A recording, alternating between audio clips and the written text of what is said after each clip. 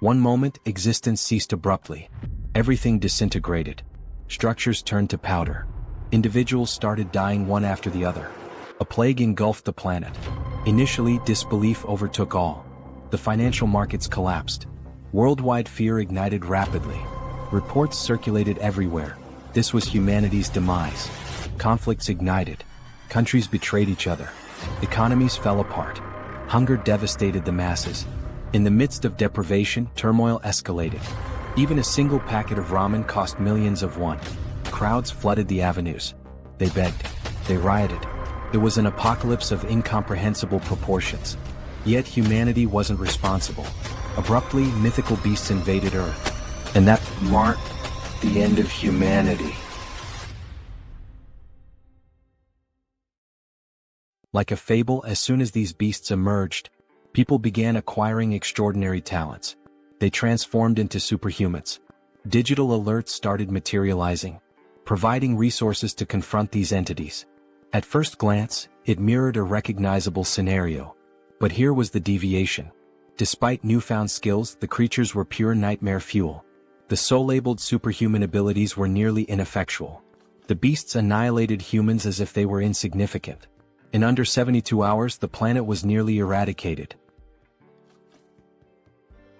3 days after the beginning of the apocalypse, the scene shifts to the introduction of a building amidst destruction, surrounded by rubble but intact. The building stands out, a solitary structure amid the wasteland, bearing witness to the chaos that has unfolded. Inside this building there is a man, the protagonist, who is eating some snacks. He reflects while eating that the world has not completely ended, and that is the reason he is still living normally. The taste of the snacks is a small comfort, a semblance of the mundane in a world turned upside down. However, he also reflects that, despite being alive, he is alone in his apartment, without the company of any other survivor, locked in an environment of 100 square meters. The silence of the apartment is deafening, reminding him constantly of his isolation. His mother, father, grandfather, and grandmother are all outside, somewhere in the vast expanse of the destroyed world. He also thinks about the high cost of acquiring the building he is in, stating that it cost 200 million wons, arising from the bank account, and another family belongings totaling 200 million wons. The memories of the sacrifices made to secure this refuge weigh heavily on his mind. The reason he is in this apartment now and alone is explained as being the need for someone to live in the apartment for 2 years to benefit from the purchase taxes. This seemingly trivial bureaucratic requirement now feels like a cruel twist of fate. This is the reason he is living there and ended up being suddenly locked inside due to the apocalypse. While lamenting, he also realizes, to his greater sadness, that his internet connection is very weak. The weak connection is a frustrating barrier, cutting him off from what little interaction he could have had with the outside world. He takes a deep breath, trying to relax, but a strange noise catches his attention. The sudden sound is jarring, pulling him out of his thoughts and back into the harsh reality of his situation. When he looks, he sees a creature flying towards the building and making noises. The sight of the creature fills him with a mix of fear and curiosity. Then, as soon as it gets close to his apartment, the creature violently crashes into the window with enough force to knock down the protagonist even without hitting him. The impact shakes the building and he feels the vibrations through the floor. The creature soon attempts another strike against the structure, and the protagonist protects himself. He braces for impact, his heart pounding in his chest. While he tries to defend himself against a possible monster invasion, the system informs him that it has denied the entry of the creature trying to penetrate the demarcated area. The cold, mechanical sound of the system is a stark contrast to the chaos outside. Thus, the ultimate shut-in system is presented, showing the declaration of the house, stating that no one can enter without the permission of the owner and set perimeter rules. The protagonist, then relieved, remembers that this condition is not new to him. As he gets up, he recalls that this is the reason he is alive and safe. The ability protects him from any creature invasion. The sense of security, however, is fleeting. However, he also remembers, while trying to unlock the door, that not only is the entry blocked but also the exit of anyone within the perimeter of the apartment. The realization hits him like a ton of bricks. Enraged, he tries to open it with brute force, kicking the door. Each kick echoes in the empty apartment, a futile attempt to break free. On this third day, where the world succumbs to destruction, he is grateful for the ability protecting him but also laments being completely trapped inside the apartment. Sometime later, sitting and watching the system window, he continues to reflect on this condition of being trapped. The cold glow of the screen is his only company. Irritated, he laments not having the power to do anything about it. The feeling of helplessness is overwhelming. As he looks to the side, he notices that all his supplies are running out and that his refrigerator has lost power since the previous day. The ticking clock of his survival is a constant reminder of his predicament. His only source of energy is some food cooked in pans, which will not last much longer. The realization sets in, deepening his sense of urgency. Suddenly, the system shows a new notification. The unexpected beep of the notification is a jarring interruption. He has hunted a Calican, level 23, and gained a significant amount of XP and some new skills have been added. The notification is a glimmer of hope in the darkness.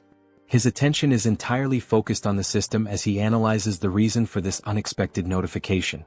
The details on the screen are a puzzle he needs to solve. Looking out the window, he sees the ground floor, where the bird that had hit his window is lying on the ground lifeless and being attacked by goblins. This makes him realize that the death, even not caused by the animal's impact on the window, made him gain experience after the monster's life ended. The macabre scene outside is a grim reminder of the new rules of this world. The system continues to notify him, saying that a new skill has been unlocked, and resources have been acquired from the surroundings, and these resources are being calculated. The protagonist also notices a change in the goblin's behavior and wonders why. The shifting dynamics of the creatures are yet another uncertainty to navigate. Now, in desperation, the goblins face the monster's death, while they desperately try to scavenge something else. The system completes the resource calculation and informs him that 2,203 wands have been deposited in his wallet. The number on the screen seems surreal. This generates confusion about how this should work. The new reality of his resources is a puzzle he needs to piece together. Suddenly, the apartment's power returns, to the protagonist's surprise. The sudden return of power is a shock, a small miracle in a world gone mad. Everything was now working normally, and the house declaration evolved to level 3. The sense of normalcy, however fleeting, is a balm to his frayed nerves. With the XP gain, the dignity preservation ability was also unlocked, and this is the reason why all the basic resources of the house have been restored. The acquired money is now in his wallet, and the protagonist reflects on the return of the house functions with joy. Running to the refrigerator, opening it with great happiness, and also going directly to the sink to check the water supply, finally going to the electric stove to test its functionality, the protagonist kneels and cries with much joy, saying that everything is normal, just as it was before the beginning of the end of the world. The sense of relief washes over him, a precious moment of victory in the midst of chaos. However, when he picks up his cell phone and tests his internet connection, he notices that the phone is not working. The broken connection is a bitter reminder of his isolation. In frustration, analyzing the place, he notices a flash drive lying on the floor. The small object is a spark of curiosity in his otherwise dreary existence. Quickly, he goes to the computer and analyzes its content. There were photos of his mother holding him as a baby, taking him to school, and also photos of the united family. The images are a bittersweet trip down memory lane. In parks, at birthdays, making him reflective and planting in his head the idea of having to bring his family back no matter the cost. The determination hardens in his heart. Determined, he gets up and goes to the window when he is surprised by another notification. The persistent system, always ready with another twist in his journey. The system informs him that he now has a warehouse, where he can buy items listed at original prices. Intrigued by this new development, he decides to investigate further. Going to check what this store is about, he sees the acquired values being made available and concludes that the confined wallet is directly linked to the values available for use in this store. This realization brings a glimmer of hope. Perhaps this store could offer a way out or at least provide better tools for survival. Thinking about some change in his condition, he goes to the window and laments that he is still confined within the apartment. The view outside, a constant reminder of his isolation, deepens his frustration. Nothing has changed regarding the permission to leave the perimeter, even though his skills and levels have increased. The invisible barrier remains as imposing as ever, a prison wall he cannot breach. However, one thing is certain, increasing levels can unlock skills that may help him get out of this condition. This thought fuels his determination. For that, he needs to hunt monsters. But then the question arises, how will he hunt these monsters? The memory of his past struggles makes him doubt. It will be very difficult for something like before to happen again, where simply a monster hitting the window, falling, and dying would allow him to gain experience and the rewards related to the monster's death. Looking once more at the bottom of the building through the window, he notices that there is a possibility of annihilating some goblins. This discovery ignites a spark of hope. The young man then takes a bottle to test if it will pass through the barrier that prevents him from leaving the apartment. With a mix of anticipation and anxiety, he prepares to throw. As he throws it, he realizes that he succeeded in launching the bottle. The barrier does not impede objects. Thus, he concludes that anything he throws will be useful for his hunt. In this case, he picks up a dumbbell and will try to use it as a weapon. Its weight and solidity give him confidence. Looking through the window searching for potential targets, he notices a bunch of goblins still collecting parts of the previously slain monster. Seeing that some are leaving with parts of the monster, he shouts for them not to go away. His voice is urgent, a command born of desperation. Seeing the urgency, he then throws the first dumbbell through the window. Throwing it and hoping it hits a monster, he watches as the dumbbell falls and accurately hits one of the goblins, killing it.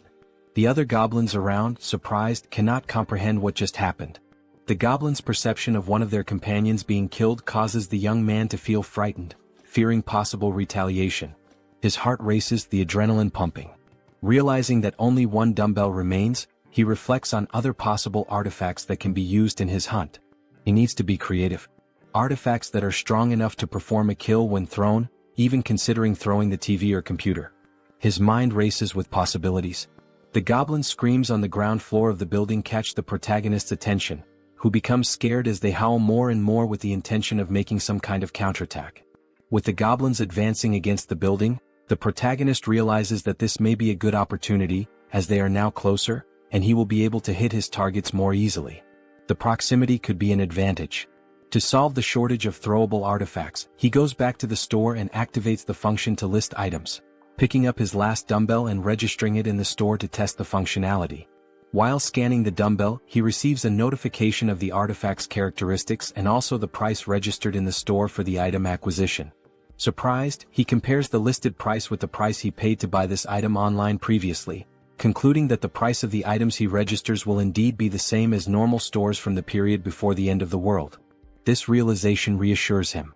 With the item ready and scanned, the system suggests buying the item he just registered. Confirming the purchase, the dumbbell is projected and materialized in front of the young man.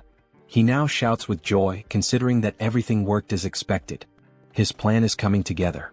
Now the second part, testing the purchased items by throwing them through the window to hit more targets. In the first throw, there is already success as the dumbbell hits a goblin. The thrill of the successful hit fills him with confidence. The system confirms the hit by showing the EXP obtained and the ones from the goblin's death. Meanwhile, the group of goblins watch the lifeless body. Not having much time to lament, they are surprised by more dumbbells falling from the sky, literally, a rain of dumbbells. Some, now smart, try to run to avoid being hit, causing the protagonist to become irritated with the situation and decide to take other strategies. He cannot afford to waste any more time. Buying now 3 dumbbells at once, he quickly uses them, generating more hits and gaining more XP and more one. Now happy, the protagonist is surprised by another notification from the system. The messages keep coming. Now the store would also function as a warehouse, where he can store items for later use. While opening his warehouse, he activates the function to store one of his acquired dumbbells. The ability to store items opens new tactical options. Realizing the perfect functioning of the tool, he rejoices and then thinks of a new strategy to make kills in a more optimized way. His mind races with new ideas. He can now summon items from his warehouse and place them anywhere he wants. Soon, a brilliant idea comes to mind. He will summon the dumbbells outside to fall directly on the goblins. The precision and efficiency of this method are compelling. Opening the warehouse with a large quantity of dumbbells, he watches as all the dumbbells fall towards the goblins, performing an absurd sequence of hits and a flood of system messages with all the kills and ones acquired. The system notifications are a testament to his success. Shortly after finishing his hunt, the protagonist had already acquired and allocated various items in his warehouse. Several of them are food and drinks so that he can stay healthy for as long as needed. Ensuring his survival is paramount. Additionally, he managed to acquire more one by selling the items he used to hit the goblins. The influx of resources is a welcome relief. Suddenly, he realizes that there was a reduction of 1 unit of one. Thus, he begins to reflect on the preservation of dignity ability, questioning if it is responsible for the reduction of someone. He then starts to scan his apartment, meticulously observing the electricity, gas and water expenses. He realizes, with a growing sense of frustration, that the only active thing at the moment is his refrigerator. The thought nags at him, why just the refrigerator? Could it be this is what's consuming the precious resources he so desperately needs? In frustration, he recalls his hunt against the goblins, a memory that brings a fresh wave of irritation. He reflects on how, later, several goblins fled, abandoning their former home, and since then he had managed to hit only 2. His efforts had yielded such meager results, leaving him to wonder if all this exertion was worth it. His mind races as he then wonders if there are other creatures he can hunt out there. Remembering the previous flying monster, a formidable foe that had tested his mettle, he recalls that no similar creature appeared near the apartment since then. This reflection leads him to ponder seeking other methods for his hunt, different strategies that could yield better results. He also wishes to be lucky enough for another flying monster, whose name is Calican, to fly nearby. A beast that had once promised a bounty of rewards if only he could master the tactics to bring it down. Then, almost like a miracle, he notices a Calican flying around the area. His heart races with a mixture of fear and excitement. This could be the opportunity he has been waiting for. Seeing the monster's presence, he then begins to act quickly, thanking God for not abandoning him in this dire time of need. With a metal structure and a mirror attached to it, he uses this makeshift tool he created to attract the Calican's attention. He focuses, aiming carefully, hitting the monster's vision with a precise beam of light. His strategy works, drawing the monster's attention, which advances toward him fiercely. The beast's sudden violent approach, hitting the barrier and knocking him down with a gust of wind, reminds him all too clearly of the previous attack. Happy with the success of his plan to attract the monster's attention, he contemplates the gain of another level with the Calican's kill. The monster, undeterred, then launches an attack with its powerful wings, hitting the protagonist with another gust of wind. With some effort, he manages to remain standing, his resolve unwavering. At the end of the attack, the protagonist looks to where the monster was and realizes with a sinking feeling that it is no longer there. Quickly, the monster reveals its position as if playing a cruel game of hide and seek. It was attacking the building structure, seeking an opportunity to strike the protagonist once more. While the system alerts that an unauthorized entity is trying to enter the zone, the protagonist observes, his mind racing. He wonders if the creature will be strong enough to break the ability's barrier. Opening his storage, he knows the urgency of taking some action. Each second feels like an eternity as he methodically scans his list, reflecting on the calculation of the spoils. He understands that if the spoils are not close enough, they will not be counted. This critical understanding dawns on him, as he recalls how several of the spoils that would come from goblins were not counted. The surviving goblins had removed the bodies of the slain ones to an area beyond where the system could make an accurate count. Leaving the young man extremely frustrated with the thought that this cannot happen again, he makes a determined decision. Reflecting on the possibility of killing the monster with just one strike, he scrutinizes his list of available items and storage. His attention turns to the canola oil, an unconventional choice but one that sparks a cunning plan. He immediately acquires 10 bottles, thinking through each step meticulously. After the system delivers the bottles, he quickly grabs them and heads to the kitchen, his pace quickening with purpose.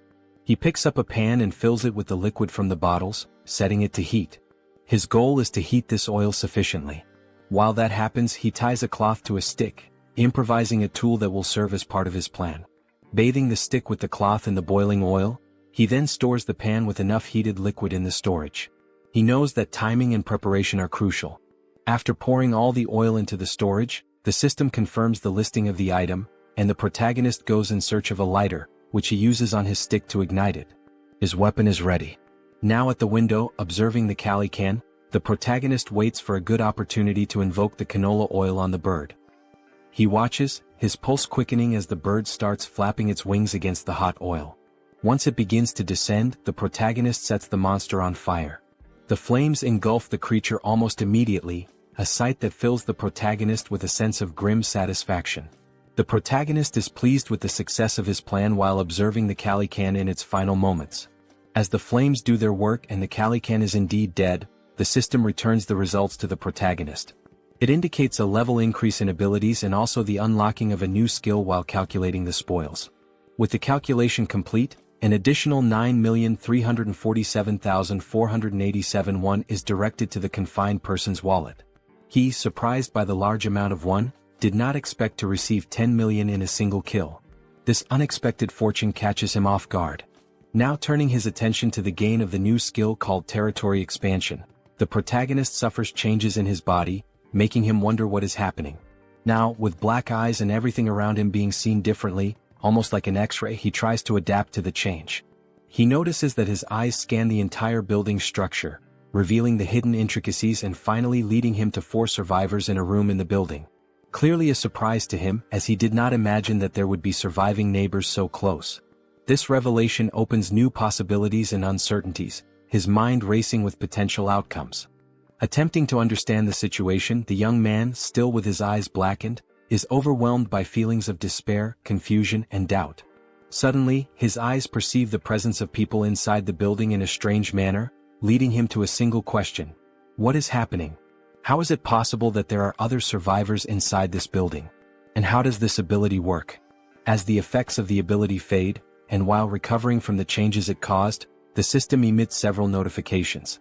These inform that these individuals meet the requirements to become citizens and present a proposal for their acceptance within his jurisdiction. The individuals introduced are Choi Hyung-jun, referred to as Chubby, a 30-year-old husband, Park Hae-won, his wife, also 30, and their daughters Choi Na-yeon and Choi Seo-yeon, aged 3 and 6. Turning to the system, confused, the protagonist questions what would happen if they were not accepted as citizens. He quickly discovers the answer to the doubt.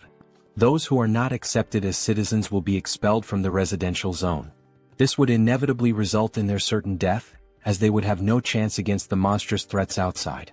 With this realization, the young man makes the most obvious decision for someone with a good heart. He accepts these individuals as citizens of his zone.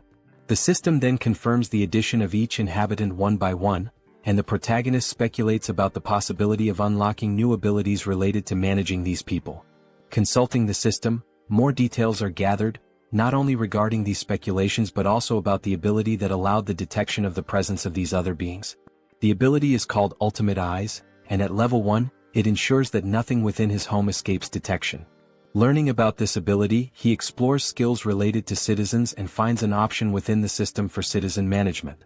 There, a list of all their names is displayed, alongside their current levels and trust scores.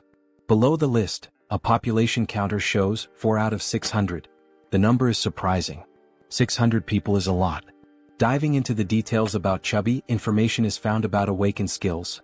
Currently none, XP distribution at 0%, and money distribution also at 0%, with options to assign a mission to Chubby or remove him from the citizen list.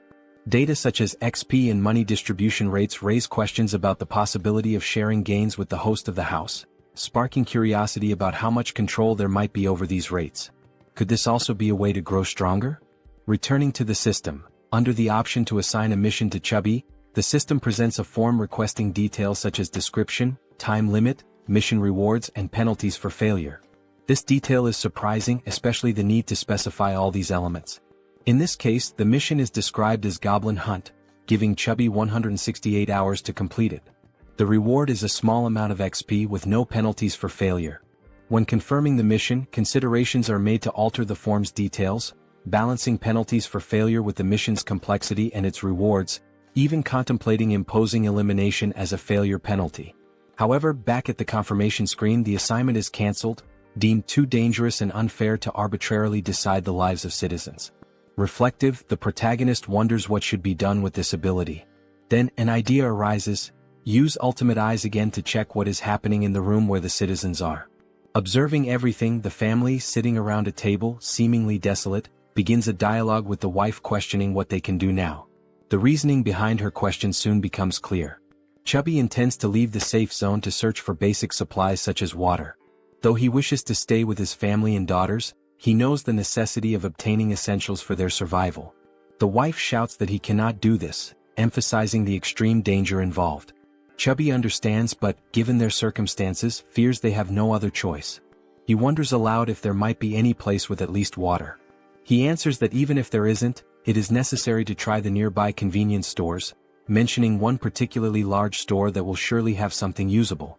Before much reflection, one of the daughters exclaims, "I'm thirsty."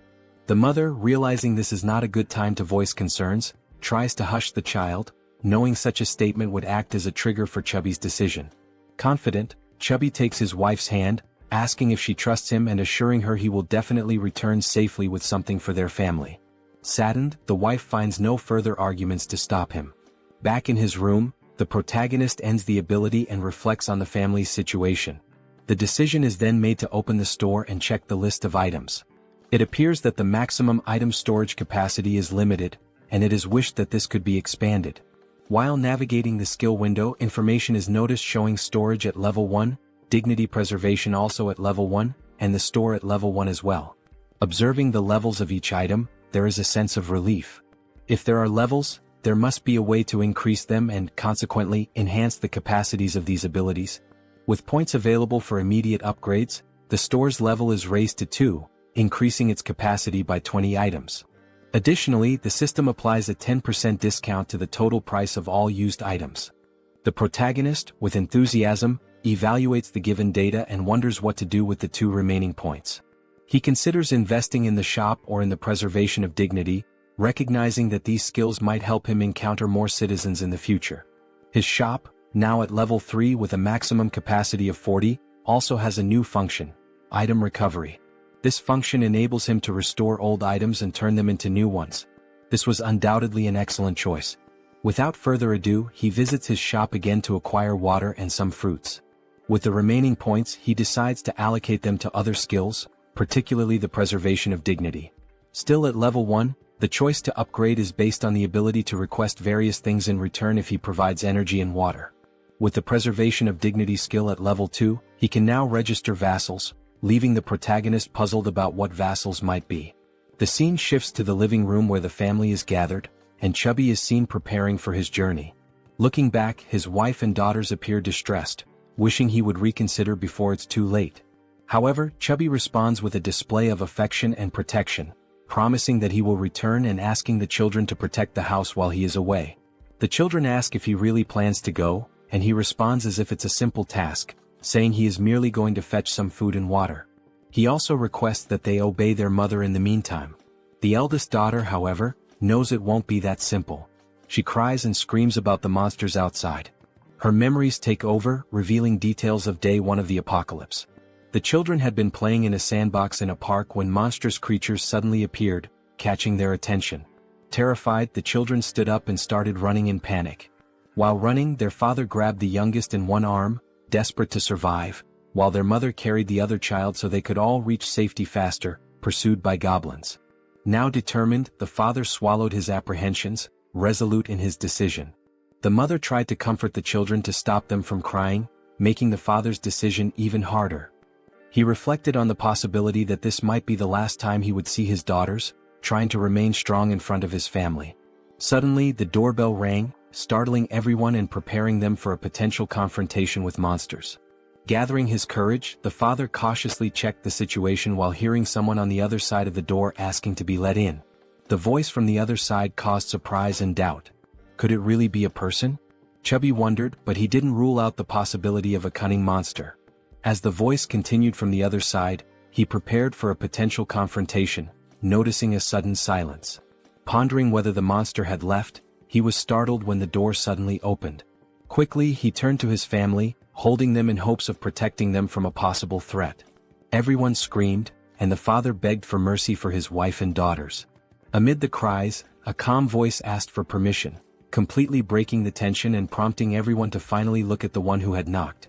It was the protagonist, holding a bag of items, creating a pleasantly surprising moment for everyone. The question, "Who are you?" arose naturally. Then the protagonist's real name, Kim Jaehyeon, was revealed, although he would henceforth be known as June. After introducing himself, he explained that he lived nearby. Handing over the bag of items, he informed them it contained water and fruits, requesting a small conversation once everyone was settled. Both happy and apprehensive, the father looked at his family, seeing the worry in their eyes, and declared that there was no reason to refuse, given June's sincere demeanor. He then invited June into the house. Once everyone was seated, the children stared at the visitor with a mix of curiosity and suspicion. June wondered if the children were shocked by his arrival but quickly turned his attention to the dark curtains covering the windows. He considered this an intelligent choice, as it significantly reduced the risk of monster attacks.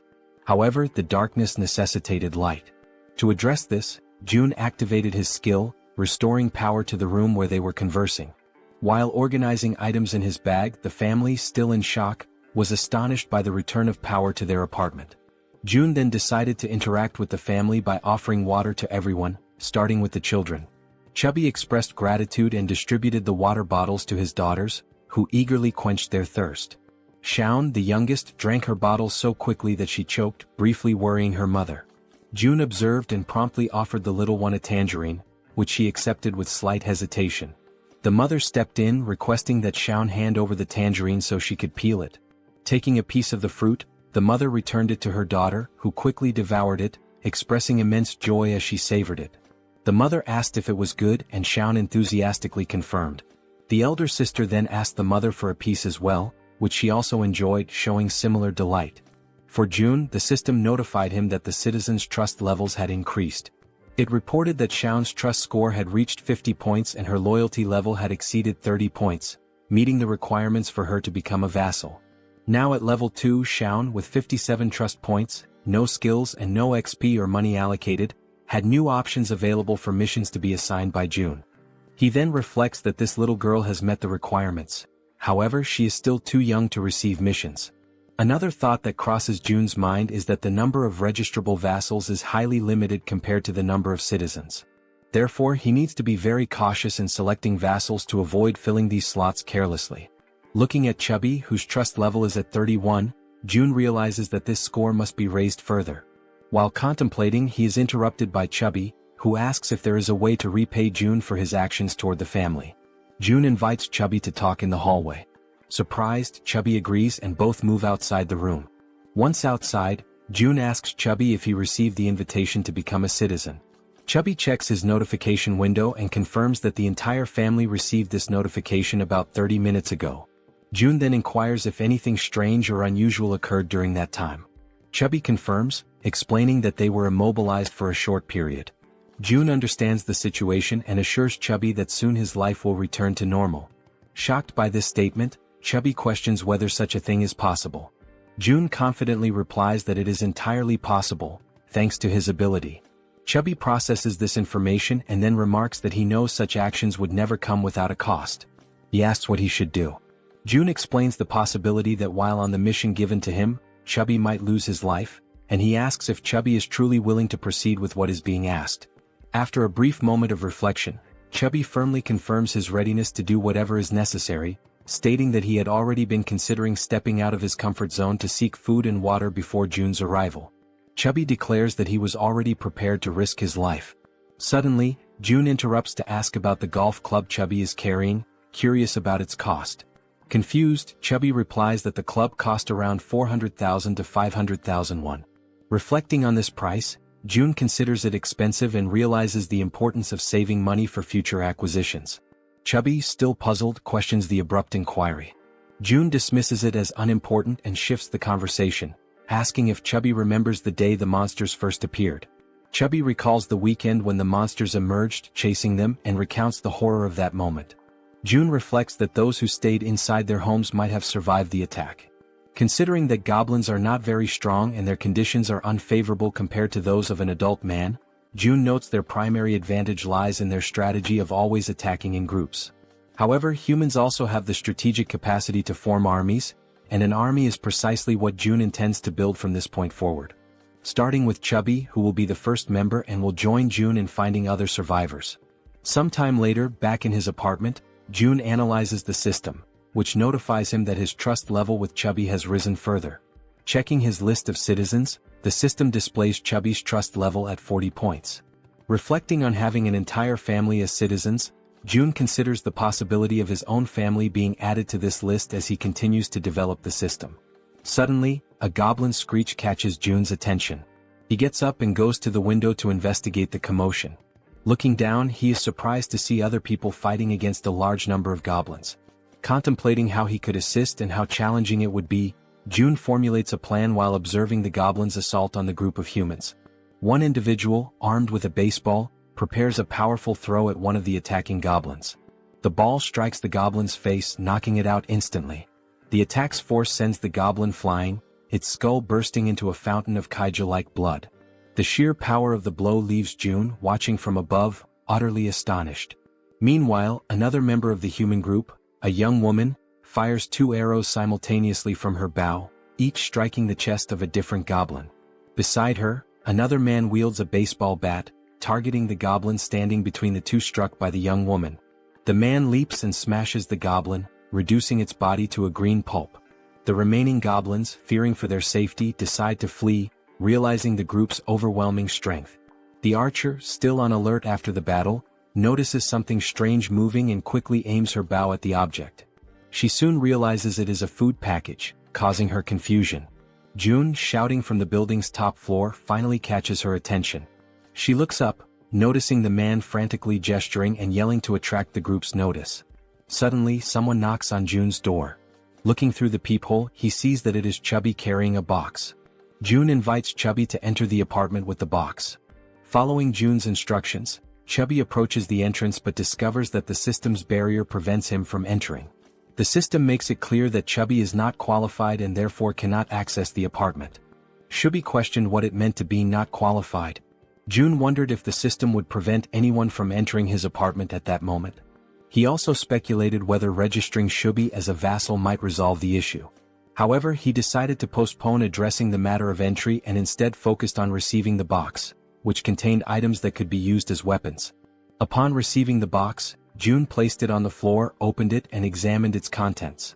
Inside there was a toolbox and several knives. June activated the system, accessed the store, and ordered 5 bottles of water and 5 packs of instant noodles. As the store projected June's order, Chubby watched in disbelief, amazed at how such a thing was even possible.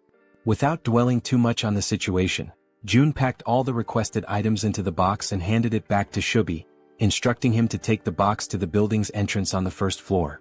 Chubby accepted the box but questioned whether this task might be too dangerous. June replied that, based on his brief observations, the goblin's behavior became more active during daylight hours. He also thought to himself that the people fighting downstairs could be vital additions to his group of citizens. The food box would serve as the primary tool for earning their trust and loyalty. Speaking aloud to Chubby, June revealed that he had a plan and emphasized the importance of delivering the box to the 1st floor. Chubby questioned the simplicity of the plan, asking if it really was just about leaving the box on the 1st floor and returning. June confirmed that it was indeed that simple. Relieved, Chubby agreed to carry out the task, bidding June farewell as he left with the box. June thanked him as he departed. Opening the system's interface, June reflected on the need to reward Chubby's trust generously. The mission menu described the task: delivering the box containing water bottles and instant noodles to the 1st floor and returning within 24 hours. The mission offered a small amount of XP as a reward, with no penalties for failure. Chubby received the notification and realized he would gain experience upon completing the mission. He wondered aloud if this was somehow related to a leveling system like in a game. June confirmed this and revealed that Chubby's current level was 9. If Chubby leveled up, he would receive rewards. June assured Chubby that he was relying on him, and Chubby, understanding his task, promptly made his way toward the 1st floor. Armed with the box and a golf club for protection, he cautiously descended the stairs. Finally reaching the 1st floor, his mission was to place the box on the ground. However, before he could act, he noticed movement nearby. The sudden motion startled him.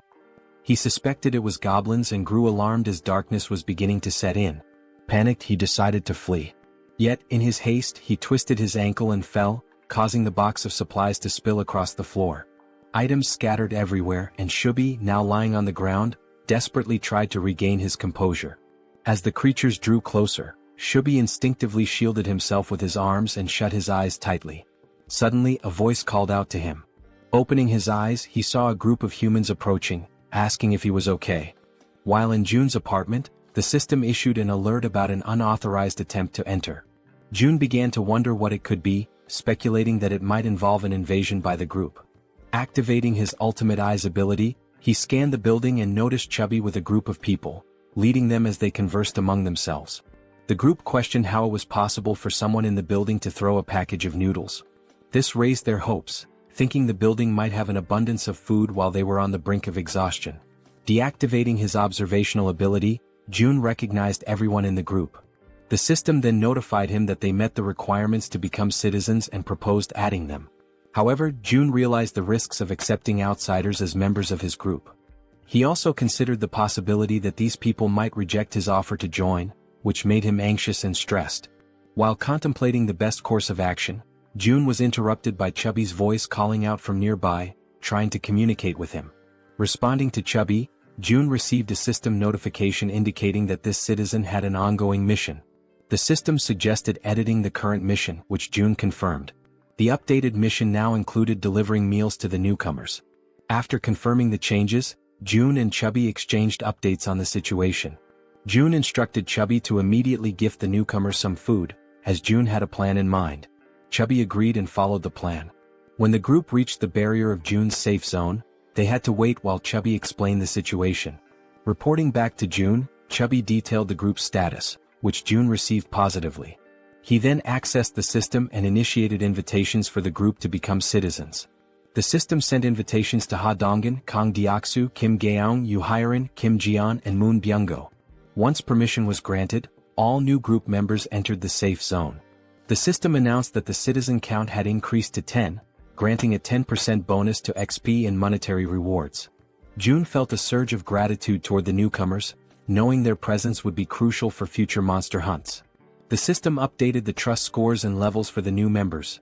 Dong with 19 trust and level 23, Kang with 28 trust and level 13, Young with 17 trust and level 17, Yu with 30 trust and level 10, Kim with 15 trust and level 15, and Moon with 11 trust and level 10. June noticed Dong's higher level and speculated that he might be stronger than Calican, a foe June had recently defeated. Examining Dong's stats further, the system highlighted a skill called Baseball Throw, ranked at D. This ability consumes stamina to triple the power of thrown objects like baseballs.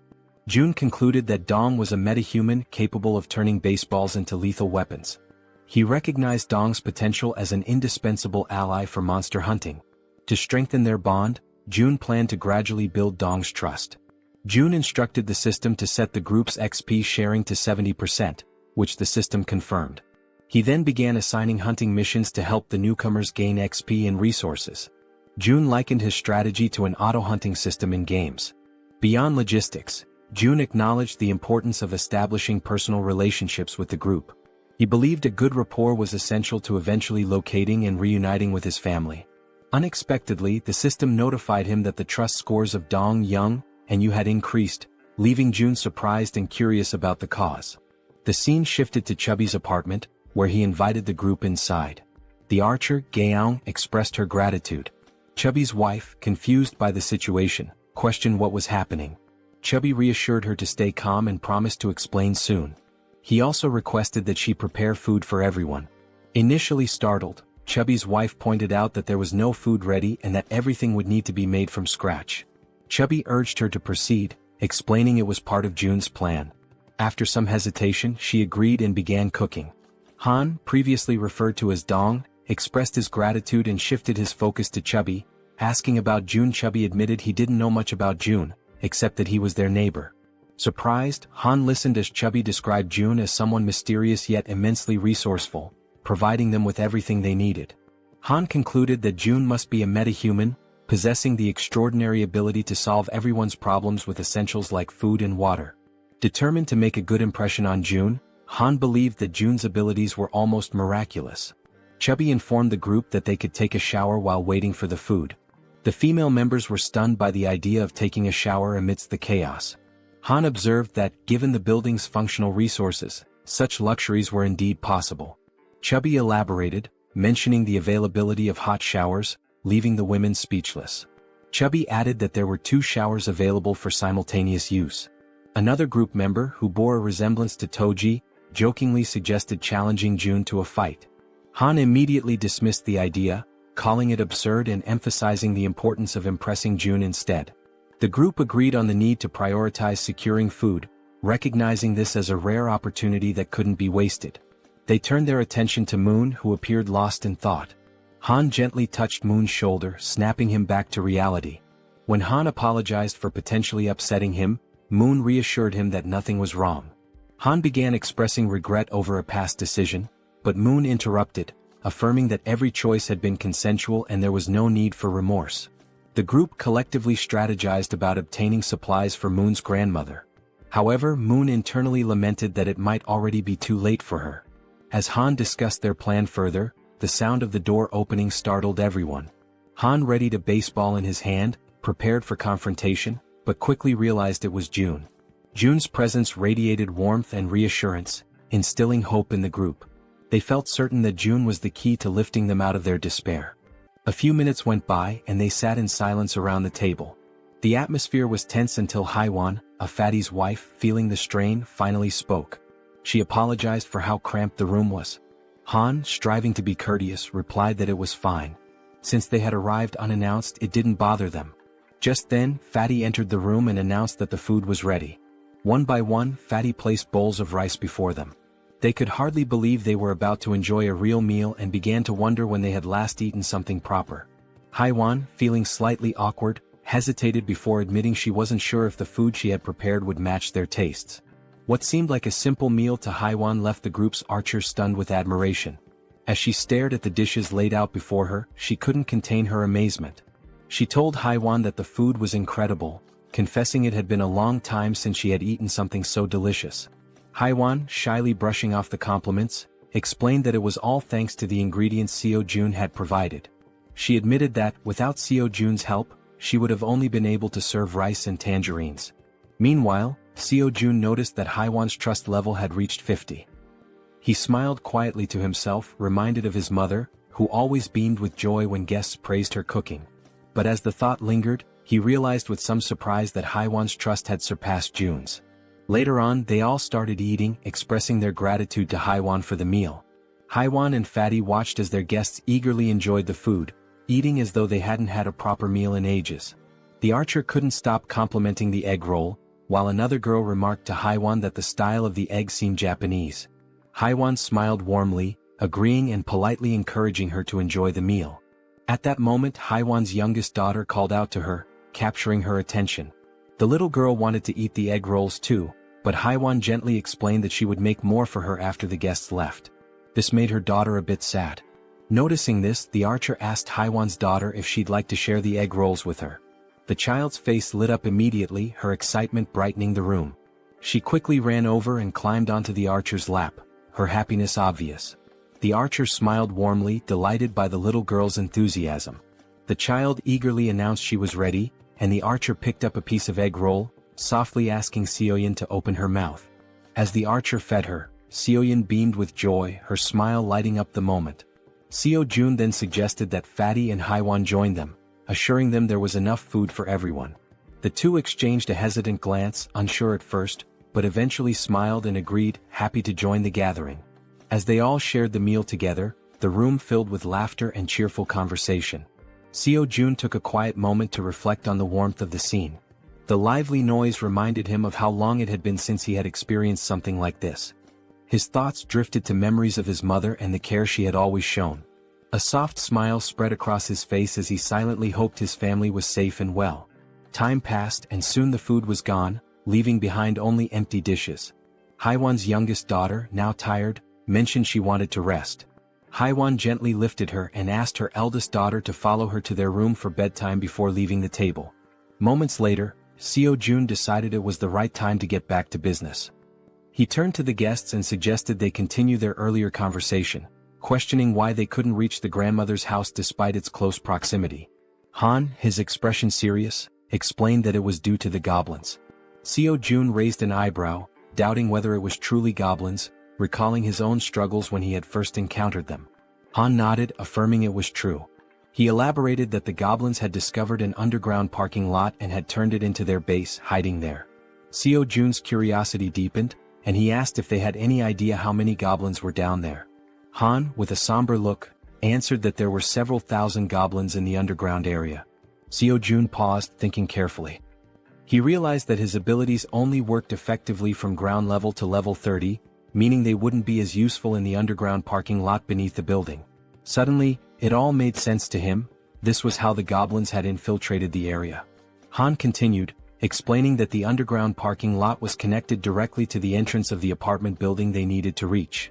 The goblins had turned it into their stronghold and rarely ventured outside. Seo Jun, remembering the nearby side roads, asked Han about them, recalling there were alternative paths they could have taken. Han nodded, admitting that their initial plan was to use the side roads to escape, but they had encountered something far worse than the goblins. Intrigued, Seo-jun pressed Han to explain what could possibly be more dangerous than an army of goblins. Han recounted seeing a massive shadow, describing it as resembling a bear. He explained that they had managed to escape the apartment building because the bear had been fighting the goblins, providing a brief window for their escape. Seo-jun, considering how to deal with such a large creature, asked Han for more details. Han confessed that he wasn't entirely sure it was a bear, as the darkness had obscured his view. Seo-jun stated decisively that eventually, they would have to face both the goblins and the shadowy figure. Han agreed but looked down, acknowledging that their group had limitations and wasn't equipped to handle both threats simultaneously. Seo-jun, curious about these limitations, asked for clarification. The archer spoke up, explaining that both she and Han relied on items like arrows and baseballs for combat, but they were running low and couldn't replenish their supplies easily. Despite the challenges, Han remained composed and suggested he could find a solution. He asked to inspect their current weapons, the arrow and baseball. Without hesitation, the archer handed over her equipment. The system then prompted Seo-jun, asking if he wanted to list the new items. Seo-jun agreed and the system began scanning them. Moments later, it displayed the cost to replicate the items. When asked if he was certain, Seo-jun confirmed. Seo-jun glanced around the table and asked if everyone could use the archer's weapon. The group nodded silently, understanding there was only one available. Seo-jun took their silence as agreement. Turning back to the system, he requested 5 sets of the archer's weapon and arrows. The newly created items appeared on the table, and Seo-jun addressed the group, encouraging anyone unfamiliar with weapons to take this opportunity to learn. "These will be your primary weapons from now on," he stated firmly. As the items materialized, the system notified Seo-jun that several members of Han's group had increased their trust in him. Meanwhile, Moon's gaze was fixed on the weapons. He couldn't help but marvel at Seo-jun's resourcefulness, realizing that with Seo-jun on their side, they might actually save his grandmother. The system confirmed that Moon's trust in Seo-jun had grown significantly. Han broke the silence, commenting that with Seo-jun's support, their hunting speed would improve dramatically. Another girl chimed in, noting that Seo-jun's assistance would make their tasks safer, as they wouldn't have to risk themselves to collect arrows anymore. Seo-jun then gathered everyone's attention and announced that before they could move forward, they needed to reduce the number of goblins in the area. Han agreed and asked when they would begin hunting.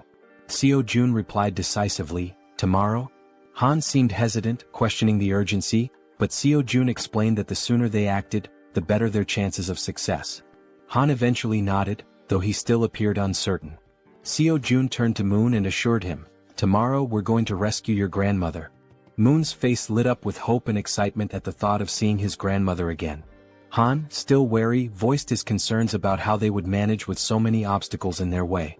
Seo-jun smiled confidently and revealed his plan. "We'll use a bait strategy to lure the goblins out." After Seo-jun spoke, everyone at the table turned their attention to him, waiting for more details about his plan.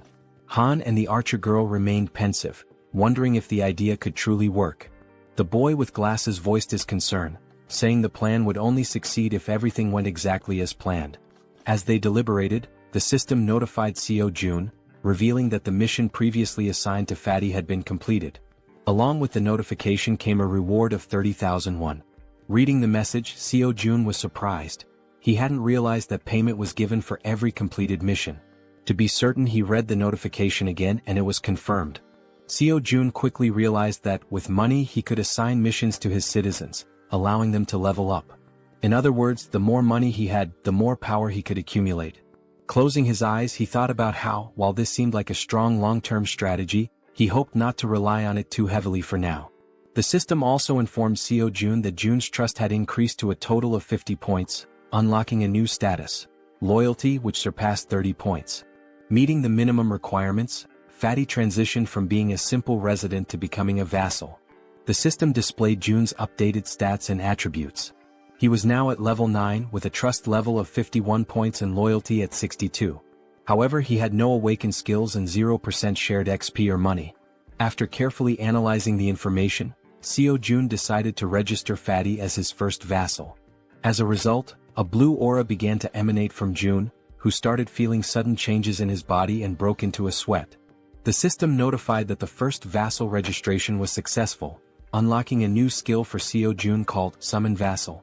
This skill allowed Seo-jun to summon the vassal within his house, although it came with a cooldown of 2 hours after use.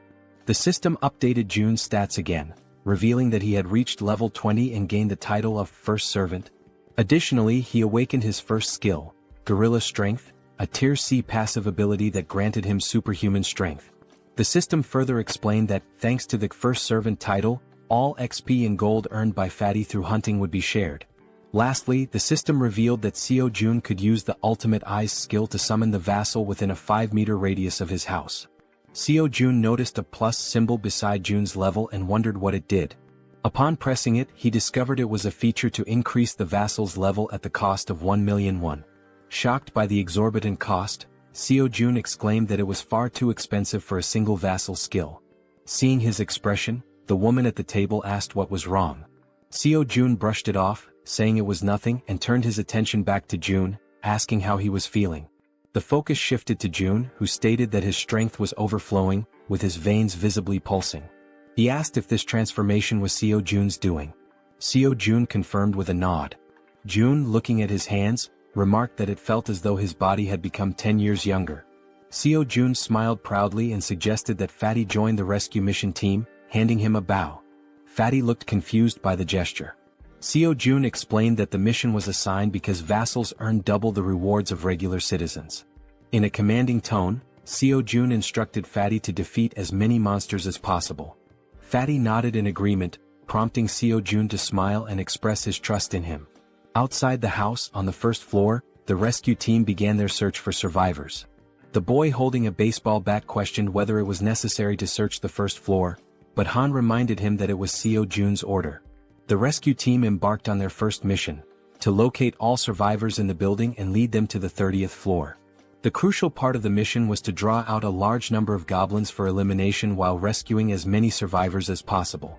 The boy with the baseball bat acknowledged the plan, and the group pressed forward. Han, shouting to keep the team alert, emphasized that goblins could appear at any moment or from any direction. As they continued their search, they had yet to encounter any survivors or goblins. While guiding the team, Han noticed something unusual. Some members of the group couldn't believe their eyes. Several lifeless bodies were sprawled across the floor, victims of the goblins. The sight filled the team with sorrow and rage, intensifying their hatred for the goblins. But they couldn't afford to stop. Determined, they pushed on to the second floor. On the second floor, the situation was catastrophic. Lifeless bodies lay scattered across the ground, leaving the team horrified as they continued to the third floor. Upon reaching the third floor, everything appeared to be calm. The team leader knocked on the doors, calling out to see if anyone was inside.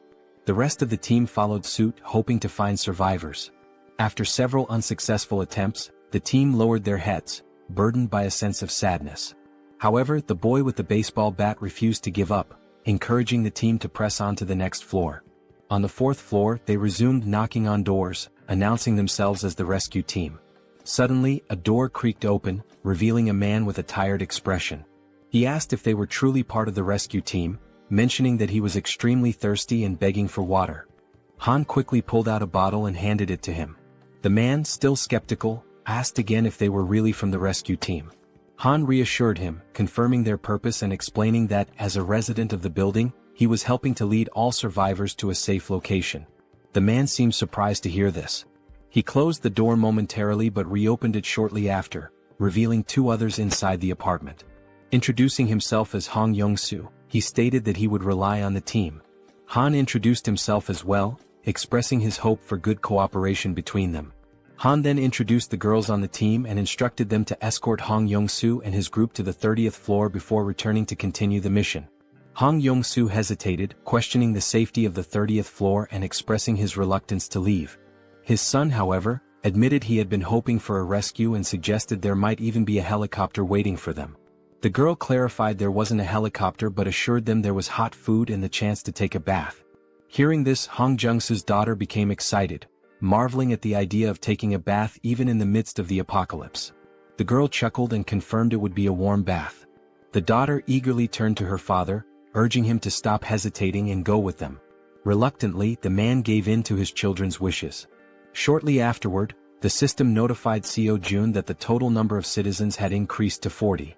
Along with this, their XP and gold had increased to 90%. Sometime later, it is shown that the mission was a success, and they managed to rescue several people.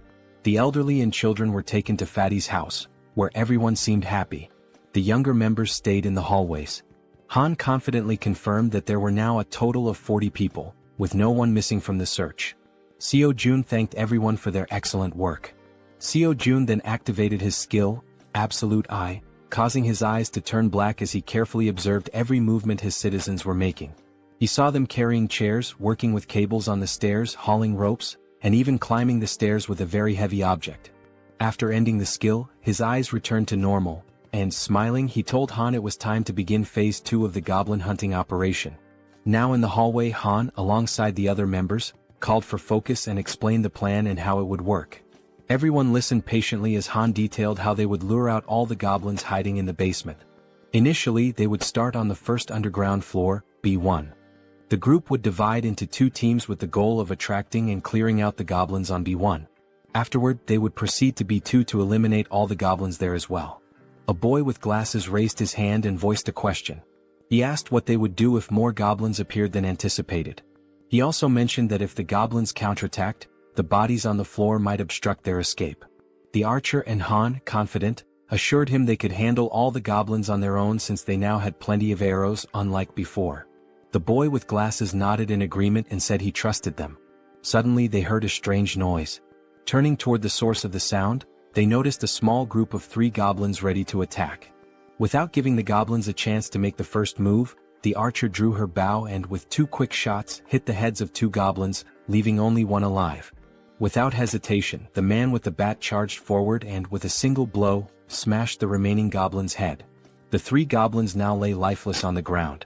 The boy with glasses questioned the man with the bat, asking why he was using the bat when he had previously said he would need a bow to defeat goblins. The senior admitted they were right. Meanwhile, the archer pointed to the goblin bodies, noting that they were disappearing shortly after being defeated. The newcomer wondered if this phenomenon was also a skill of Seo-jun. Han declared the mission on that floor complete and announced they would now proceed to B1. The newcomer, still lost in thought, remarked that he had expected Seo-jun to have a solution for dealing with the goblin bodies. The system then alerted the group that the citizens' trust was increasing. The scene shifted to Seo-jun, sitting calmly and opening a bottle while a series of system windows appeared in front of him. He found the moment quite enjoyable. He remarked that it wasn't intentional but reassured himself that he was still keeping an eye on everyone. The system sent another notification showing that Moon's trust had reached 50, unlocking loyalty. The loyalty stat had surpassed 30, meeting the conditions for registration. Seo-jun was surprised by how quickly he had achieved these stats. However, he noted that the faster this happened, the better it would be in the long run. Sitting on the floor and staring thoughtfully at the system window, Seo-jun reviewed Moon's stats, 55 in trust and an impressive 88 in loyalty, along with other attributes. Seo-jun was surprised by the 88 loyalty but remained calm, considering it a positive outcome.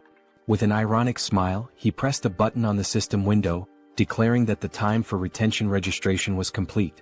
Back in the basement on B1, the entire group was fighting fiercely against the goblins. Suddenly, the newcomer began to emit a blue light, similar to what Fatty had done before. Holding his bow, Moon, the newcomer, was stunned as lightning surrounded him. The other group members were equally shocked, questioning what was happening. Even the goblins were confused, unable to see due to the intense glow radiating from Moon. After revealing his red eyes in the darkness, it was also shown that the goblins couldn't withstand the brightness emitted by the newcomer, leaving them momentarily blinded. Han shouted that he didn't know what was happening, but it was an opportunity they couldn't afford to miss. Part of the group quickly ran to create distance, while others stayed behind to eliminate the goblins using their bows from a long distance. Both archers had deadly accuracy, aiming only for the goblins' heads. The archer, visibly furious, performed a swift maneuver that took down several more goblins. Seeing what had just unfolded before them, the goblins became enraged and charged forward to attack. Despite the number of goblins they had already killed, their numbers only seemed to increase. While running, the group realized the sheer aggressiveness of their opponents and remarked how they hadn't expected them to be so relentless. The archer shouted, ordering everyone to retreat to the emergency stairwell, while the man with the baseball bat speculated that all the goblins from the B2 floor had likely converged on their current location. Reaching the emergency stairs, the group ascended frantically without daring to look back. To slow the goblins' advance, Han held the door shut. One of the goblins managed to wedge its hand through the gap and sarcastically asked if Han was holding the door by himself. Hearing this, the boy with glasses and the man with the bat joined Han to push the door shut. The goblins, however, were slowly forcing the door open. While the group struggled, they admitted it was getting increasingly difficult to hold it shut due to the overwhelming number of goblins. Suddenly, a voice from behind reassured them of help. It was Fatty, using the gorilla strength ability Jaehyeon had granted him earlier. As he channeled the ability, Fatty single-handedly held the door and managed to block the goblins' advance. Han asked if he would be okay and Fatty urged them to hurry up the stairs. Despite his superhuman strength, Fatty was sweating and straining to hold the door with all his might. He focused and declared that it was his duty, one he had to fulfill. Finally, Han called out to him, letting him know everyone was safe and telling him to come up the stairs as well. Without hesitation, Fatty turned his back to the door and began running up the stairs. However, midway up, he tripped on a step and fell to the ground, just as the goblins were about to catch up to him. Lying on the ground and almost within the goblins' reach, Fatty shouted at his friends to leave him behind and continue the evacuation. While Han hesitated, trying to decide what to do, someone suddenly and without hesitation rushed down the stairs to help. It was the boy with the baseball bat who, with a single powerful swing, smashed the goblin threatening Fatty. He called out to June, urging him to hurry, and extended a hand to help. Still on the ground, Fatty tried to crawl closer to his rescuer, but one of the goblins managed to grab his leg. Before he could even react, Fatty vanished without a trace, leaving his savior stunned and speechless, unable to comprehend what had just happened. Looking ahead, however, the goblins continued advancing in an unrelenting horde. Suddenly, one of them leaped toward the boy with the bat, but he swung his weapon and struck it down mid-air. Meanwhile, the other group members provided support with their bows, urging Deok-su, the boy with the bat, to move faster. Running in desperation as the goblins closed in, Han and the archer shouted frantically, pleading with him to hurry. Clutching his bat and without looking back, Deok-su pushed forward, racing up the stairs. Meanwhile, outside, under a full moon, the scene unfolds. A monstrous bear-like creature with glowing red eyes effortlessly devours a goblin, whose agonized screams pierce the night. With every passing second, the creature exudes a sinister aura, finishing its gruesome meal of the small goblin. Its sharp fangs and blazing eyes make it clear that its hunger is far from sated. It growls, declaring it wants more. From behind the beast, eerie screams echo, a sound that should not exist in the stillness of the night. Turning around, the creature notices the noise is coming from a massive building behind it. Coincidentally, the top floor of the building is still illuminated. The creature's bloodlust intensifies as it snarls, proclaiming that it will devour everyone in that building. In a sudden twist, Fatty is seen falling from a swirling purple portal. Don't worry, our Fatty didn't die. Instead, he was teleported to safety using Jaehyeon's ability. Jaehyeon, who had been observing from afar, pulled Fatty out of danger just in time. Fatty lands on the ground in a clumsy hero's pose, feeling relief despite his confusion about what just happened. Jaehyeon, standing nearby, remarks, "That was close." Fatty rubs his eyes to make sure he's not imagining things and sees Jaehyeon offering his hand to help him up. Jaehyeon explains that, just in case, he kept an eye on the situation using his absolute eye ability. He's glad to see that the vassal summoning ability worked perfectly. As Fatty tries to stand, he notices a sharp pain in his leg. It's then that he realizes the goblin had managed to cut him when it grabbed hold of him earlier. He hadn't even noticed how fast it happened, given the brief struggle. Jaehyeon immediately asks if Fatty is okay, but Fatty brushes off his concern, insisting that the wound will heal faster than he thinks. Jaehyeon, however, notices a shortage of medical supplies in his inventory and mentions that he should register some medicine to the system as well. He asks Fatty not to overexert himself and to wait for a moment. Though confused, Fatty agrees. Inside, Jaehyeon searches for medical supplies and finds a first aid kit. Looking at it, he recalls how essential medicine is in situations like this. The sight brings back memories of his childhood with his mother, leaving him momentarily deep in thought. Opening the kit, he discovers it contains far more than he expected. Sitting on the floor, he examines the items and mutters that his inventory has only 40 slots left, but there's still so much to register. After a brief moment, he has an idea. he decides to register the entire kit instead of the individual medicines. The system initiates the registration process, scanning the kit. A system notification pops up, confirming that it's a standard first aid kit valued at 77,331. Without hesitation, Seo-jun accepts. Back in the corridor, Seo-jun brings the first aid kit to Fatty, who notices Seo-jun's genuine concern for someone he barely knows. Kneeling down, Seo-jun asks to examine the goblin-inflicted wound. Fatty rolls up his pant leg, revealing a cut near his calf. With a pair of tweezers and a cotton ball in hand, Seo-jun warns that he's going to disinfect the wound first. Carefully dabbing the cotton onto the cut, Seo-jun works meticulously, though Fatty winces in pain. Despite this, Fatty reassures Seo-jun that he can endure it. The system promptly notifies Seo-jun that Choi Hyung-jun's, Fatty's, trust level has increased, along with his loyalty. After partially cleaning the wound, Fatty thanks Seo-jun for his care.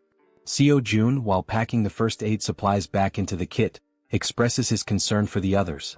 He stands and instructs Fatty to rest, explaining that he has something important to attend to. Fatty nods and agrees to follow his boss's orders. Seo-jun closes his eyes, focuses, and activates his ultimate eyes ability.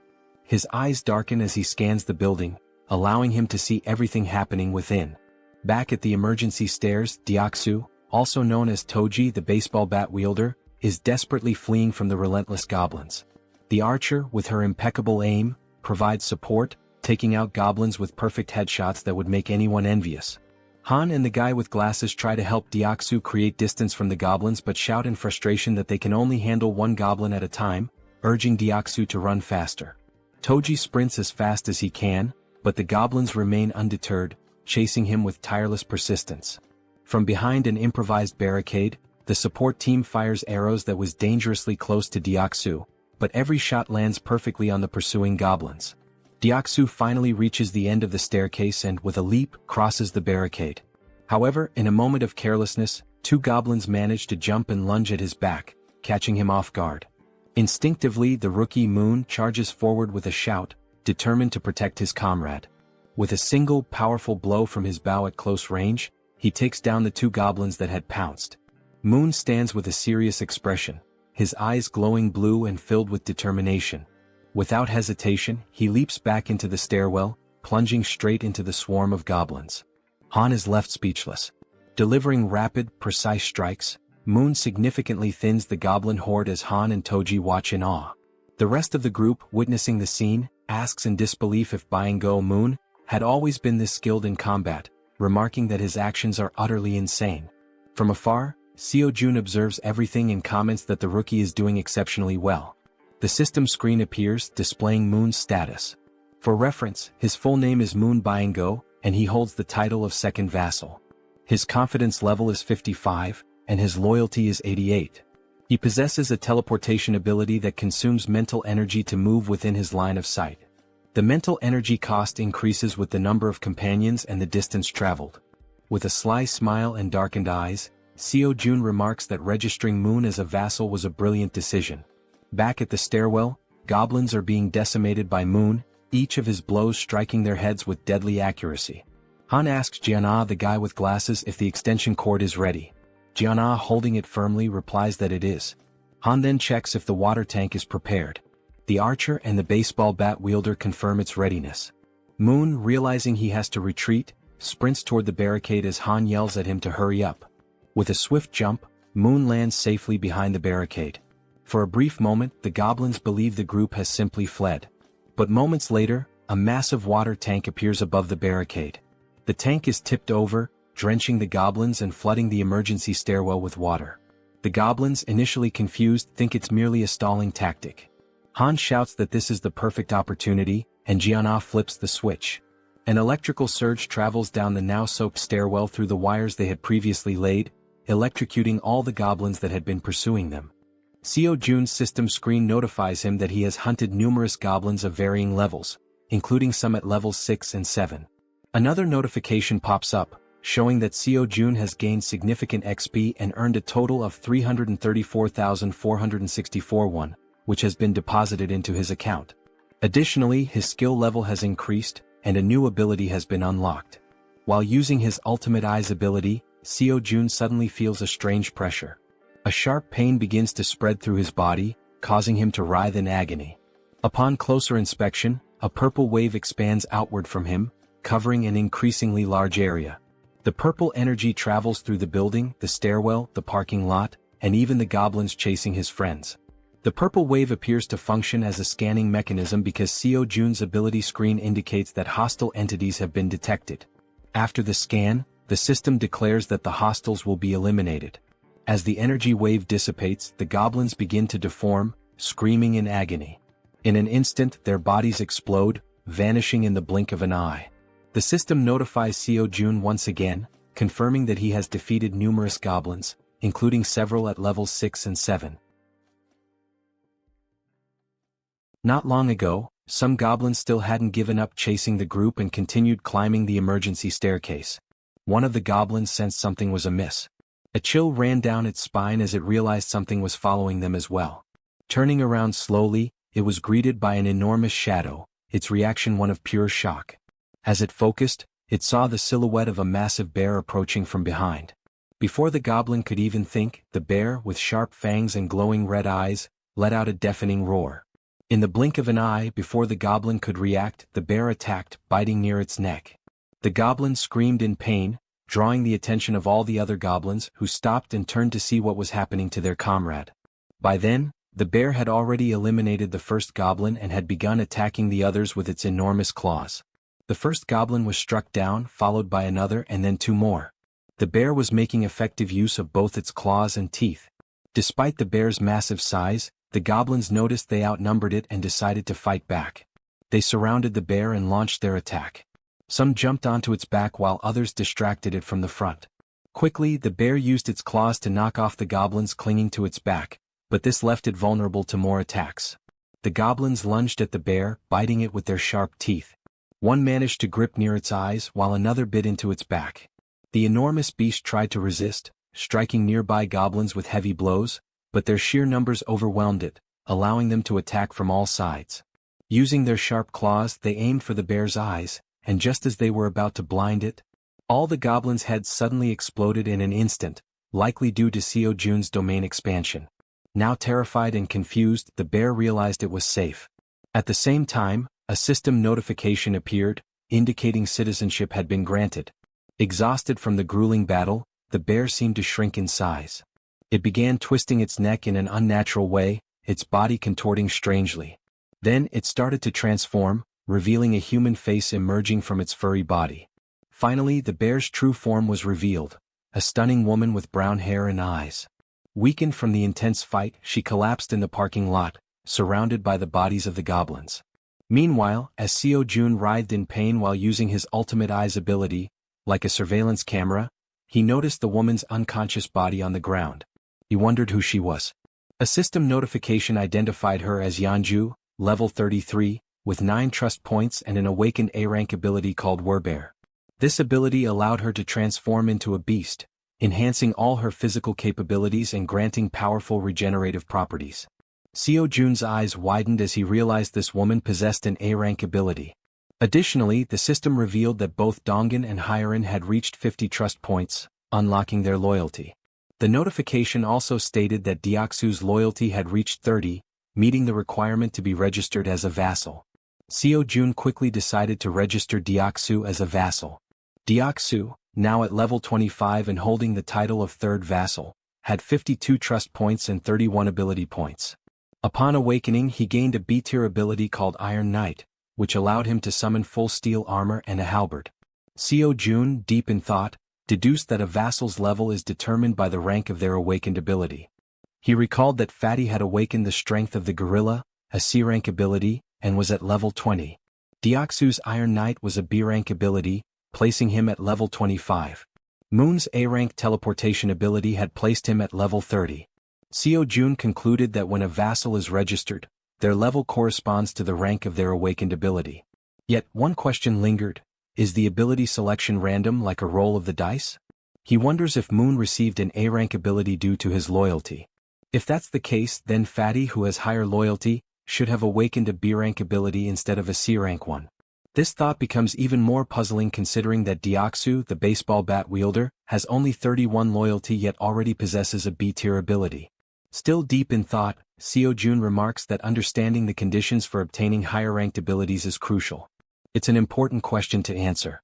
Since the number of vassals is limited to just 10, it's advantageous to select individuals with the highest potential rankings. He then reflects on whether there are any differences in accepting someone who has already awakened as a vassal. The system displays that an awakened individual can move freely through staircases, hallways, and elevators. Seo-jun decides to take action and walks toward the elevator. As he approaches, he activates his ultimate eyes, his gaze darkening. Meanwhile, the woman remains unconscious on the parking lot floor, near the goblins' lifeless bodies. Seo-jun calls Fatty, who arrives quickly, and instructs him to head to the parking lot. He asks Fatty to bring the woman from the second level of the parking structure back to their floor. While this unfolds, the team on the emergency staircase is dismantling and recovering the materials used for the electric trap. Deoksu, feeling relieved by the goblins' sudden defeat, asks his friends if they know why the goblins exploded so suddenly. The bespectacled man speculates that it was likely someone's doing. Han, sweating nervously, realizes that such a powerful skill could only belong to one person. The way the goblins were dealt with so effortlessly leaves no doubt in his mind. It must have been Seo-jun. He recalls that when he first met Fatty, Fatty mentioned that Seo-jun was a bit of an enigma. Han also remembers Fatty talking about hot baths, which amazed the girls, and how the ingredients for their meals had also been thanks to Seo-jun's ability. Reflecting on all this, Han grows more unsettled by Seo-jun's overwhelming power, convinced that the mysterious skill must be his. As Han coils the wires around his arm, he glances at Moon and recalls how he used to be an introvert, someone who changed drastically after meeting Seo-jun. Realizing the terrifying scope of Seo-jun's abilities, Han thinks to himself that being saved by Seo-jun means being chosen by him. Back in the parking lot, as the elevator reaches the ground floor, Fatty dashes toward the unconscious woman. He quickly picks her up and heads to the 30th floor as instructed.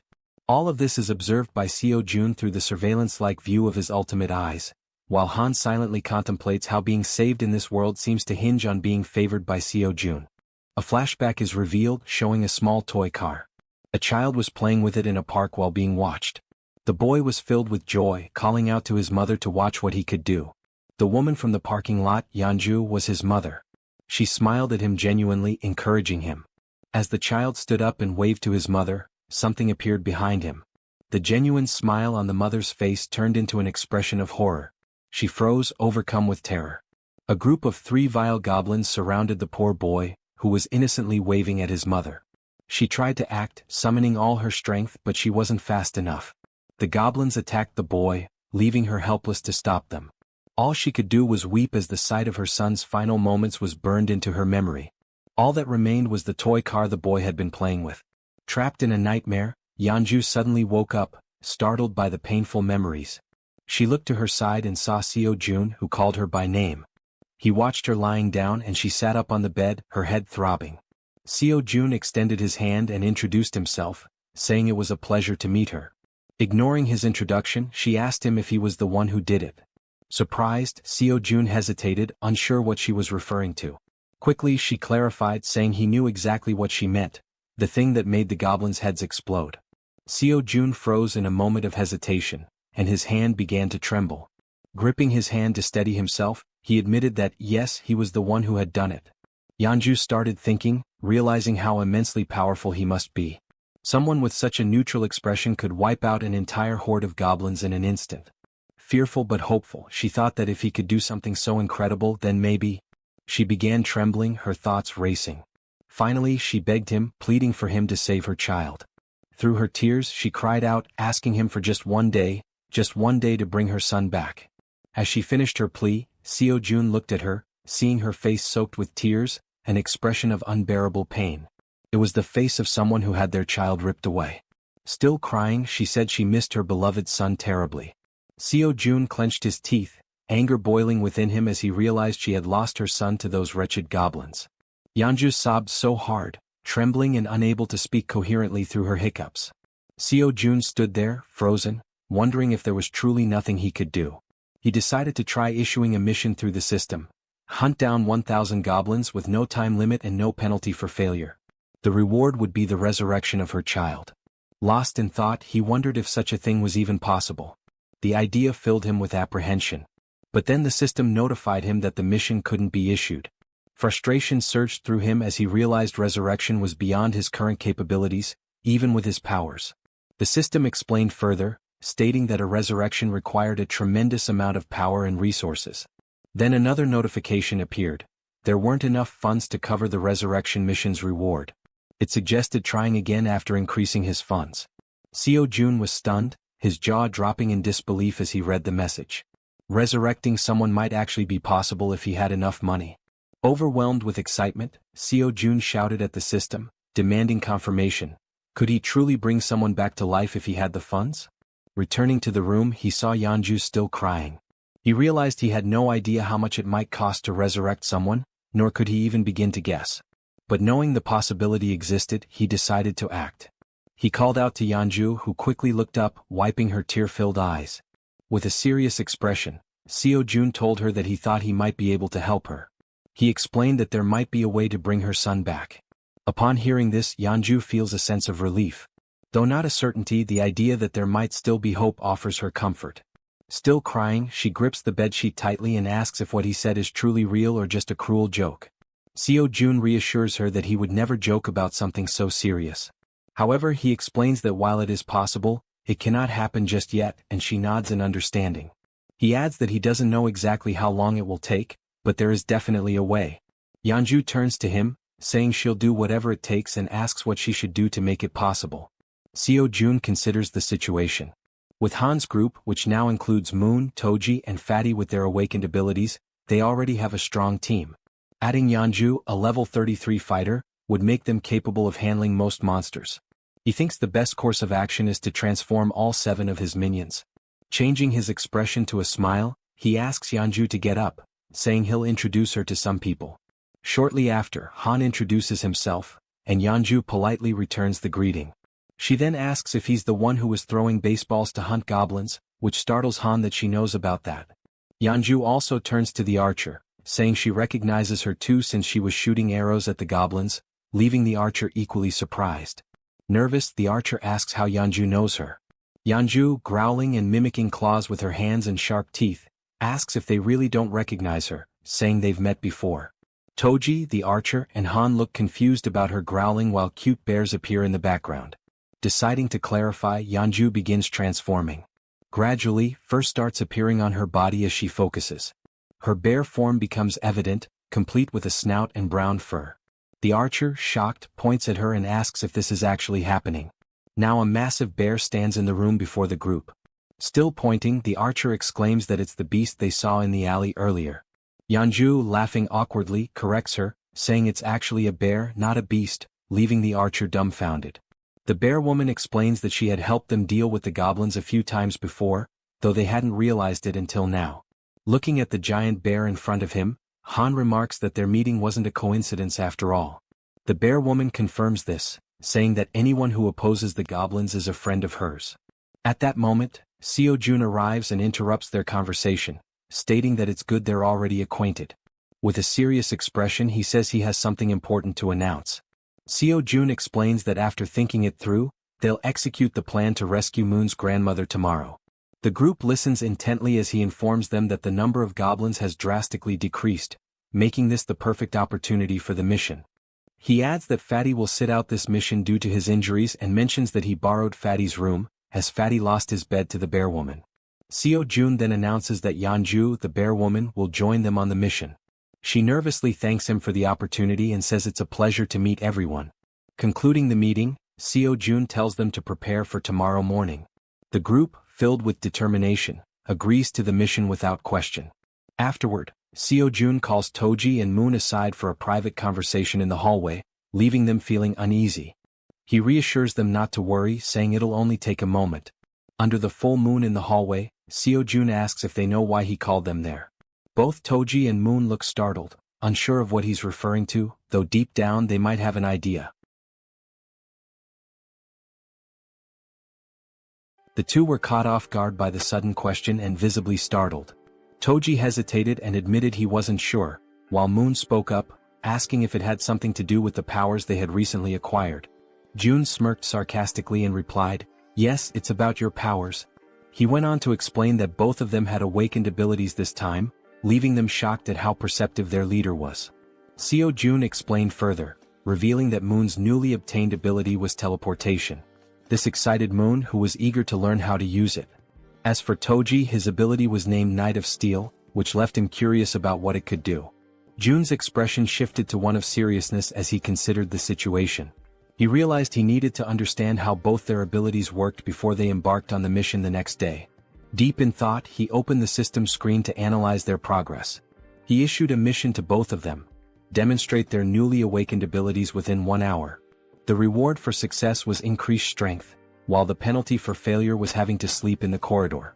The system confirmed the mission parameters, and Jun found himself intrigued by these team-oriented challenges. As Jun mulled over the situation, Toji, unable to contain his enthusiasm, called out, asking if it was true that he had awakened a new ability. Jun confirmed with a nod. Toji's excitement was palpable. Snorting with exhilaration, he exclaimed how great it was, but then asked about the Knight of Steel ability, curious about its specific capabilities. Jun explained that it allowed Toji to summon a steel suit of armor and a halberd. Before Toji could ask further questions, since he was used to wielding a baseball bat, a blue light suddenly materialized beside him. The light was Moon's teleportation ability activating. In an instant, Moon vanished, leaving Toji stunned by how quickly he had picked up the skill. For a few seconds, Jun and Toji exchanged wide-eyed, speechless glances, both trying to process what had just happened. Moments later, Moon reappeared in the corridor, slightly wobbly as he landed. Looking down at his hands, Moon's face lit up with excitement as he marveled at the functionality of his power. Clenching his fist, he declared, "With this power, rescuing my grandmother will be a breeze." The system notified Seo Jun that Moon's confidence had increased, along with a rise in his loyalty. Overcome with gratitude, Moon bowed deeply to Jun, thanking him for everything he was doing. The gesture took Jun by surprise. After a moment, Jun urged Moon to pause and carefully assess the situation. "Even though you've managed to use your powers," Jun explained, "going to your grandmother's house right now is impossible." Moon, puzzled, asked why that was the case. Jun patiently elaborated that there was no guarantee he could fully control his ability, even though it had worked once. "It's possible you just got lucky," Jun said, causing Moon to lower his head in disappointment at the realization that rescuing his grandmother would have to wait. Jun reassured him, saying, "For now, we'll figure out the maximum range of your teleportation and determine if there's any penalty for using it multiple times." Moon nodded silently in agreement. As the conversation continued, they noticed something unusual happening down the corridor. Turning to investigate, they saw a knight clad in gleaming steel armor wielding an enormous halberd. Toji's eyes widened in amazement as he realized the sheer magnitude of his power. Ecstatic, he couldn't help but comment on how well the ability suited him. The system then notified Jun that Toji's confidence and loyalty had also increased. While Toji celebrated, swinging the halberd to test its weight, Jun called Moon over. Pointing toward a nearby building, Jun asked if Moon could test his teleportation by attempting to reach it. Moon studied the building carefully, gauging the distance and calculating the effort it would take to make such a leap on only his second try. Finally, he turned to his leader and said, "I'm not sure I can make it, but I'll try."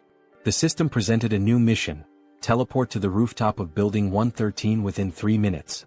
The reward was an improvement to Moon's teleportation ability, while the penalty for failure was having to sleep outside. While focusing intensely, Moon positioned his hands in a stance resembling a Kamehameha to channel his energy for teleportation. In the background, Toji cheered him on enthusiastically, offering words of encouragement and telling him he could do it. After aligning his thoughts and gathering his energy, Moon opened his eyes. In that instant he vanished once again, enveloped by a burst of blue light. The force of his ability was so intense that Toji instinctively shielded himself from the shockwave. Moon reappeared on the rooftop of the other building, landing in a dramatic superhero pose. However, his face contorted in pain, and his eyes turned completely white. From his new vantage point, Moon felt a wave of relief knowing the teleportation had worked. Looking across at his friends, he waved to ensure they saw him and shouted that everything went as planned. The system notified Jun, confirming that Moon had successfully completed the mission. Seo Jun let out a sigh of relief and smiled, praising Moon for his impressive and quick mastery of the ability. Moon, still waving happily, basked in the moment. But suddenly, without warning, Moon's strength gave out. His eyes rolled back and he collapsed unconscious on the rooftop, leaving him vulnerable. Both June and Toji froze in shock, their previous excitement quickly replaced by concern. Everything had been going so well, until it hadn't. Acting swiftly, June used his ability to summon a servant, bringing Moon's unconscious body back to their corridor. Moments later, they laid Moon down in one of the beds to let him recover. "Is he going to be okay?" Toji asked anxiously. June, studying the system's readout, reassured him, "Yes, he's just unconscious. The teleportation ability took a lot out of him." He explained that with enough rest, Moon would be fine. The system confirmed that Moon was healthy and in a deep sleep. June added, "This probably happened because he's not used to using the ability yet." Relieved, Toji sighed and said he was glad to hear it. June then shifted the focus. "Now it's your turn," he said, surprising Toji with the sudden declaration. "Wait, my turn?" Toji asked, caught off guard. The system displayed Toji's mission: perform 100 push-ups and 100 squats while wearing the steel armor. The time limit was 10 minutes and the reward was increased strength. The penalty for failure? Sleeping outside. Without hesitation, Toji began the exercises, starting with the push-ups. Clad in his heavy steel armor, every movement required an incredible amount of effort. Sweat poured down his face and dripped onto the floor as he pushed himself to the limit. Determined, he moved on to the squats, completing the second half of the mission with gritted teeth and unwavering resolve. When he finished, Toji stood tall, exhausted but triumphant, shouting, "Mission accomplished. I did it." The system confirmed his success, notifying June that Kang Deoksu, Toji, had completed the mission. Breathing heavily, Toji leaned against the wall to catch his breath while June observed him, impressed. With a body like his, so athletic and resilient, it's no wonder he has such endurance, June thought to himself. Suddenly, the system displayed a new message, something June had never seen before. "What's this?" June muttered, his eyes narrowing at the unexpected notification. As he studied the screen, Toji asked, "Is that really all for the mission?" June nodded, smiling warmly. "Yes, great job. You can go rest now." The system finished calculating and displayed a notification. Toji's strength had slightly increased. Turning to June, Toji expressed his gratitude. "Thanks for taking the time to help us. I really appreciate it." June, surprised by the sudden notification and watching Toji feel the changes in his body, noticed a new sense of energy radiating from him. Looking at his own hands, Toji clenched them into fists, feeling the power coursing through his veins. "This reward changes everything," he said with a confident smile. The next day, somewhere in a dark alley in Busan, Han screamed in desperation, urging everyone to run. The group scattered, fleeing for their lives as a ferocious horde of goblins pursued them. Toji, however, stopped running and turned around, his fury evident. Assessing the situation, he decided to act. The goblins, focused on their chase, were suddenly blinded by a brilliant light shining in front of them. As they adjusted their vision, they saw a towering figure clad in a steel suit of armor wielding a massive halberd. Without hesitation, Toji charged forward and struck the nearest goblin, impaling it with his halberd in one swift, powerful motion. Then Toji unleashed a flurry of diagonal strikes in rapid succession, cutting down goblins one after another. But the goblins, fueled by rage, refused to give up and surged forward with a determined attack. Expecting a direct assault, Toji braced himself, but the goblins cunningly outmaneuvered him, slipping past to target the more vulnerable backline. In an instant, arrows struck the goblins' heads in swift succession, ending their rampage permanently. Toji turned to see what had happened and spotted Moon wielding a bow and arrow. "Don't worry," Moon called out confidently. "I'll handle any goblins that get past you. Focus on the ones ahead." Gripping his halberd tightly, Toji turned back to the remaining goblins. A smirk spread across his face as he responded, "Got it?" Seeing Toji's renewed focus, the goblins froze, hesitating in their attack. One by one they began to retreat, turning back to where they came from. Frustrated, Toji yelled at them to come back and face him. As the goblins retreated, terror gripped them when a massive shadow appeared before them. It was the bear girl, her glowing red eyes piercing through the chaos. This was her dramatic first appearance, emerging from an ambush prepared for the retreating goblins. The goblins had no choice but to surrender to their fate, collapsing in despair and lamenting their past misdeeds. The group showed no mercy. Moon's arrows flew with precision, Toji's halberd struck powerfully, and the bear girl slashed through the goblins with her razor-sharp claws. Together they defeated the goblins one by one. Seizing the opportunity, Han shouted to Moon, "Now's your chance. Go." Moon, understanding the urgency, broke into a sprint toward his grandmother's house. "Thank you, Han," he called back as he ran, grateful for the opening created by his comrades. Meanwhile, the system notified Seo Jun that the citizen Moon had completed his mission. A pop-up appeared, stating that it was now evaluating the missions Moon had completed. Back in the comfort of his room, Seo Jun sat with his ultimate eyes ability activated, observing the system screen while slurping on cup noodles. The system pinged again, declaring the evaluation complete and awarding him 132,966 won, which was deposited into his Shutin's wallet. Jun paused mid-bite, stunned by the reward. This time it was actual money. Returning to his meal, Jun reflected on the situation. When Toji completed his mission, the reward had been strength, suggesting that additional rewards were now randomized. It makes sense, Jun thought. The missions are getting harder, so the rewards should scale with the difficulty. The system chimed again, confirming that Moon had completed all the missions available to him for the day. It also announced it would begin evaluating the rewards for Moon's completed tasks. The assessment concluded instantly. Still savoring his noodles, Jun grinned and said, "All right, let's see what the reward is." The system congratulated him for hitting the jackpot. For those unfamiliar, it clarified that a jackpot is the maximum prize accumulated in games of chance like slot machines or lotteries. Reading this, Seo Jun froze, momentarily stunned. Paralyzed with anticipation, he stared at the screen, waiting to see what incredible reward the jackpot would bring. Still staring at the system notification, Jun remained frozen in shock, his cup noodles stuck in his throat as he tried to process what the jackpot could possibly be. Then the system displayed the reward, a skill point granted as part of the jackpot. Upon reading this, Seo Jun's lips curled into a satisfied smile. This was perfect. He could choose exactly where to use the point. Back on the streets, Moon sprinted toward his grandmother's house at such an incredible speed that a faint blue aura trailed behind him. As he drew closer, exhaustion crept in, sweat dripping down his forehead. His mind raced with anxious thoughts. What if something had happened to her? Upon arrival, the house came into view, a small, simple home, completely unprotected against monster attacks. There were no barriers, no fortifications, just an ordinary house standing vulnerably amidst the chaos. Moon didn't hesitate. He rushed to the door and pushed it open, but a deep fear clawed at his chest. Frantically, he dashed through the house, checking every room as he called out, "Grandma, where are you?" Then he reached the bedroom. His eyes widened in shock. There she was, lying on a futon mattress, peacefully asleep, far calmer than Moon had ever imagined she would be. Cautiously, he approached, gently placing a hand on her shoulder. "Grandma," he whispered, shaking her lightly, hoping for any sign of response. Slowly, her eyelids fluttered open. Her voice was faint and drowsy as she murmured, "Who is there?" She reached out, her frail fingers brushing against his hand. "Moon, is that you?"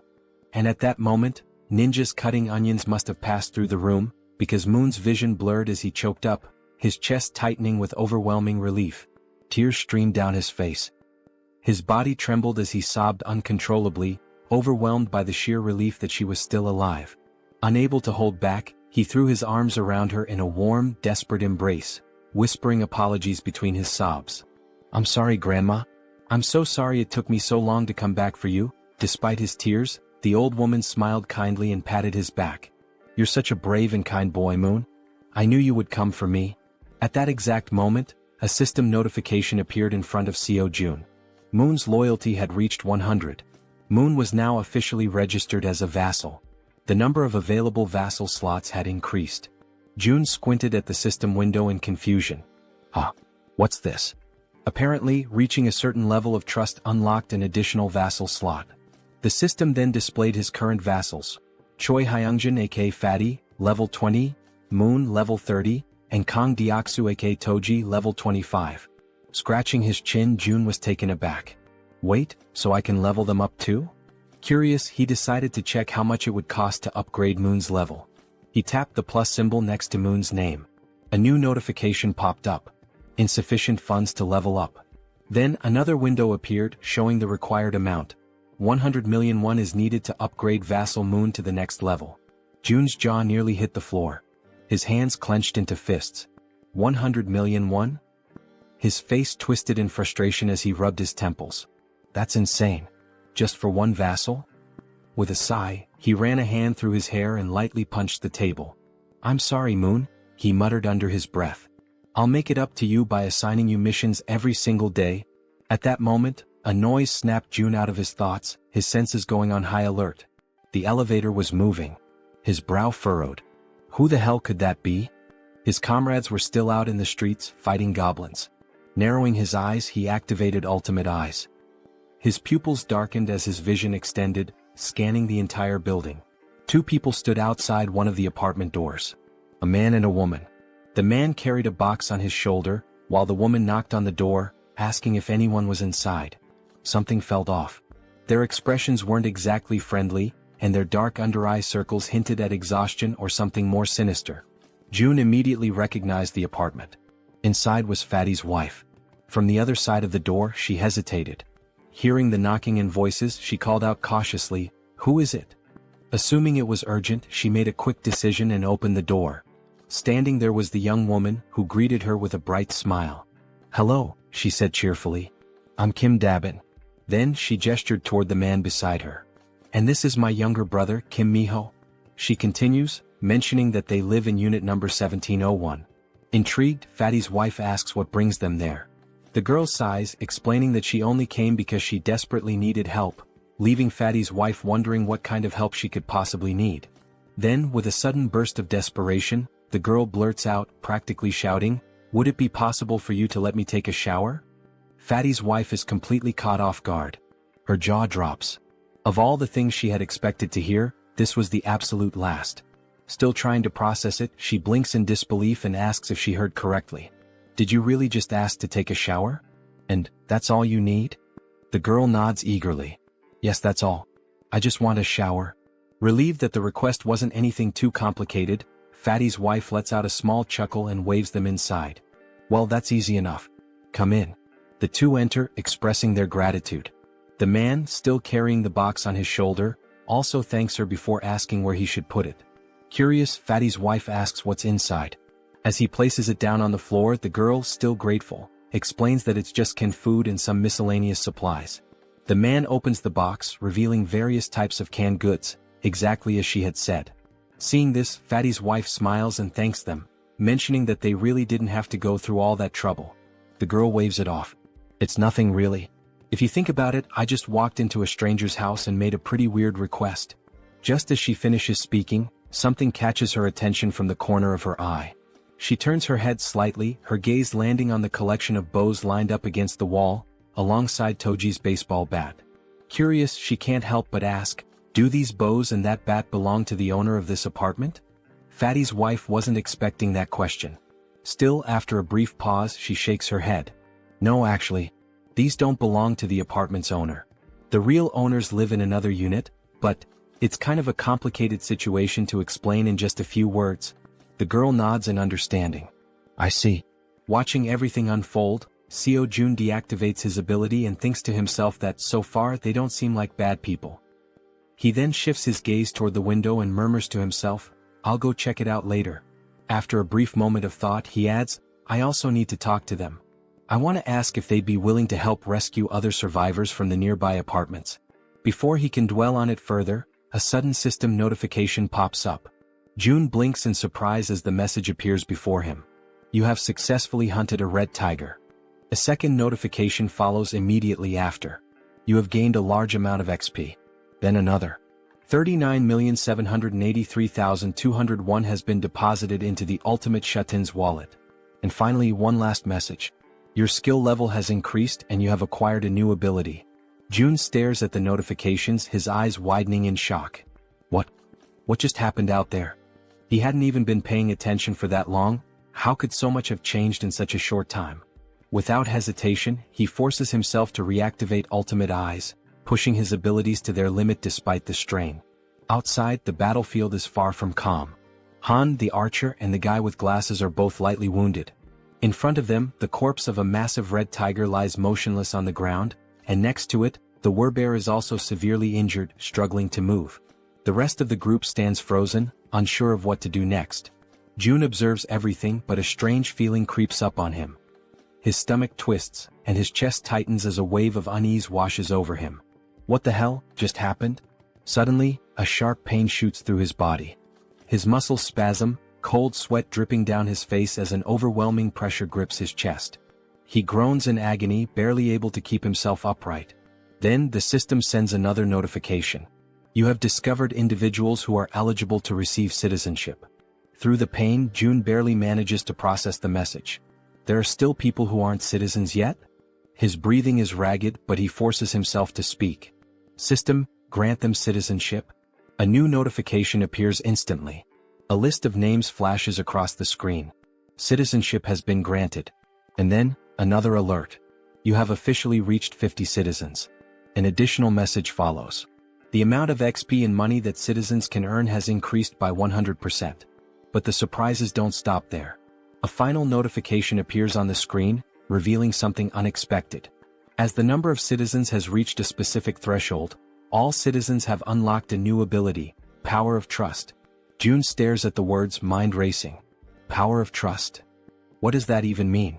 Despite his lingering confusion, his thoughts drift back to the battlefield. He clenches his jaw. Did anyone get seriously hurt? Back on the streets, we see Moon, slightly injured and gasping for breath, making a tremendous effort as he carries his grandmother on his back. Everyone else is also wounded, running desperately while providing cover for Toji, who is carrying the injured werbear woman. Observing this, June quickly realizes that the situation outside is far worse than he had imagined. And of all people to be seriously hurt, it had to be the werbear. As the group races to escape, a horde of goblins suddenly appears right in front of the two carrying the wounded. The team members covering them from behind immediately let loose a volley of arrows, striking down goblins to clear a path. The archer, watching closely, is startled by the precision of the man with glasses. How the hell did you pull that off with a single shot? She asks, eyes wide. The man looks just as confused. I honestly have no idea. As they continue running, the archer suddenly realizes something.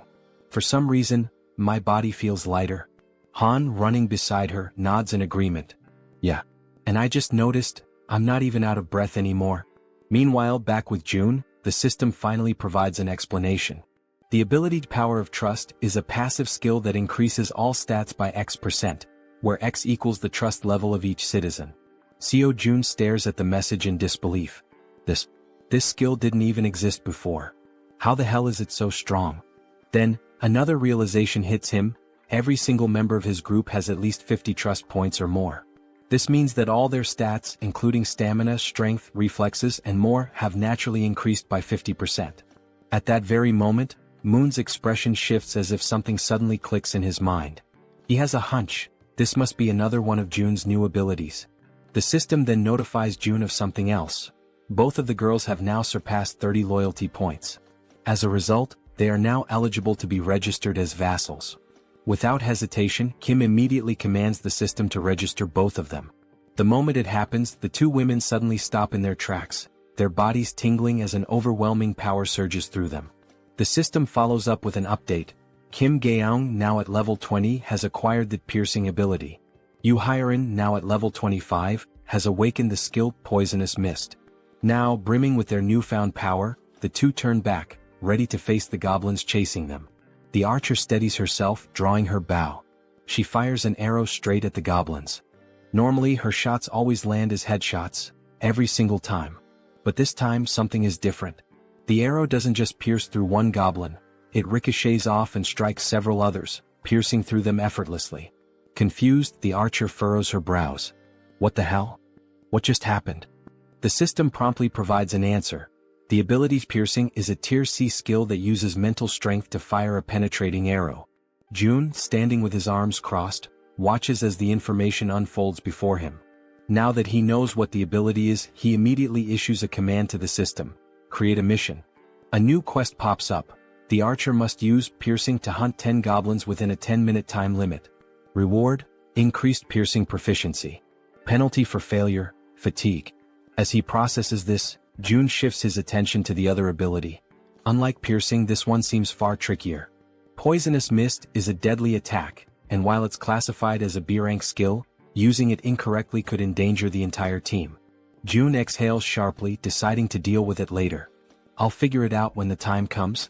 Just then, the system sends another notification. The archer has successfully completed the mission. 10 goblins eliminated. A new message follows. The maximum number of missions available for today has been reached. Evaluating. June sighs, unimpressed. The rewards weren't that great this time. But now that the battle outside has settled, he decides it's time to check on the citizens living on the lower floors. Activating ultimate eyes, he scans the corridors. His gaze locks onto the silhouette of a man walking calmly through the halls, his hands tucked into his pockets. June watches as the man heads toward the bathroom, likely to collect water. Smart. June notes that this man has good survival instincts. He's gathering water before supplies run low. Shifting his focus elsewhere, June spots another pair, a man and a woman sitting together, preparing to eat. He observes them for a moment, realizing something important. They're already capable of gathering food and water on their own. Then, in another part of the building, something unexpected catches his eye. A woman. She's lying motionless on the floor inside a room. Without a second thought, June bolts toward her. The system immediately provides an update. Kim De-jung. Trust level, 18. Ability, healing, awakened. June's heart pounds in his chest. Healing? His eyes dart between the system message and the unconscious woman on the floor. He reads the ability description. She can heal wounds. A surge of urgency floods through him. She's the first healer they've found, and they desperately need her. Without hesitation, June sprints forward. He has to help her, no matter what. After sprinting through the hallways, June finally arrives in front of the door to the room where the woman had collapsed. His breathing is still heavy from the run, but he quickly composes himself and reaches for the doorknob. Slowly, he tries to turn it, hoping to gain access without any trouble. However, to his surprise, the door is locked from the inside. A deep frown settles on his face as he realizes there is no way for him to open it from the outside. The sudden obstacle causes his shoulders to slump slightly, and he takes a step back, frustration creeping into his thoughts. But just as he starts to contemplate another course of action, something unexpected happens. His eyes widen momentarily as a new notification from the system appears before him. By sheer coincidence, or perhaps fate itself, he has just acquired a new skill. The system promptly displays its details. The ability is called Invisible Hand, and it is currently at level 1. According to the description, it allows him to summon and control an invisible hand at will.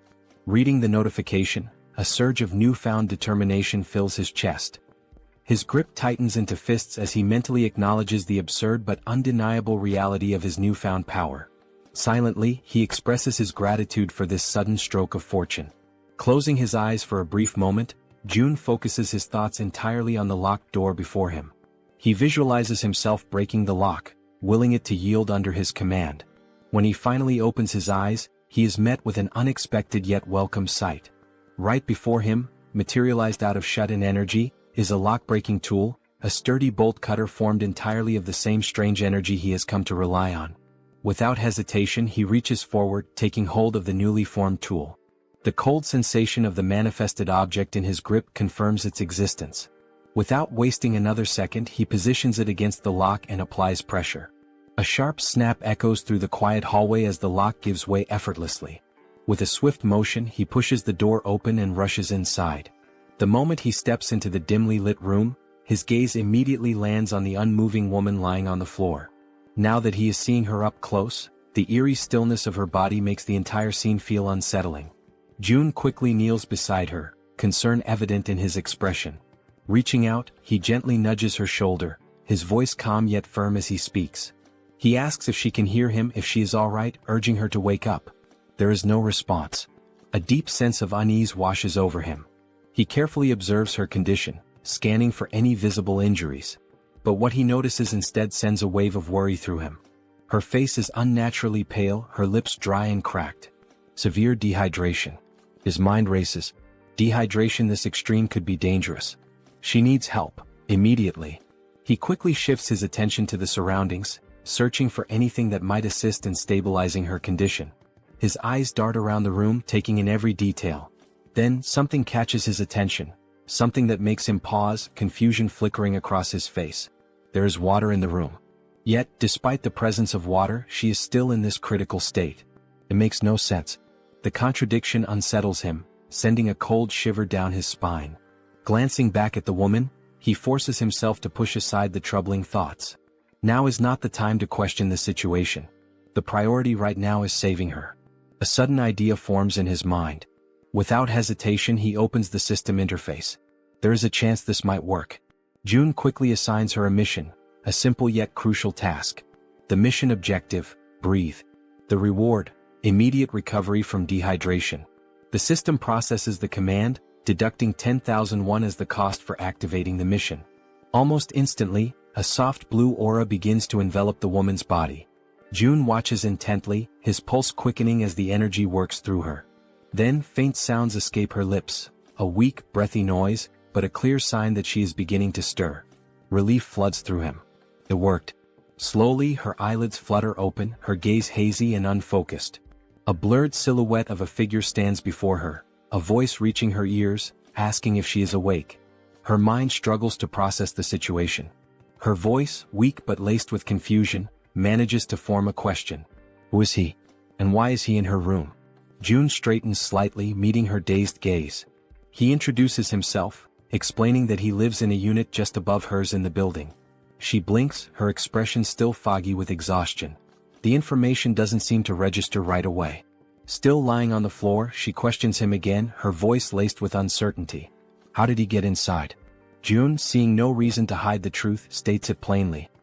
He tells her that he saw she was unwell and decided to enter, by force breaking the door open to reach her. A moment of silence lingers between them. Then her breath hitches. Her expression shifts as realization dawns. Without warning, tears begin streaming down her face. And yet she does not say a word. She simply cries as if the weight of everything she had been enduring had finally caught up with her. She raises her hands to her face, wiping away the tears in an attempt to hide her crying. Her shoulders tremble slightly as she struggles to compose herself. June, watching her closely, immediately senses that something is wrong. There is an uneasiness in the way she reacts, something beyond just exhaustion or confusion. Taking a deep breath, he calls her name, Kim De-jung, his voice firm yet gentle. As she slowly pushes herself up from the floor, still visibly shaken, he speaks again. He apologizes for being so abrupt, for barging into her life so suddenly, but he makes it clear that he needs her help. There is urgency in his tone, something that makes her pause despite her lingering distress. Now sitting upright, her tear-filled eyes meet his, though her expression remains guarded. Her lips, still cracked from dehydration, barely part as she listens to him speak. June wastes no time in explaining, one of his allies is severely injured. The words seem to take a moment to register. De-jung slowly turns her body toward him, staring as if trying to process what he just said. Silence stretches between them. She blinks, her mind racing, trying to make sense of his words. His ally? Someone severely injured? Why is he telling her this? She doesn't understand, she doesn't even know this man. Panic begins to rise in her chest. He wants her to save someone? Why her? Doubt and fear intertwine within her thoughts. Her hands tremble slightly as she lowers them to her lap. It seems impossible, an absurd request thrown at her out of nowhere. He's putting his faith in the wrong person. And then another realization strikes her like a bolt of lightning. How does he know she's a nurse? Her breath catches. She has never told him that. No one in this building should even know. A wave of unease washes over her, yet at the same time, something about the way he speaks, the way he asks for help, doesn't feel threatening. There is no malice in his words, no ill intent in his eyes. Still hesitant, still uncertain, she makes a decision. She has to see for herself. Slowly she turns to face him completely. Though suspicion lingers in her gaze, she swallows down her doubts and agrees to help. Her voice, though weak, carries a firm resolve as she asks where exactly she is supposed to go. June doesn't answer right away. Instead, he opens the system interface, his fingers moving swiftly across the translucent screen in front of him. He asks her to wait just a moment. He assigns her a mission, one that instructs her to use healing magic to cure the wounded werbear. The mission comes with a 1-hour time limit, a reward labeled as improved, and to his relief, no penalties. His eyes flicker with determination as he reads the details. He must save the werbear no matter what. Turning back to De-jung, he tells her that for now she should rest. He will personally bring the injured person to her. He then instructs her to find something to help with her own dehydration. But De-jung, already overwhelmed, barely has time to process his words before something utterly impossible happens. From seemingly nowhere, oranges begin to materialize in midair. Her eyes widen in pure shock, her breath hitching as she watches several bright oranges fall from the void and land in front of her. For a long moment she simply stares, her mouth slightly open, completely stunned. Then, snapping out of her daze, she frantically raises a shaking finger, pointing at the fruit on the floor. "What is this?" Her voice trembles as she demands an answer. June, realizing how bizarre this must seem to her, quickly apologizes. But Daejung isn't satisfied. Her heartbeat pounds in her ears as she watches more oranges drop into existence. Where are these coming from? How is this happening? What kind of person is this man? Before she can demand further explanations, June simply turns his back to her. A slight smirk plays on his lips as he tells her, he'll explain everything later, once things have calmed down. And with that he walks away. Leaving her still kneeling on the floor, still staring in disbelief, he exits the room with a final request. He reminds her that she is still weak, that her body needs to recover, and he asks, no, insists, that she prioritize her own rest. As soon as June is gone, Daejung lowers her gaze to the scattered oranges. Slowly she reaches out, picking one up. The texture, the weight, the coolness against her fingertips. It all feels real. She squeezes the fruit gently, expecting it to vanish like an illusion, but it remains solid in her grasp. A shiver runs down her spine. What is this? Still overwhelmed, she hesitantly mutters to herself, wondering if she's dreaming. Because never, in her life has she seen anything like this before. Meanwhile, June wastes no time. He rushes back to his shut-in apartment, moving with quick, determined strides. His mind is already focused on helping his allies outside as fast as possible. The system chimes with a notification. The healer's trust level has increased. He stops for a brief moment, narrowing his eyes at the message. She hadn't trusted him before. That much was obvious. But now, it seems like her perception of him has changed, even if only slightly. Still, it isn't enough for him to let his guard down. Trust takes time. And honestly, he can't blame her. If someone broke into his home out of nowhere, he wouldn't trust them either. Shaking his head, he steps onto the balcony, his gaze drifting downward. His thoughts remain heavy, but as he looks out toward the streets below, something makes his entire body freeze. His blood runs cold. A massive, ferocious red tiger is charging through the streets, its powerful limbs propelling it forward with terrifying speed. And it's chasing his allies.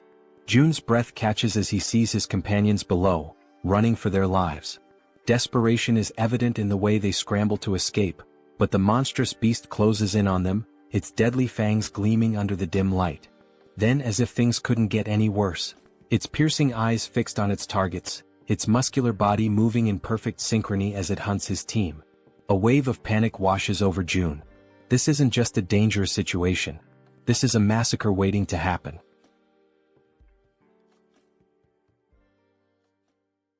June stood frozen in shock as he took in the sight before him. There wasn't just one red tiger. Another had appeared, a second ferocious beast, separate from the one that had already fought the Werbear woman and left her gravely wounded. Down below, chaos continued to unfold. The massive red tiger prowled menacingly, striking fear into the hearts of the remaining group members, who were now running desperately, not daring to look back. Fear gripped them entirely, their survival instincts pushing them forward. Amidst the frantic escape, Harem, the girl who had received the power of poison, misstepped. Her foot twisted unnaturally, and pain exploded through her leg as she collapsed onto the hard ground. A sharp, involuntary cry of agony tore from her throat. Both the archer woman and Han immediately stopped in their tracks, their faces contorted with panic. Their eyes darted back to her, calling out her name with pure desperation. Gritting her teeth, Harem struggled to push herself up, trying to fight through the pain. But her body was already beyond exhaustion, her limbs heavy, refusing to obey her will. No matter how much she willed herself to move, she couldn't. The archer's voice rang out through the air, a raw scream of distress. Because the enormous red tiger was already preparing to strike. Its muscles coiled, eyes locked onto Harem like a predator savoring its helpless prey. It was ready to devour her, its powerful body lunging forward just as she finally managed to stagger back onto her feet. But she had yet to realize how dangerously close the beast truly was. Her mind was occupied by something else, perhaps a last-ditch plan or sheer disbelief at her predicament. Then at last she turned her head. And in that instant she understood. The beast was right there. The realization hit her like a tidal wave, crashing down and swallowing her whole. A cruel truth settled into her bones: there was no escape. For a brief, soul-crushing moment she stopped resisting. The fight drained from her eyes and she surrendered to the inevitable. She stood still, bracing for the end, waiting for the red tiger's jaws to clamp down and rip her apart. And then, in a sudden flash of light and violet smoke, she was gone. The tiger's gaping maw snapped shut on empty air. A growl rumbled deep in its throat, confusion flickering through its burning eyes. It didn't understand what had just happened. A heartbeat ago, its prey had been right there. And now, vanished. The frustration of the failed kill sent the beast into a deeper fury. At the same moment, Harem reappeared, disoriented, drenched in sweat, her breath ragged and uneven. Her mind reeled as she tried to comprehend what had just occurred. Had she died? Was this the afterlife? Pain surged through her limbs, sharp and unrelenting, reminding her that she was still very much alive. That was when she saw him. June. He was standing there watching her closely. It had been too close. A fraction of a second later and she wouldn't have survived. The weight of that realization pressed down on him. Harem, still trembling, looked up at him, but no words came. She was too exhausted, too overwhelmed to speak. Meanwhile, outside, the others were still running for their lives. June took a deep breath, his mind racing. At the very least, he had bought them some time. One less person in immediate danger meant the group below had a slightly better chance of escaping. Then his system screen flashed with a new notification. He had discovered individuals who met the criteria to be granted citizenship. The system prompted him: did he wish to approve their citizenship? Before he could process this, another sudden movement caught his eye. Moon appeared, using his teleportation ability to warp into the apartment, carrying his grandmother in his arms. As soon as he landed, he turned to June, his expression frantic. His breathing was unsteady, but his grip on the elderly woman remained firm as he pleaded for June to take care of her. June glanced at Moon, then at the frail woman in his arms. The concern in Moon's eyes was unmistakable, but June's mind was already occupied with something far more urgent. Raising a hand, he told Moon to wait. There was a bigger problem right now. Moon parted his lips, ready to argue, ready to demand an explanation. But then he looked at June's face, at the seriousness in his expression, and he understood. Whatever June was dealing with, it was far worse than he had realized. Without another word, Moon nodded. He could tell that, at this moment, his grandmother was not the priority. Down below, the relentless red tiger was still in pursuit, refusing to let up. It chased the remaining group members without mercy, its predatory instincts fully awakened.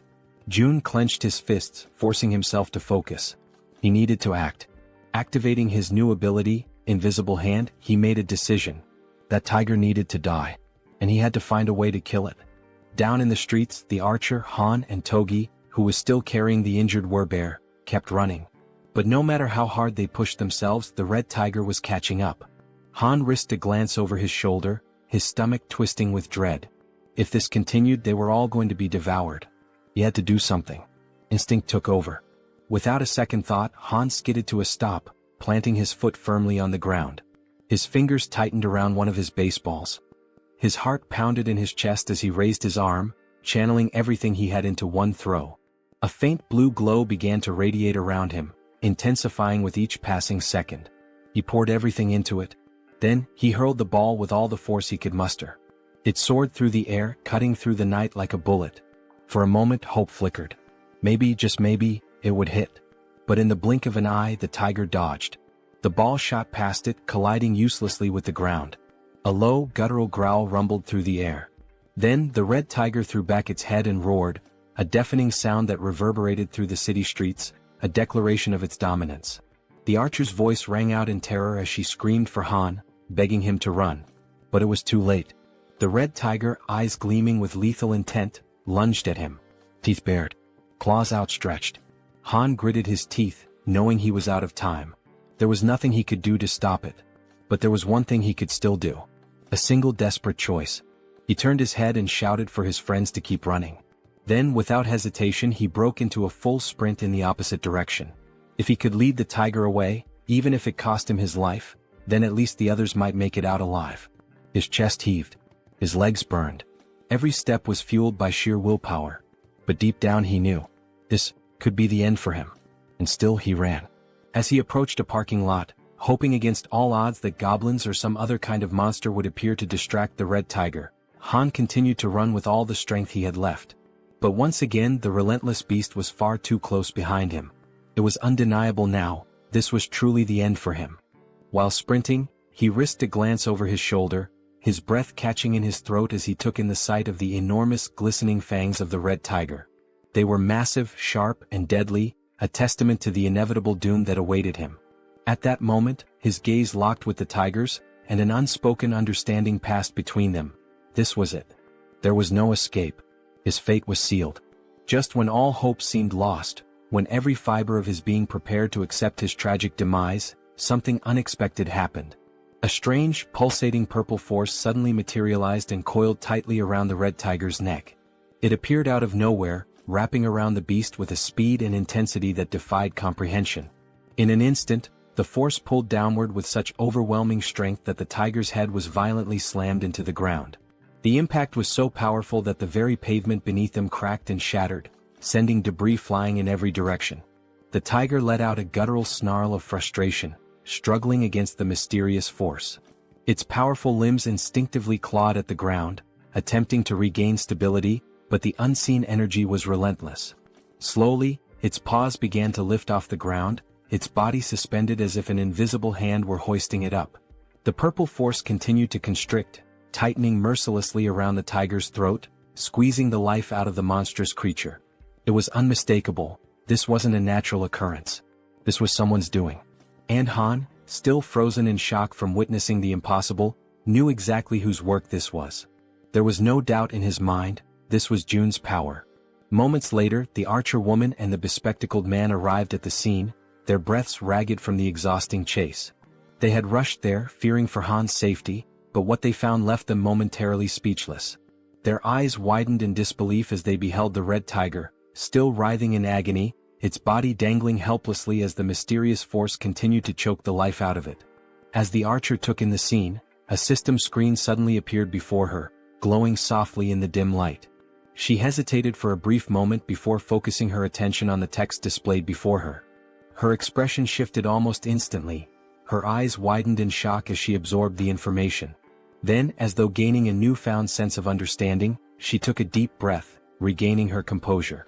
With a newfound calmness, she turned to her companions and without hesitation, stepped forward. High above, watching the events unfold from his vantage point, Jun observed everything with sharp, calculating eyes. There was no need for him to intervene any further. He had already done what was necessary. Now, as long as Jaehyeon, the archer, landed the final blow, he would receive 4 times the loot. Below, the red tiger, still trapped and gasping for air, thrashed desperately in a futile attempt to escape. But its fate was already sealed. The archer, understanding the significance of this moment, took her time, preparing what would be her most crucial shot yet. The tiger's fiery gaze turned to her, desperation evident in its glowing eyes. It was pleading for mercy, seeking even the faintest glimmer of hope for survival. But the woman standing before it held no sympathy. Her expression was one of cold resolve. Mercy was not an option, not for this wretched beast. She pulled back the string of her bow, channeling an intense blue aura into her arrow. The pressure emanating from the charged shot was immense, causing the very air around them to tremble. Then with a swift, decisive motion she released the arrow.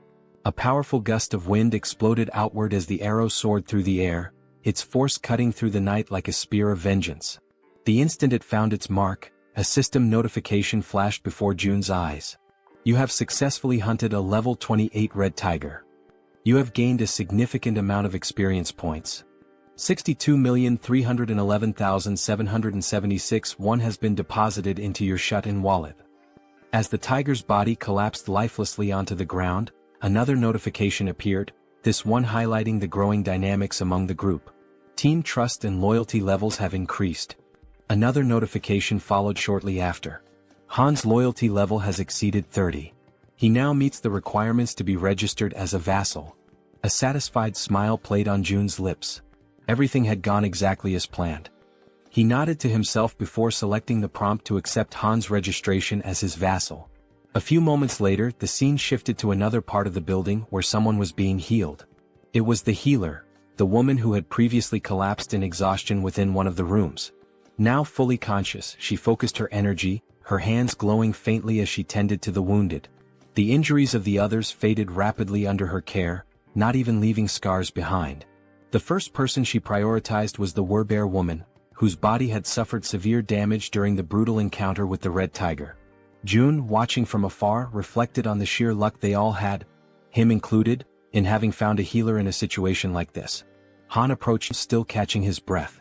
Without wasting any time, June turned to him and asked what had happened below, particularly why the Red Tigers had suddenly appeared. Han, his voice still carrying traces of exhaustion and gratitude, explained that the location where Moon's grandmother's house had once stood was likely a territory belonging to the Red Tigers. They had managed to take one down, but another had soon appeared, proving that the area was far more dangerous than they had initially assumed. Hearing this, June processed the information carefully. It made sense. There was no reason to believe that only goblins would inhabit this region. And now that he thought about it, there hadn't been any goblins in this area. That meant the goblins had probably already invaded the buildings nearby. If that was the case, Moon's grandmother wouldn't have been safe if she had remained inside. Despite everything, the only reason she had survived was that she had unknowingly been within the Red Tiger's territory. June exhaled slowly, shaking his head. The sheer luck involved in this entire ordeal was truly something extraordinary. Just then, another system notification appeared before him. Healer's performance is being evaluated. 73,312 has been deducted for the mission. The healer let out a relieved sigh upon realizing that her task had been successfully completed. Seeing her reaction, June stepped forward and acknowledged her efforts, telling her that she had done a great job. However, she quickly waved off his praise and instead asked if she could finally return home. Before anyone could respond, a voice interrupted. Wait a moment. It was Fatty, who had finally reappeared after spending some time resting and recovering from the ordeal. Scratching the back of his head, he looked around awkwardly before addressing the group. I know this might not be the best time to bring this up, but are you guys seriously planning on gathering in my apartment all the time? June turned his attention to Fatty and, for the first time, truly took in the number of people currently occupying the space. The realization dawned on him, and at that moment, everyone around them wore equally amused and sheepish expressions. With a small chuckle, June reassured him. There was no need to worry, he had already made arrangements. Unit 2901 was currently unoccupied. Electricity, water, and every other necessity for daily life would be provided, and they were free to live there. Upon hearing this, the entire group erupted in joy. He also calls out to Dabin and informs her that Units 2101 and 2102 are currently unoccupied as well. June states that he will ensure that electricity is supplied to those units and requests that she notify the other survivors, letting them know they can use the bathrooms and showers in those apartments. Upon hearing this, Dabin and her brother exchange glances before nodding in agreement, assuring him that they will take care of it. June then adds that out of the two available units, Dabin and her brother are welcome to claim one for themselves. The unexpected offer leaves both of them stunned, their jaws practically dropping in disbelief. June, however, remains composed and instructs them to inform the other survivors that they may take the remaining unit. After settling that, June shifts the conversation to another matter, saying that he has a favor to ask. Dabin, still somewhat taken aback, encourages him to go ahead and say what he needs. Without hesitation, June states that he wants her to become the messenger between himself and the rest of the survivors. The moment those words leave his mouth, Dabin pauses, furrowing her brows in confusion. She repeats his request, asking if she heard him correctly. Did he really mean messenger? June, completely serious, confirms it. He then lays out the details of his plan, instructing her to inform everyone that whichever team manages to eliminate 100 goblins the fastest will be rewarded with an empty unit of their own. Furthermore, he emphasizes that in addition to securing a place to live, the winning team will also receive essential supplies, unlimited electricity, running water, gas, and food, ensuring their survival and comfort. But there's more. June goes on to clarify that if the team agrees to take in 10 additional survivors, those individuals will also be granted access to the same benefits. For a brief moment, the atmosphere in the room grows heavy with tension. The weight of June's words settles over them, and everyone seems to grasp the implications of what he is proposing. Then, as if anticipating concerns, June adds one final note. He instructs Dabin to make sure she informs them that the distribution of these benefits may take longer depending on which floor their new residence is located. As he watches their reactions, June contemplates his next move. From this point forward, he realizes, every decision will be like moving pieces in a strategic game of chess. Only those who prove their worth will receive the resources they need. At that moment, a system notification appears before him. A new quest materializes, an official mission to hunt down goblins. The quest has a strict time limit of 168 hours, a modest reward of experience points, and a harsh penalty for failure, being barred from using any shared facilities. A final message flashes before his eyes. Will you grant this quest? Yes or no?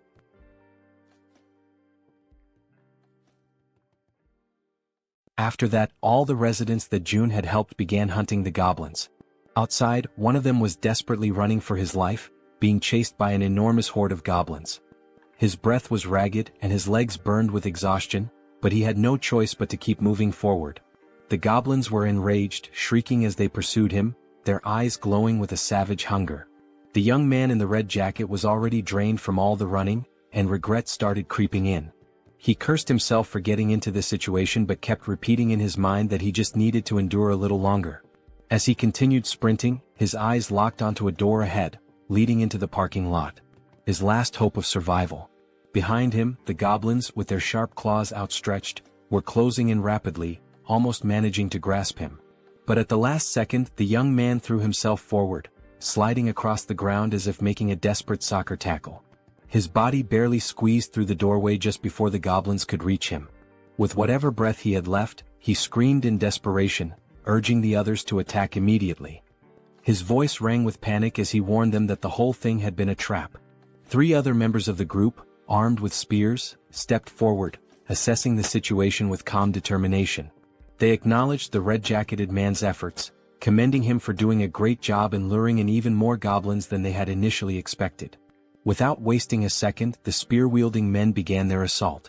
Their weapons thrust forward in swift, practiced movements, piercing through the goblins before they could force their way through the door. Some of the goblins, already wounded, stumbled back, while others still fought desperately, pushing forward with wild fury. One by one, the goblins were cut down, their bodies being flung backward with every powerful strike. Realizing the overwhelming disadvantage, one of the goblins, seemingly higher in rank, let out a sharp, commanding screech, a call for retreat. Upon hearing it, several goblins turned tail and began fleeing without even looking back. Noticing their retreat, the spear-wielding men shouted for everyone to attack faster before they could escape. One of the men suddenly grinned, a glint of mischief in his eyes, as if he had just come up with something interesting. He turned to the others and asked if they wanted to see something cool. His teammates, unsure of what he was planning but intrigued nonetheless, nodded in agreement. The red-haired man took a deep breath, steadying himself, his focus entirely on his target. Holding his spear tightly, he aimed at the fleeing goblins and, with a force that almost seemed superhuman, hurled it forward. The sheer speed and strength behind the throw made it seem as if he possessed some hidden power. But in reality it was pure brute strength. The spear flew past the twin brothers, slicing through the air at an incredible speed, heading straight for the escaping goblins. One of the goblins, foolishly thinking it had made it to safety, was struck squarely in the back. Its body convulsed for a brief moment before falling lifelessly to the ground. The red-haired man turned back to the twins, a triumphant grin spreading across his face as he asked if they thought that was amazing. The twins, eyes wide in awe, immediately agreed, saying it was absolutely badass. Stretching his arms as if shaking off the tension, the red-haired man then casually asked how many goblins each of them had managed to kill. The twin on the left proudly declared that he had taken down 22. The twin on the right smirked and smugly announced that he had won, having slain 23. Hearing this, the red-haired man grinned even wider and stated that they had officially completed their mission of defeating 100 goblins. After all, between just the 3 of them they had already slain over 100. The twins exchanged glances, surprised at how quickly they had achieved their goal. They had initially thought it would take an eternity to eliminate that many goblins. Just then Min, the man in the red jacket, stormed up to them, clearly irritated. He wasted no time in complaining, reminding the red-haired man that he had said there would be only about 10 goblins. Yet Min had barely escaped with his life. The red-haired man immediately bristled, veins bulging on his forehead in frustration. He snapped back, demanding to know what Min was whining about this time. Min, still seething, shot back that there was no way anyone could have mistaken that many goblins for just 10, and he had nearly died because of it. Rolling his eyes, the red-haired man brushed off his complaints, saying that the results had turned out well. Thanks to their success, they were about to get a brand new place to live, so Min should quit complaining.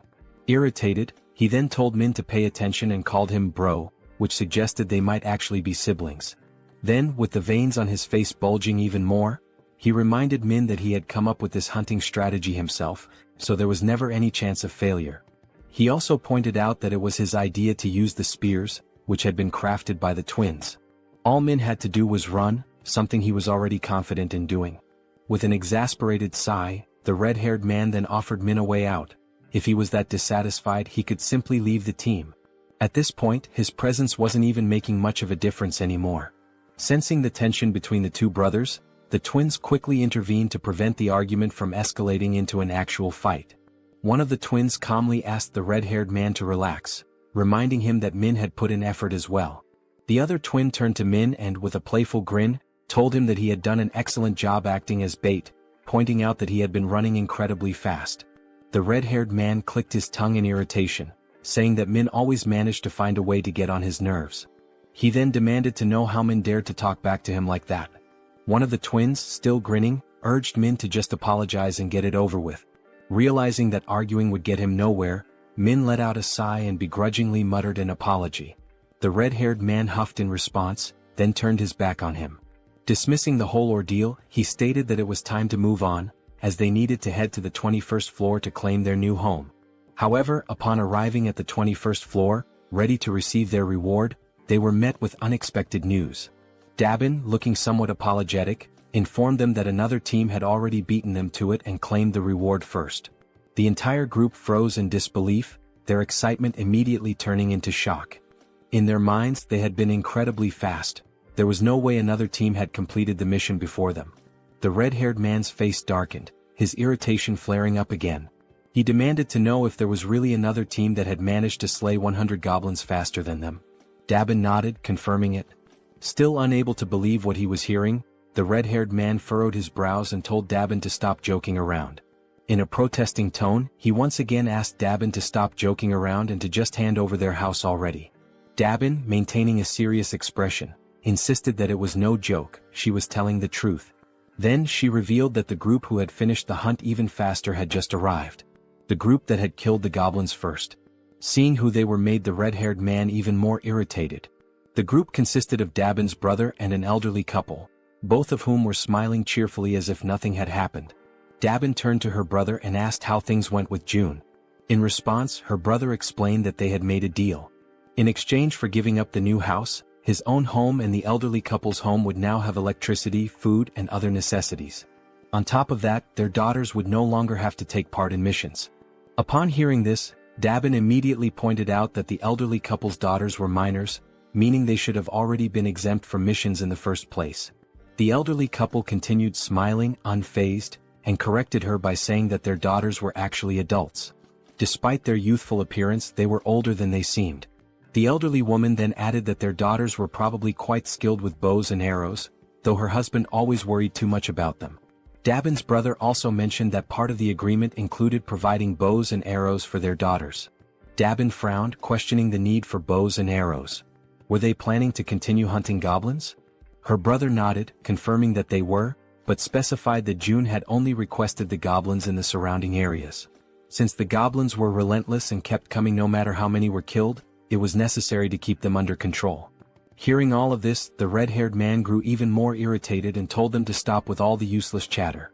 Then, in a firm voice, he questioned whether they were giving themselves special privileges simply because they were the ones in charge. Wasn't that unfair? To some extent, Dabin's brother agreed. That's why, to balance things out, he explained that June had ordered the second and third groups to kill 100 goblins and head to the 30th floor to receive their rewards. Upon hearing that, a genuine smile appeared on Dabin's face. She reassured them that everything had worked out and instructed them to head up to the 30th floor. Dabin then added that Seo Jun would be waiting for them there, while the red-haired man, still visibly irritated, remained bitter about not being the first group.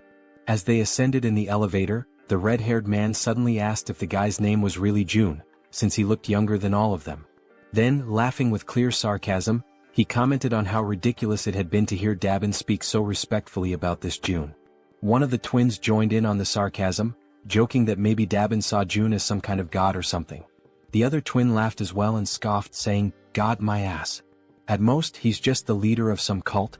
Then, as if pondering the idea, he questioned whether this Seo Jun guy was even sane in the first place. Min, who had been listening to all of this quietly, murmured under his breath that all of them were being protected thanks to Jun's abilities. Therefore he suggested that maybe they didn't have the right to speak about him like that. The moment those words left his mouth, the atmosphere inside the elevator changed. Everyone else became visibly irritated. The red-haired man, looking more annoyed than ever, questioned if all of them were just trying to get on Jun's good side. That single remark filled the elevator with a tense silence. Everyone was now staring at Min. As expected, the red-haired man, frustrated beyond belief, cursed at Min under his breath. Then, glancing over his shoulder with a menacing expression, he warned Min that they would have a little talk later. At that moment the twins noticed something strange. Jun was approaching, walking at a calm and leisurely pace, one hand tucked casually into his pocket. As he neared them, he gave them a small, relaxed smile and simply said, "Hello." That simple greeting, combined with the way Jun carried himself, sent a wave of shock through all four members of the group. Feeling a sudden nervousness creeping over him, the red-haired man extended his hand hesitantly, introducing himself as Baek Sunjiob. Jun shook his hand in a firm yet casual manner, acknowledging him before commenting that he had observed how Sunjiob and his team had hunted. He noted that they had made excellent use of the barrier and that their strategy had been quite effective. Hearing that sent another chill down Sunjiob's spine. His voice slightly unsteady, he asked how Jun could possibly know that. Jun completely ignored the question. Instead, he simply smiled and stated that from now on, he would be providing electricity, water and gas to units 1301 and 1502. Sunjiob, still trying to make sense of what was happening, managed to thank him but couldn't hold back another question. How was any of this possible? Once again, Sunjiob asked how Jun was doing all of this, how exactly he was making it happen. And yet, for the second time, Jun ignored him. Instead, he casually reminded them that since they had successfully hunted 100 goblins, they were now qualified for these benefits. Then, as if the entire situation wasn't unsettling enough, Jun's expression shifted into a disturbingly eerie smile. With a tone that sent chills down their spines, he added, "By the way, I'm not some cult leader." His eyes glinted with amusement as he continued, "And I certainly don't have any intention of becoming a god." The weight of those words left the entire group frozen in place, completely paralyzed with fear and unable to react.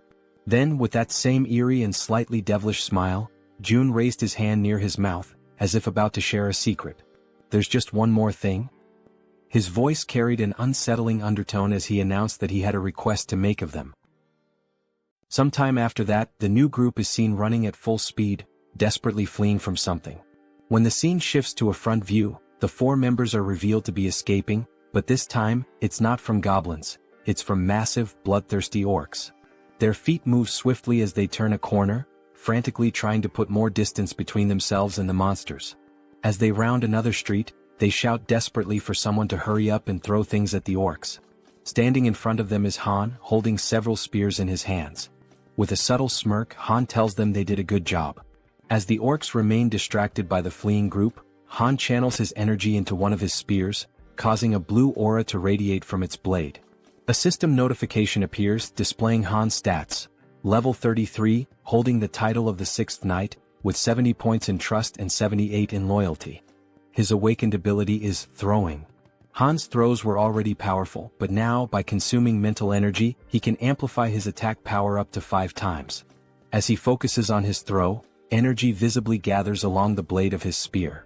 The system further indicates that his physical abilities increase by a percentage based on his loyalty, that the experience points and money dropped by monsters are tripled, and that knights can grow at an accelerated rate. Then, with immense force, Han hurls the spear, striking one of the leading orcs directly. Upon witnessing its companion fall, another orc becomes enraged. Gripping a massive machete, it lunges forward, ready to strike Han with a devastating blow. Despite facing such a formidable enemy, Han remains completely calm. That's because, from the back line, a well-aimed arrow infused with energy is already soaring toward the orc. The arrow pierces the orc's head, and with that, it's clear who fired the shot. The archer had been providing cover from the rear all along, and that was precisely why Han could remain so composed. As the second orc collapses, Han swiftly draws another spear and hurls it toward the third orc. The moment it lands, Han finally exhales and says that it's all over. At that moment, a notification appears for June, informing him that he has successfully hunted a level 19 orc and earned wands as a reward for the mission to eliminate 100 orcs. With the mission now complete, 3 people who had been hiding from the orcs in that region are rescued. Han approaches them, reassuring them that there is a safe place they can go. As they move toward the main group, the system suddenly issues an alert. Unauthorized individuals are attempting to enter. The system then prompts Seo Jun, asking if he would like to grant them citizenship. Having just deactivated his Ultimate Eyes ability, Jun notices that this time, there are 3 new individuals. When he looks at the system's interface, he realizes that by accepting them, the total number of citizens under his care has now reached 200. A new system notification appears, confirming that citizenship has been granted to the 3 newcomers, bringing the total to 200. The system further reveals that as the number of citizens reaches certain thresholds, new abilities are unlocked. This time the ability Tax Collection has been activated. This newly unlocked ability allows him to collect 10% of all the money his citizens possess. However, it comes with a cooldown period of 30 days. Realizing this, Jun understands that the tax collection ability essentially returns a portion of the citizens' money to him. As he contemplates it, he notes that these kinds of actions are not something he can freely reverse whenever he wants. Biting his finger anxiously, he acknowledges that he will have to wait for a long time before he can actually benefit from it. But time is a luxury he does not have. He is running out of time to save his parents and must send Han's team to where they are as soon as possible. Scrolling through the system, Jun considers redistributing only 30% of the collected funds, seeing it as an investment. Upon executing this command, the system notifies him that the ability's level has increased, reaching level 10 and granting him 3 additional skill points. At that moment, Jun feels a sharp tightness in his chest, accompanied by an intense pain. A deep purple domain expansion begins spreading beyond the building. Another system notification appears, displaying a congratulatory message. It states that with this expansion, an official declaration has been made across every corner of the apartment complex. Additionally, a fund of 1 billion wands has been deposited into his wallet. Furthermore, the construction function has been activated. Still clutching his chest from the lingering pain, Jun looks at the system screen, reading the new notification. His mind immediately starts racing, questioning what exactly this construction function entails. The system then displays a list of available facilities that can be built, along with their respective costs. It also shows the value of the fund and an annual production revenue of 30 million wands. The available construction options include a solar power generator, a store, and a training facility. As he reads through the details, Jun is visibly shocked. The annual revenue is only 30 million wands, yet installing a solar generator alone costs 130 million wands. That means he would need to maintain the solar power system for nearly 5 years just to break even. Following this realization, the system asks if he would like to proceed with installing the solar generator. For now, Jun declines, stating that his current priority lies elsewhere. The money needs to be allocated toward more immediate necessities, such as increasing the levels of his vassals. At that moment, Jun notices something different, something unusual. The system displays the total amount in the fund, exactly 1 billion wands, the same amount he had received upon leveling up. After investigating further, the system clarifies that this amount is exclusively available for construction purposes. Trying to process what he was reading, it takes Jun a moment for everything to click. But when it finally does, he smiles, realizing just how significant this is. This money is entirely separate from the funds in his personal wallet. Seeing this as an extremely positive thing, Jun quickly understands that there's no reason to hold back from using it all.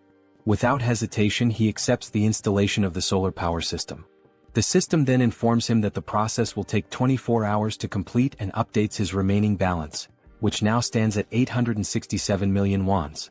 Looking at the cost, Jun realizes that it was surprisingly cheap. This leads him to ask whether the system is capable of installing an additional solar generator. The system responds that only 1 solar generator can be installed per apartment building. With that in mind, Jun shifts his attention to the store option. As he selects it, he is met with an unexpected but pleasant surprise. The feature is far more impressive than he had initially thought. This store is directly linked to the one he already owns, allowing him to sell registered items to his citizens. However, what truly makes this ability unique is that it is not a physical store. Instead, the system produces items in real time, and as long as there are funds available, the system itself will handle the transactions. Up until recently, managing and distributing supplies had been a tedious and time-consuming task, with Dabin having to handle most of the distribution. But now, with a system-operated store in place, the citizens will be able to purchase what they need on their own. As he reflects on this, Jun realizes that he can personally set the prices, increasing overall liquidation rates even further. Without hesitation, he issues the command to install the store immediately. The system prompts him to select a location for the store's installation. He carefully considers the available locations before deciding to place it on the 101st floor. The system then displays the remaining construction time, 48 hours until completion. Finally, the third option, the training facility. The system notifies him that this training facility will allow citizens to improve their strength and endurance through basic training exercises, with a 200% efficiency boost. Additionally, for those below level 15, an extra 300% efficiency bonus will apply. Reading this, Jun feels a surge of excitement. He already knew that leveling up through training was possible, but with these additional boosts, progress would be significantly faster, making it even easier to reap mission rewards. The system also prompts him to choose a location for the training facility. Jun decides to install it across the entire second floor, converting the entire level into a dedicated training center. The system then updates, displaying a 72-hour countdown for its completion. Lastly, there are also the 3 skill points he had acquired. However, something new has also been unlocked, the itemization feature. This allows registered products to be purchased in different sizes and quantities. Intrigued, Jun taps on the system interface to learn more details. Until now, package deals were available, but individual purchases had only just become possible. Looking through the list, he sees various liquid-based items and notes that while not everything is there yet, the range of available options has expanded significantly. There are now different types of food and additional product variations. Now, with a slightly mischievous smile and a new plan forming in his mind, Jun realizes just how useful this could be. Meanwhile, back on the battlefield, Toji is clad in his knight armor, engaged in combat against an orc wielding a large knife. The orc lands a strike, but Toji's armor absorbs the impact, leaving him completely unharmed. Spotting an opening, Toji seizes the moment and delivers a decisive blow, eliminating the orc with a single strike. After defeating his opponent, Toki sighs in relief, muttering that it was a close call and that this battle is far more exhausting than expected. From behind him, Han calls out to Toji and poses a question. What would happen if he threw the halberd he was holding? Looking down at the weapon in his grip, Toji admits that he has never actually considered that possibility before. Han then asks him to hand over the halberd for a moment, wanting to try something. As soon as Han takes hold of it, a familiar blue aura begins to radiate from his hands. Focusing intensely, he prepares himself before hurling the weapon with all his might. The halberd soars through the air at an incredible speed, vanishing into the distance with overwhelming force. Toji, wide-eyed in shock, watches in disbelief before finally speaking. He had assumed Han was joking when he mentioned throwing the halberd. Now, however, the weapon was far beyond their reach. Crossing his arms, Han simply responds that he has already thrown it. Now he suggests that Toji deactivate the weapon's summoning and call it back again. Only then does Toji finally understand what Han had been thinking when he proposed the idea. Focusing, Toji channels his energy and cancels the summoning of the halberd before reactivating it. Instantly, another halberd materializes in his hands. Toji stares at the weapon in awe, his surprise quickly turning into exhilaration. Overcome with excitement, he turns to Han, calling him a genius. Han, however, remains modest and tells him not to exaggerate. Just then the female archer arrives looking somewhat tense. She informs them that they need to leave as her supply of arrows is running low.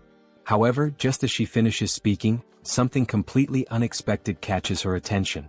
Glancing down at the ground, the archer spots something unusual. Confused, she asks what it is, because right before their eyes, a fresh quiver filled with new arrows is materializing out of nowhere. It was as if the Jun himself was telling them that they were meant to continue the mission. Retreat was not an option. The system displays a new ability called Omni-Focus, which allows the user to activate another ability while observing an area using the Ultimate Eyes ability. After collecting the new arrows, the archer continues hunting creatures alongside the group. The system keeps notifying them of the orc kills, showing that the last one was level 19 and the amount of one deposited into the shut-in wallet. Additionally, the system indicates that some citizens have completed the mission assigned to them, resulting in more ones being spent. Furthermore, some citizens are leveling up. With his arms crossed, Jun looks at the system and realizes that he has always been right. It is indeed possible to increase attributes through mission rewards as well. A glimmer of hope begins to appear in his thoughts. Staring out the window, he notes that his parents' house is about 10 kilometers away, which would take approximately 3 hours on foot to reach. After considering this, he decides to take a walk around the building and heads toward the elevator. Upon stepping out, he makes his way toward the rooftop, approaching the highest point of the structure.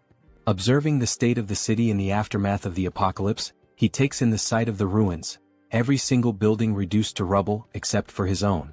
The devastation is overwhelming, and he mutters that this is truly horrifying.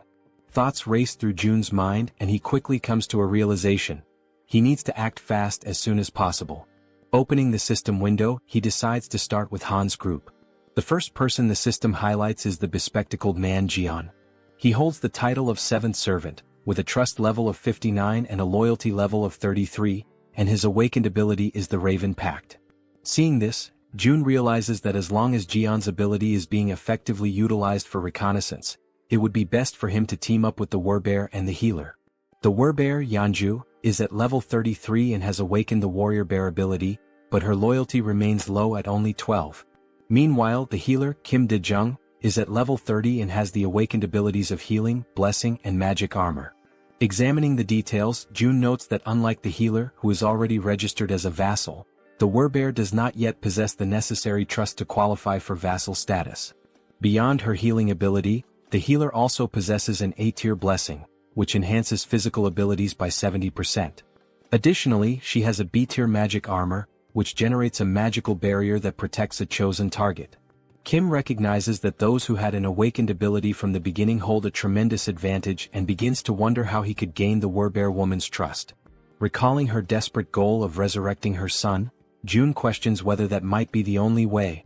He opens the system's resurrection tab and immediately, the system informs him that he does not have enough money to grant the reward, instructing him to acquire more funds. Kim clenches his fists in frustration, irritated that he still lacks the necessary amount. An idea sparks in his mind, to drastically increase the difficulty of the missions to the highest level possible. He then declares that he will set up a mission to hunt a level 40 monster, knowing that such a monster must be incredibly powerful, which in turn would yield a far greater reward. With a serious expression, he sets the time limit to 24 hours. The penalty? Death.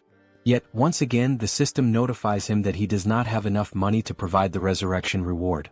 Despite the harsh penalty of death upon failure, Jun is infuriated that the system still deems it insufficient. Then, another notification appears, momentarily catching him off guard. The system announces that he has slain a level 18 orc. An idea suddenly takes root in his mind, perhaps a group mission might work. Without hesitation, he reopens the system and attempts to issue a mission to hunt a level 40 or higher monster, with the same 24-hour time limit and the same penalty of death upon failure. However, this time the reward is modified. The Werebear's son will be resurrected, but only for 1 day. Jun accepts the mission, determining that for now, he must ensure the Werebear woman fully commits to his cause. Back in his room, Seo Jun hears desperate knocking at his door. A frantic voice from the other side pleads for him to open it. Seo Jun moves toward the door, and as he cracks it open, he barely has time to react. The Werebear woman barges in without waiting for him to open it fully. She had already been informed of the mission's reward and the possibility of resurrecting her son, which explained why she looked completely exhausted. Her eyes brim with tears as she declares, with a trembling voice, that she will do anything, anything at all, and she is willing to start immediately. Jun tells her that it is indeed possible, but there is a strict time limit, 24 hours to complete the mission and 24 hours for the resurrection itself. Upon hearing this, the Werebear woman collapses into uncontrollable sobs, overwhelmed by the mere possibility of something she had long believed to be impossible. Tears stream down her face as she expresses her heartfelt gratitude to Jun, telling him that she is truly happy, ecstatic, to have even just 1 day with her son. With unwavering determination, she promises that she will do whatever it takes to make it happen. After that, the system notifies that she has surpassed 30 loyalty points and can now be registered as a vassal. Sometime later, Jun is seen lying in his room, staring at the ceiling. And with nothing but the power of his mind, he manages to turn on the light. Realizing that he succeeded, he shifts his focus to the faucet and attempts to do the same. He concentrates, directing his thoughts toward opening the faucet until water begins to flow. At first, only a few droplets trickle out, barely noticeable. He concentrates a little harder, and this time he manages to fully open the faucet, allowing water to gush out at maximum flow. Feeling somewhat relieved, June comments that this is pretty cool, but at the same time he has already grown somewhat accustomed to it. Now he feels as if he has become a mage, like something straight out of Harry Potter, wielding a wand and controlling electricity, water and gas with precise mastery. The system then displays an update, indicating that the store's earnings are being calculated. A total of 320,981 wons has been deposited into the shut-in wallet. Glancing at the system, June does some quick calculations and realizes that a profit of 320,000 wons suggests that today's total sales have exceeded 1.5 million won. He activates the Ultimate Eye's ability to check on the people within the building, observing what they are doing on the different floors. On another floor, a man asks how much they need to save. Another man, holding a bow, responds that the bow itself cost 150,000 won, and today they only earn 10,000 won, meaning it will take roughly 15 days. The first man calls the other an idiot, pointing out that he didn't even factor in the cost of water and food for the next 15 days. Frustrated, the man with the bow turns his back and says that since the other is so smart, he should calculate everything on his own. Observing the interactions and dynamics between the people, June notes how much the atmosphere has shifted ever since he started distributing the reward money. He also realizes that ever since the mysterious place known as the store appeared on the first floor of the building, the small amount of money earned from hunting goblins has begun to ignite a growing desire among the people to hunt even more. And now that there are no longer enough goblins left within the apartment complex, people are being forced to venture outside in search of prey. Looking at the system, he feels a certain satisfaction, as level-ups are progressing steadily, and the number of new citizens has grown significantly. The system shows that the current population is 789, with XP and money bonuses now at 100%. Fixated on the system screen, Seo Jun realizes that things are about to expand exponentially from this point forward. Then once again another notification appears. Another level 18 orc has been slain. Sometime later, down below, the Werbear woman, with her immense superhuman strength, is tearing through wave after wave of goblins, crushing them without hesitation. Now she is emitting a golden aura, striking fear into the goblins before they even have a chance to fight back. Without wasting a single second, her thoughts consumed by the possibility of seeing her son again, she charges forward, completely obliterating the remaining goblins. Once no more goblins are left standing, she begins to revert to her human form. The exhaustion catches up with her, and she breathes heavily, struggling to steady herself. From a distance, the healer calls out to her, asking if she is okay and whether she is injured anywhere. The Werbear reassures her that she is fine, stating that even if she were hurt, it wouldn't be enough to stop her. The healer, concerned, urges her not to push herself too hard, mentioning that she is eliminating all the monsters before anyone else even has a chance to fight them. The Werbear apologizes, insisting that she isn't trying to steal anyone's kills. The archer, curious, asks why she is apologizing in the first place, pointing out that by taking down the monsters so quickly, she is making things much easier for everyone. Hearing this, the Werbear feels a sense of relief. Her companions are not upset with her after all. Watching from afar using the ultimate eyes, June acknowledges that forming this team was indeed a good decision. The system then updates, displaying the Werbear woman's status. Her name is Yun, and she has now reached level 40, with her trust and loyalty both rising to 66. She has also acquired new abilities beyond just her Werbear transformation. The newly awakened abilities are Ancestral Vital Blood and Primal Frenzy. These new abilities grant her a 50% boost to melee attack damage. Additionally, whenever she sustains wounds, Vital Blood drastically increases her regeneration. Furthermore, her eyes turn crimson upon witnessing blood, triggering an effect that amplifies her physical abilities by an astonishing 300%. Before she has a chance to process these new developments, the women suddenly hear a terrifying, unfamiliar roar echoing through the air, immediately putting them on high alert. The growls grow louder and closer, signaling that whatever is coming is approaching fast. Then, out of the shadows, a monstrous figure appears, stopping just a short distance in front of them. Without hesitation, the archer swiftly pulls back her bowstring, while the Werbear instructs the healer to fall back slightly. Standing before them is an orc, its presence alone exuding an overwhelming aura of menace. Its crimson eyes gleam ominously, and its body is riddled with deep scars, evidence of countless battles. In its massive hands, it grips a weapon resembling a giant club, and it begins to speak in a language that none of them can understand. Faced with the imminent threat before her, the Werbear woman does not hesitate for a single second and immediately begins her transformation. In an instant she completes the shift into her full beastly form, her massive figure standing in a battle stance directly in front of the orc. Now, enveloped by her golden aura, she lunges forward to attack the enemy, while in the background both the archer and the healer call out, urging her to be careful. As she charges, she lets out a deafening roar in an attempt to intimidate the orc, but he remains unfazed, standing his ground and locking eyes with her. With his club firmly in hand, the orc also assumes a battle-ready posture, prepared to engage the Werbear head-on. At that very moment, the Werbear woman unleashes her first strike. However, the orc reacts swiftly, managing to block the attack with his weapon. Without hesitation, she delivers another blow, but the orc remains solely on the defensive, skillfully withstanding the onslaught of her relentless attacks. Noticing an opening, she quickly shifts her angle, launching a strike from a different direction in an effort to land a clean hit on her opponent.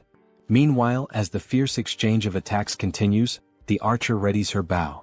With unwavering determination in her eyes, she focuses intensely on her target, and a brilliant blue aura begins to radiate from the arrow. Observing the battle closely, she notices a brief moment when the orc becomes slightly distracted while fending off the Werbear's strikes. Seizing the opportunity, she releases her powerful shot with impeccable precision. Catching sight of the incoming arrow, the Werbear woman swiftly retreats a few steps to avoid being hit. The orc, displaying impressive reflexes, swiftly swings his club to deflect the projectile, narrowly avoiding the attack. However, this movement momentarily exposes a weakness, and without wasting a second, the Werbear, fueled by raw fury, surges forward with overwhelming force. With the full weight of her massive body behind her charge, she manages to slam into the orc, sending him crashing to the ground. Not allowing him even a moment to recover, she bares her enormous, razor-sharp fangs. The orc's eyes widen in terror as he realizes that this could very well be his end, and with a single devastating bite she finishes him off, bringing an abrupt end to his life. At that precise moment, the system notifies June that he has successfully hunted a level 28 orc captain, and as a result, a larger sum of wands has been deposited into the shut-in wallet. Additionally, a certain condition has been fulfilled, one that allows for the construction of a new forward outpost. This forward outpost resembles a defense tower, and according to the system, it serves as a safe zone located outside of the main home. When activated, it temporarily exerts the same protective influence as the house itself. There are two conditions for its activation.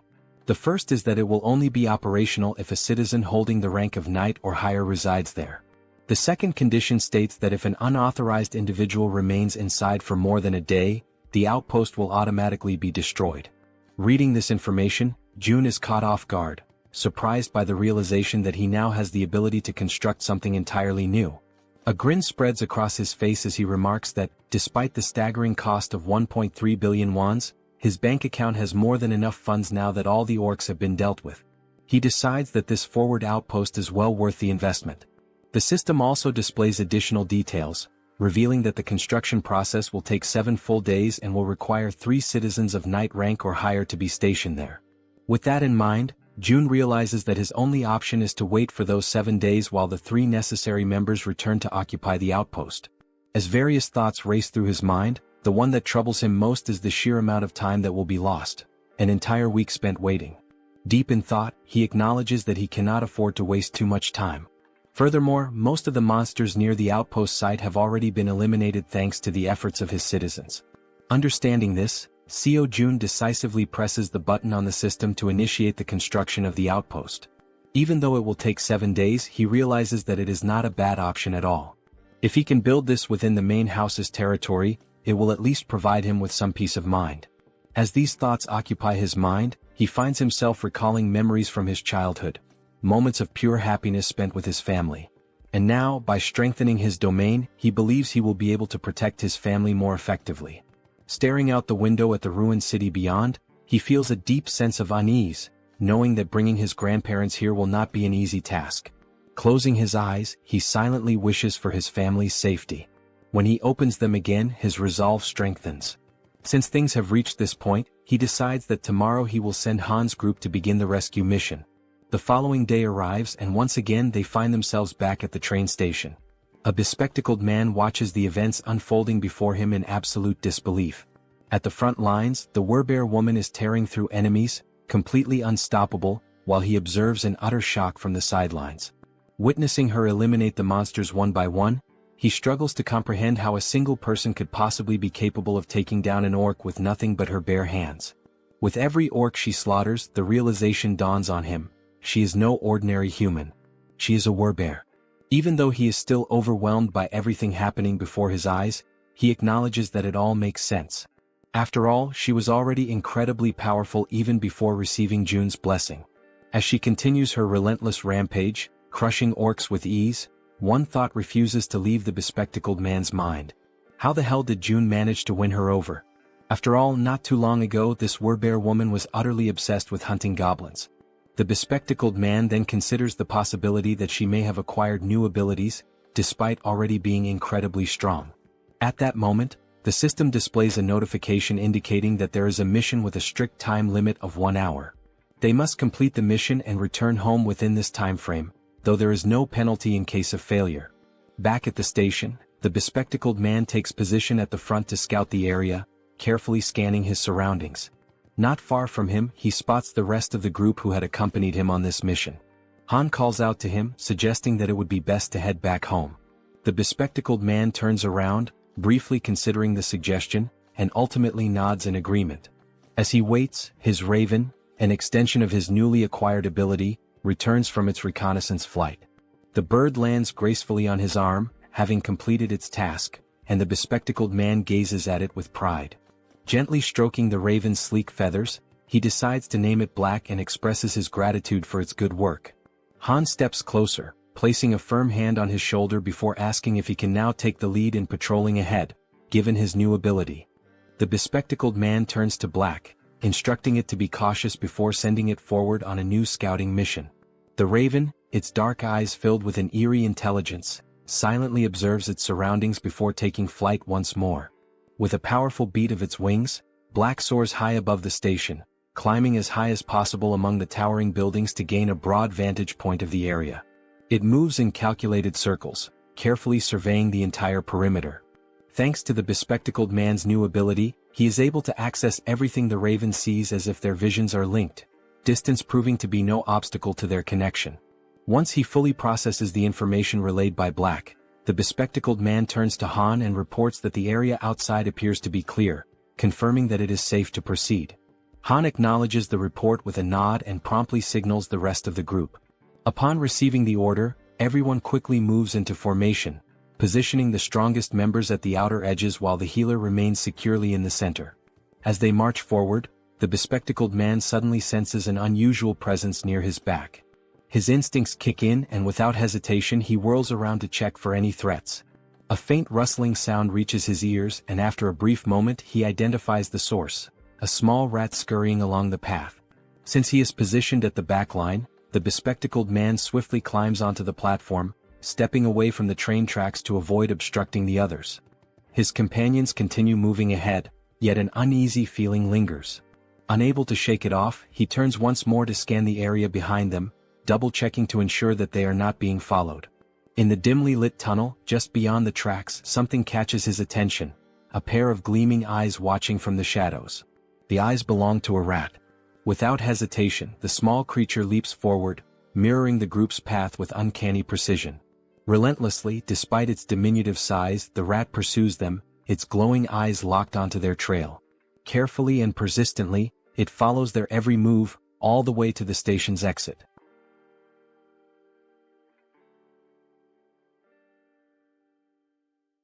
A short while later, back at the apartment, Seo Jun expresses his desire for everyone to help him. Lowering his head slightly, he humbly asks for a favor and begins to explain the situation regarding his family.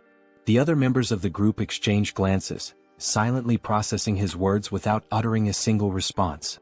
Jun continues, acknowledging that the chances of his family being alive are slim, given the current state of the world.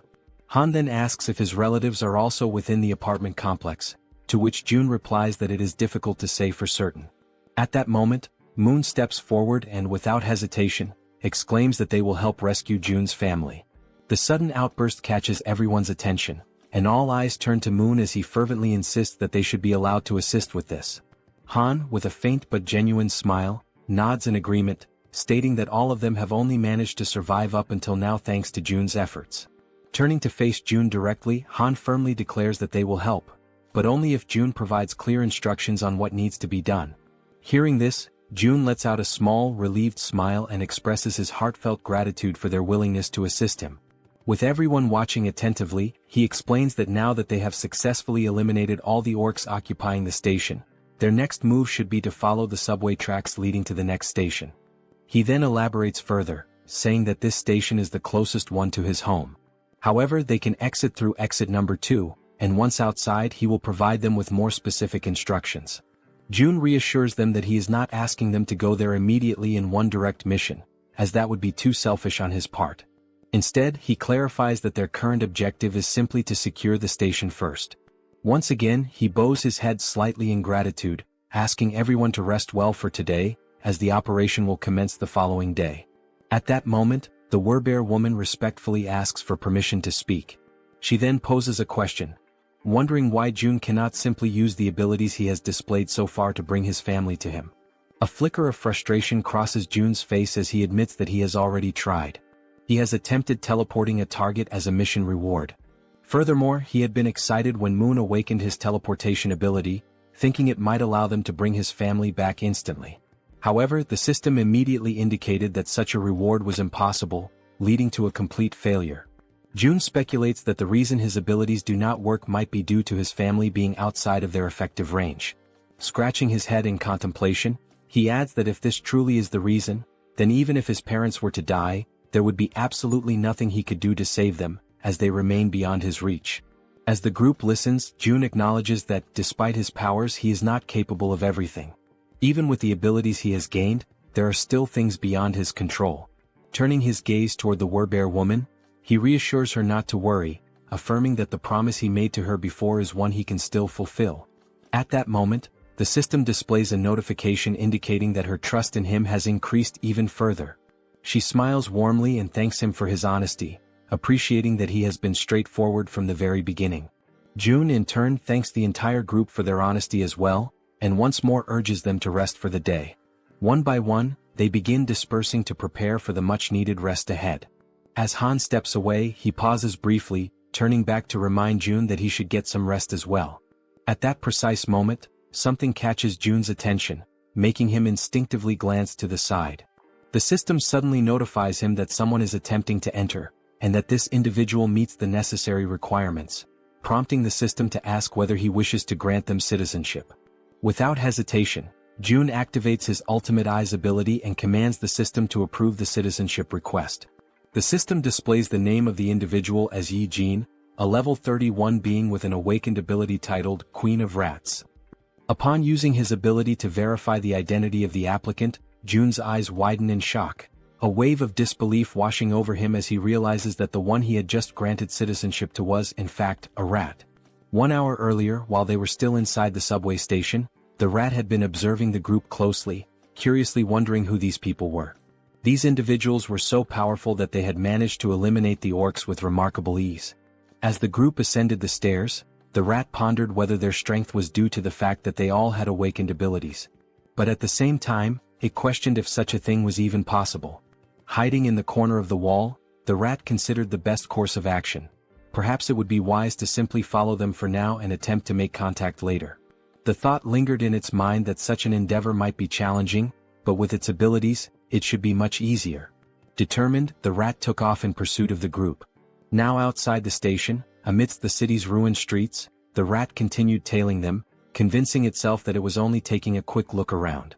Upon arriving at their destination, the rat's ears twitched as it picked up the sound of human voices, children's laughter and other noises that were incredibly unusual in this world. Looking ahead, it saw children playing carefree, as if untouched by the devastation that plagued the rest of the world. The sight left the rat in complete shock. In a post-apocalyptic world, such a scene was simply unnatural. Turning its gaze to the other side, the rat found itself questioning why so many people were gathered inside that particular building. Fixating on the only structure that remained completely intact, it wondered what in the world that place was. With a deep sense of curiosity, it decided to take a closer look. However, as it attempted to leap up the steps and enter, it slammed its head into something invisible. A dull ache surged through its skull, and a large lump immediately began forming on its tiny head. The sudden pain caused the little rat to let out a pitiful cry. It had collided with a system-generated window that displayed a message stating that entry was prohibited. While rubbing its sore head and trying to make sense of what had just happened, another system window appeared before it, asking whether it wished to acquire citizenship. Still slightly irritated from the unexpected collision, the rat, without much thought, accepted the citizenship offer. Yet, despite agreeing, the system window stubbornly remained in front of it. A flicker of frustration crossed the rat's face as it muttered that such a thing was probably impossible for a mere rat. But in the very next instant, the system confirmed that citizenship had indeed been granted.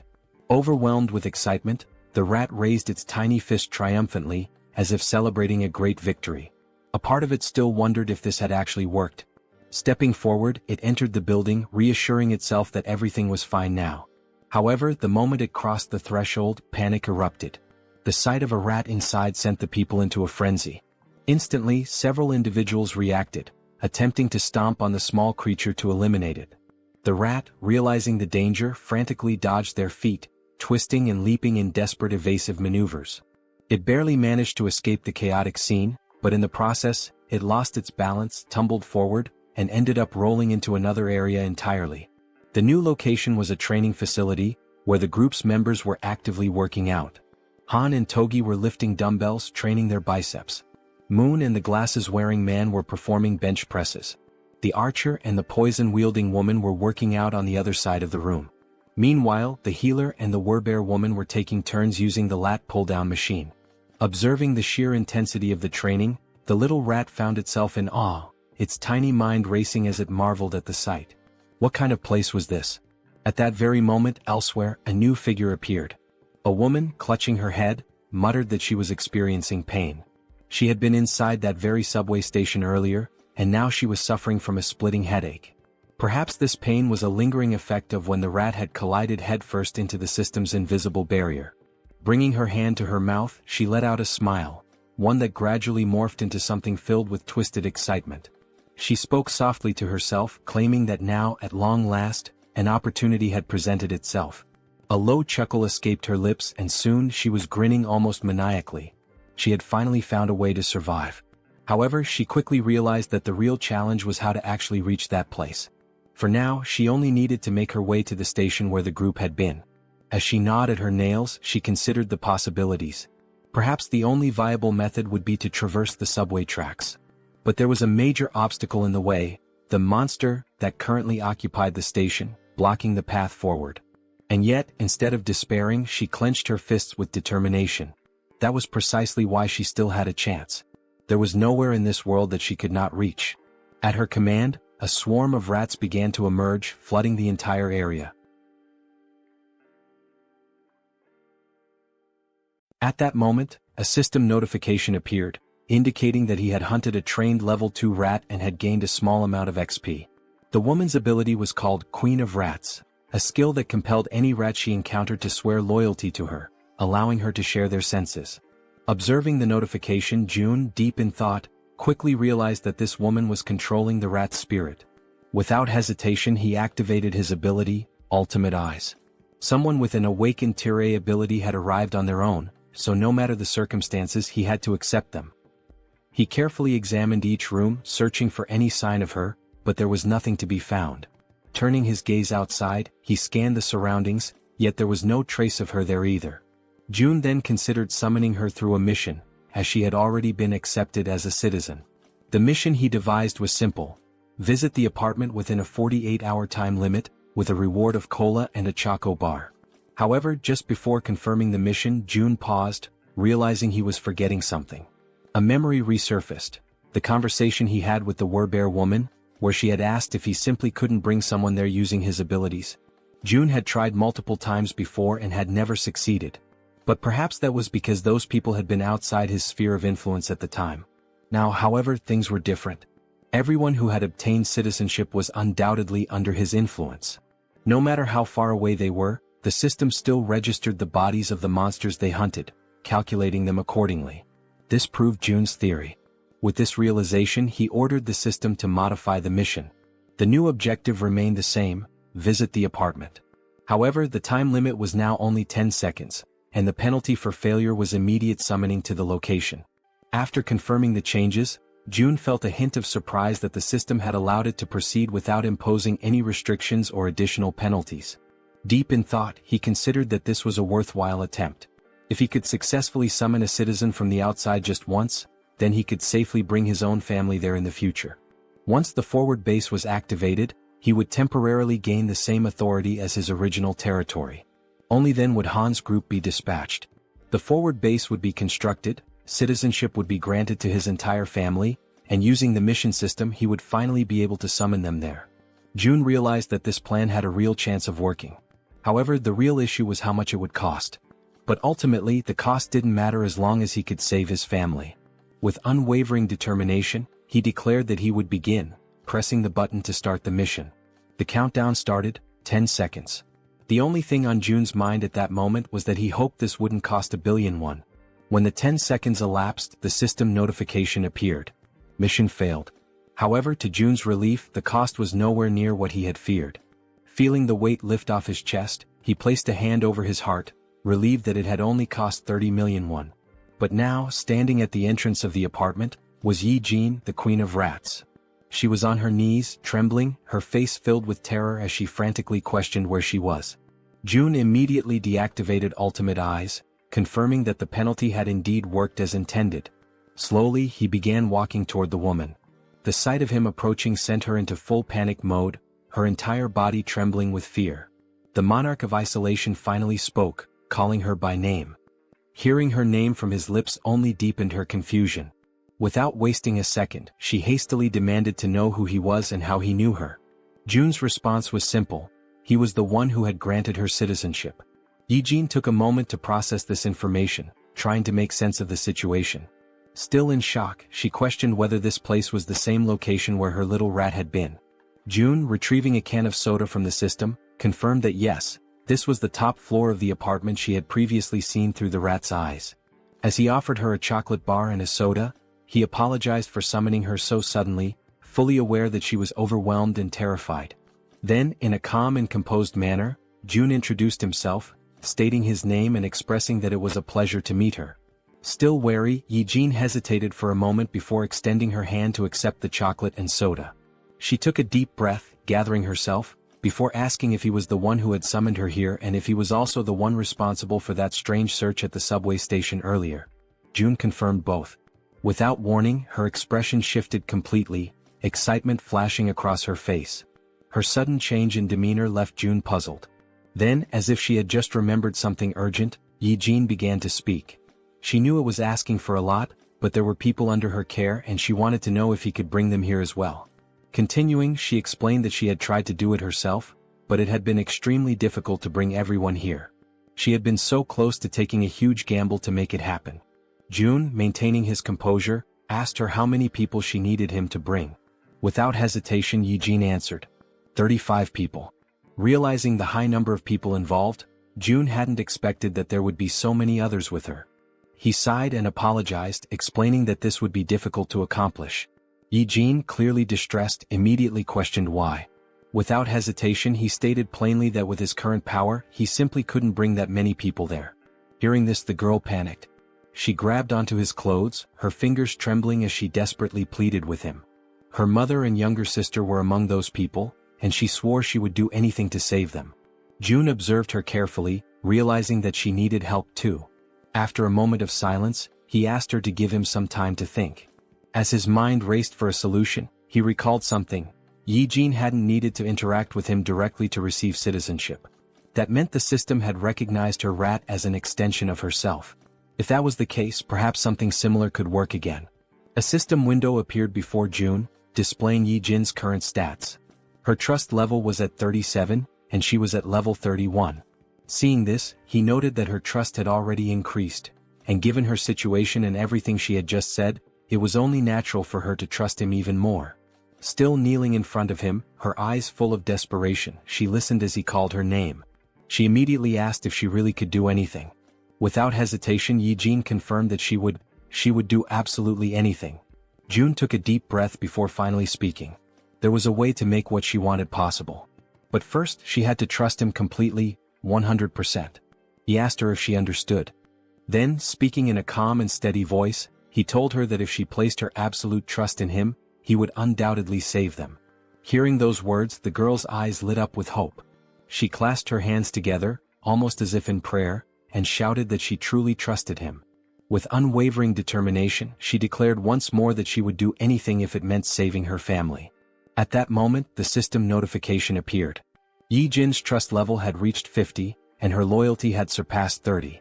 This fulfilled the conditions for her to be registered as a vassal. June grinned. This was good, very good. And what came next would be even better. Without hesitation, he pressed the system window, selecting the option to register her as his vassal. At that exact moment, a blue aura surged forth, enveloping Yi-jin's entire body. For a brief instant, the unexpected sensation startled her. Then another system window appeared. Yi-jin was now officially recognized as 10th Seed, Knight and Tamer. Her awakened abilities were listed as Queen of Rats, Evolution. June read through the details carefully. The Tamer title granted her the ability to enhance the stats of her tamed creatures based on their loyalty. Additionally, their growth speed would accelerate according to her trust level. On top of that, the evolution ability was classified as Tier A+. It allowed her tamed creatures to continuously grow, and once they reached a certain threshold, they would evolve. As he watched the glowing energy flow through her body, June asked her a critical question. Were there tamed rats near where her family was located? Yi-jin, still feeling the power coursing through her, nodded quickly. June immediately issued an order. She was to send those rats to where her family was right now. Without hesitation, the Rat Queen confirmed she would do it. She sat down cross-legged, closing her eyes in deep concentration. She needed to direct her consciousness to her rats, guiding them to her family's location.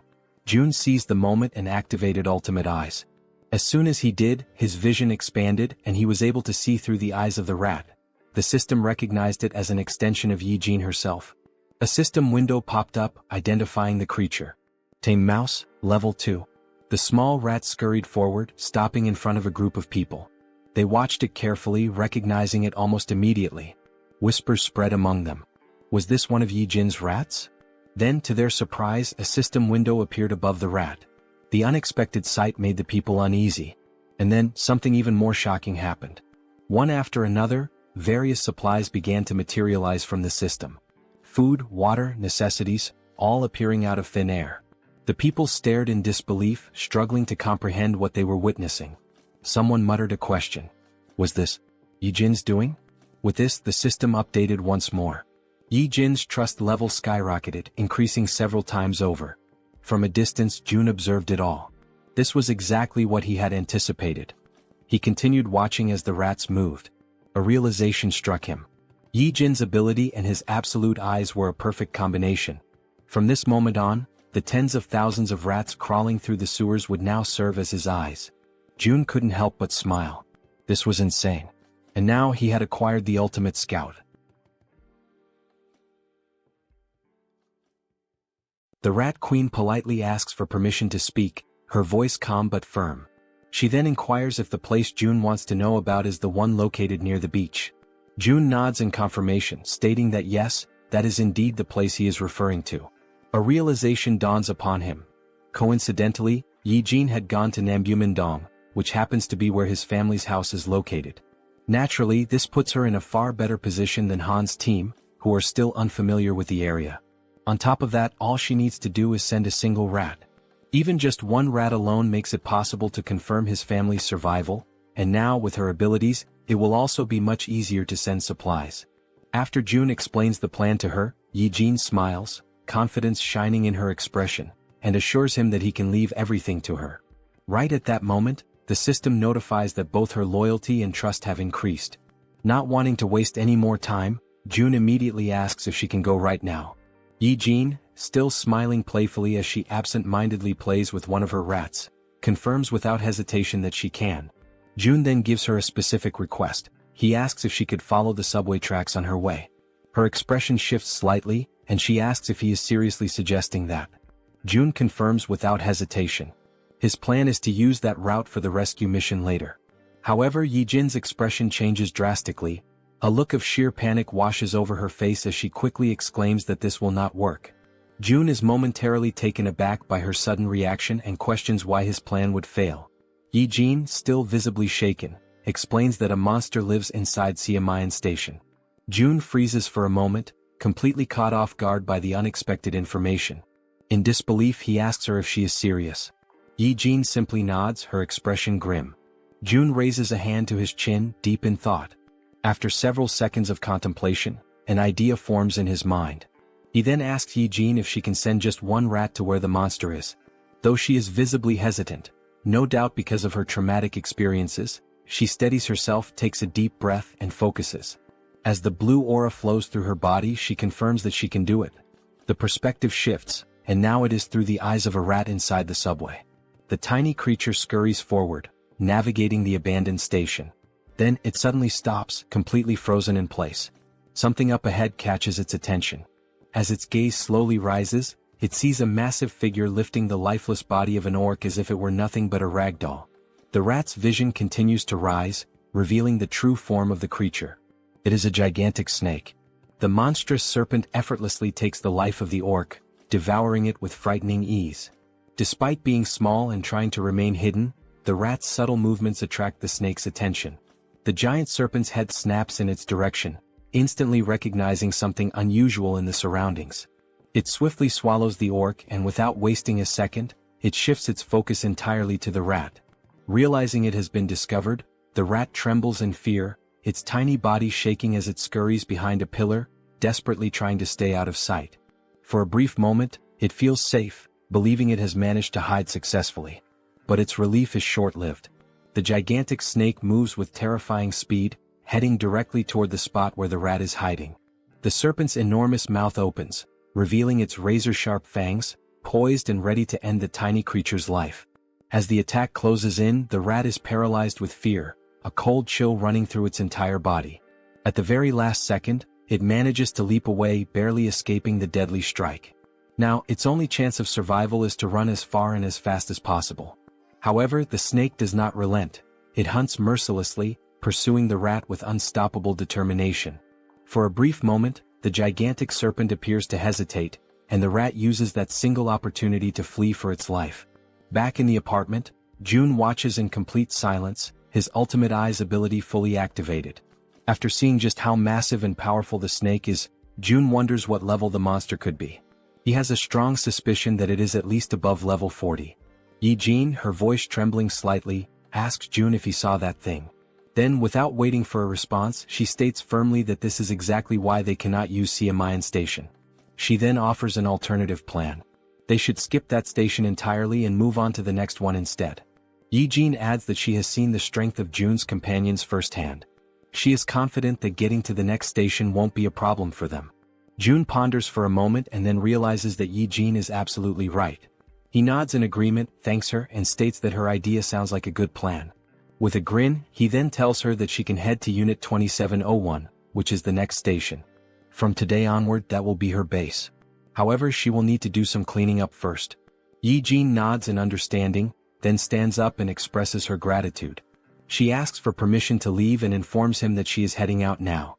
Jun reminds her to be careful. As Yijin walks away, Jun finds himself lost in thought. Had it been before he met her, this would have likely been his exact plan. A small smile plays on his lips as he acknowledges this fact. With that, he opens the system interface and gives the command to install solar power generators. The system confirms that the installation process will take 24 hours to complete. Outside, numerous photovoltaic panels begin automatically installing themselves on the rooftops, as the system efficiently carries out the task. Gazing out the window, Jun watches the progress. This system is impressively efficient, that much is clear. However, even with its current capabilities, it is still not enough to sustain the nearly 800 people under his care. And if they want to raise funds to install more facilities, they will need more people working. At the very least, they must establish a 3-shift system. The same applies to the new common facilities, which include solar energy, the store system, and the training center. Still standing and looking at the system, Jun says that now is when it truly begins. More hunts. The scene shifts to Han's group, who are running in fear from something chasing them. As they sprint forward, Han quickly glances back and realizes that their pursuers are closing in. Knowing they won't be able to outrun them forever, they decide to stop and prepare for battle. The creatures chasing them are massive bats, flying at incredibly high speeds. The entire group launches their attacks at once, unleashing powerful projectiles. Arrows soar through the air, and as everyone knows, they are infused with a brilliant blue mana. They pierce the bats in multiple places, causing the creatures to screech in agony. After a relentless barrage of attacks, they finally defeat all the bats that had been pursuing them. Once the battlefield falls silent, and none of the bats show any signs of movement, the archer turns to the group and asks if anyone is injured. The group reassures her that they are all unharmed. The poison-wielding woman then shifts the topic, asking the archer about the giant serpent that June mentioned residing in Siamayan Station. She questions whether they truly believe they can take it down on their own. The archer responds confidently, saying that everything should be fine since, if things go south, June can summon them back to the apartment at any moment. The poison-wielding woman nods in agreement, realizing that she is worrying too much. Listening to their conversation, Han grins and reassures her, saying that she doesn't need to overthink things since June is monitoring everything from afar. He then issues the order to move forward. After walking for some time, they finally arrive at the station where the giant serpent is lurking. The first sight before them fills them with horror and an overwhelming sense of dread. Scattered across the ground are the lifeless bodies of goblins and orcs, torn apart in a gruesome display. Among the carnage, a train car has been derailed, lying on its side off the tracks. The grotesque sight is enough to make the poison-wielding girl gag, barely able to hold back her nausea. Han orders the rest of the group to proceed while she takes a moment to recover. As they advance slowly, exercising extreme caution, Han suddenly senses something off, an eerie, unsettling feeling, accompanied by the distinct sound of a snake hissing. His instincts scream at him, and he immediately shouts for everyone to stop and be on high alert. The group tenses up, readying themselves for whatever might come next. Being at the front, Han is the first to see it, and his body freezes in terror. Emerging before them is the giant serpent. Its scales shimmer with a deep purple hue, and its golden eyes gleam with an insatiable thirst for blood. Faced with such an overwhelming presence, the entire group trembles in fear, unable to utter a single word as adrenaline surges through their veins. Toji is the first to break the silence, shouting in desperation, asking how they are supposed to fight a monster like this. At that moment, each of them frantically tries to think of a way to survive. Despite his own fear, Han instinctively pulls the archer into his arms as she, too, is frozen in place. With a firm voice, he yells for everyone to drop to the ground immediately. Without hesitation, the group obeys, crouching low as a series of devastatingly fast strikes slice through the air above them. The attacks are so rapid that they can only hear the sharp sound of the wind being cut, followed by the impact of the strikes smashing into the metro walls. At that moment, a system notification appears, revealing a new party quest. The objective: eliminate the giant serpent. Time limit: 10 minutes. The reward: a massive amount of XP. There is no penalty for failure, but everyone knows the truth. Failing this battle will cost them their lives.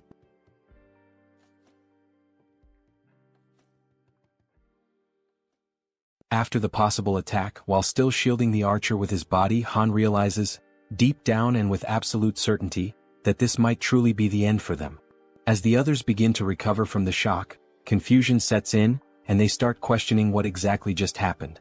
They wonder if that impact could have been an earthquake and whether it really came from the serpent itself. At that precise moment, a system notification appears before Han's eyes, causing them to widen in shock and disbelief. A party quest has been granted. The objective is to finish off the giant serpent. Staring at the notification, Han questions aloud why the system used the term "finish off the snake," rather than simply instructing them to fight or defeat it. But when he turns his attention back to the creature, he notices something has changed. Observing from a distance, with the archer still kneeling by his side, Han wonders aloud what in the world is happening and why the serpent is behaving so strangely. The serpent's scales are soaked in blood, and parts of its flesh seem to be melting, as if it is dissolving from the inside. Han glances over at the werbear woman, and they exchange a meaningful nod, silently agreeing to take initiative. Frowning, Han admits he has no idea what's going on.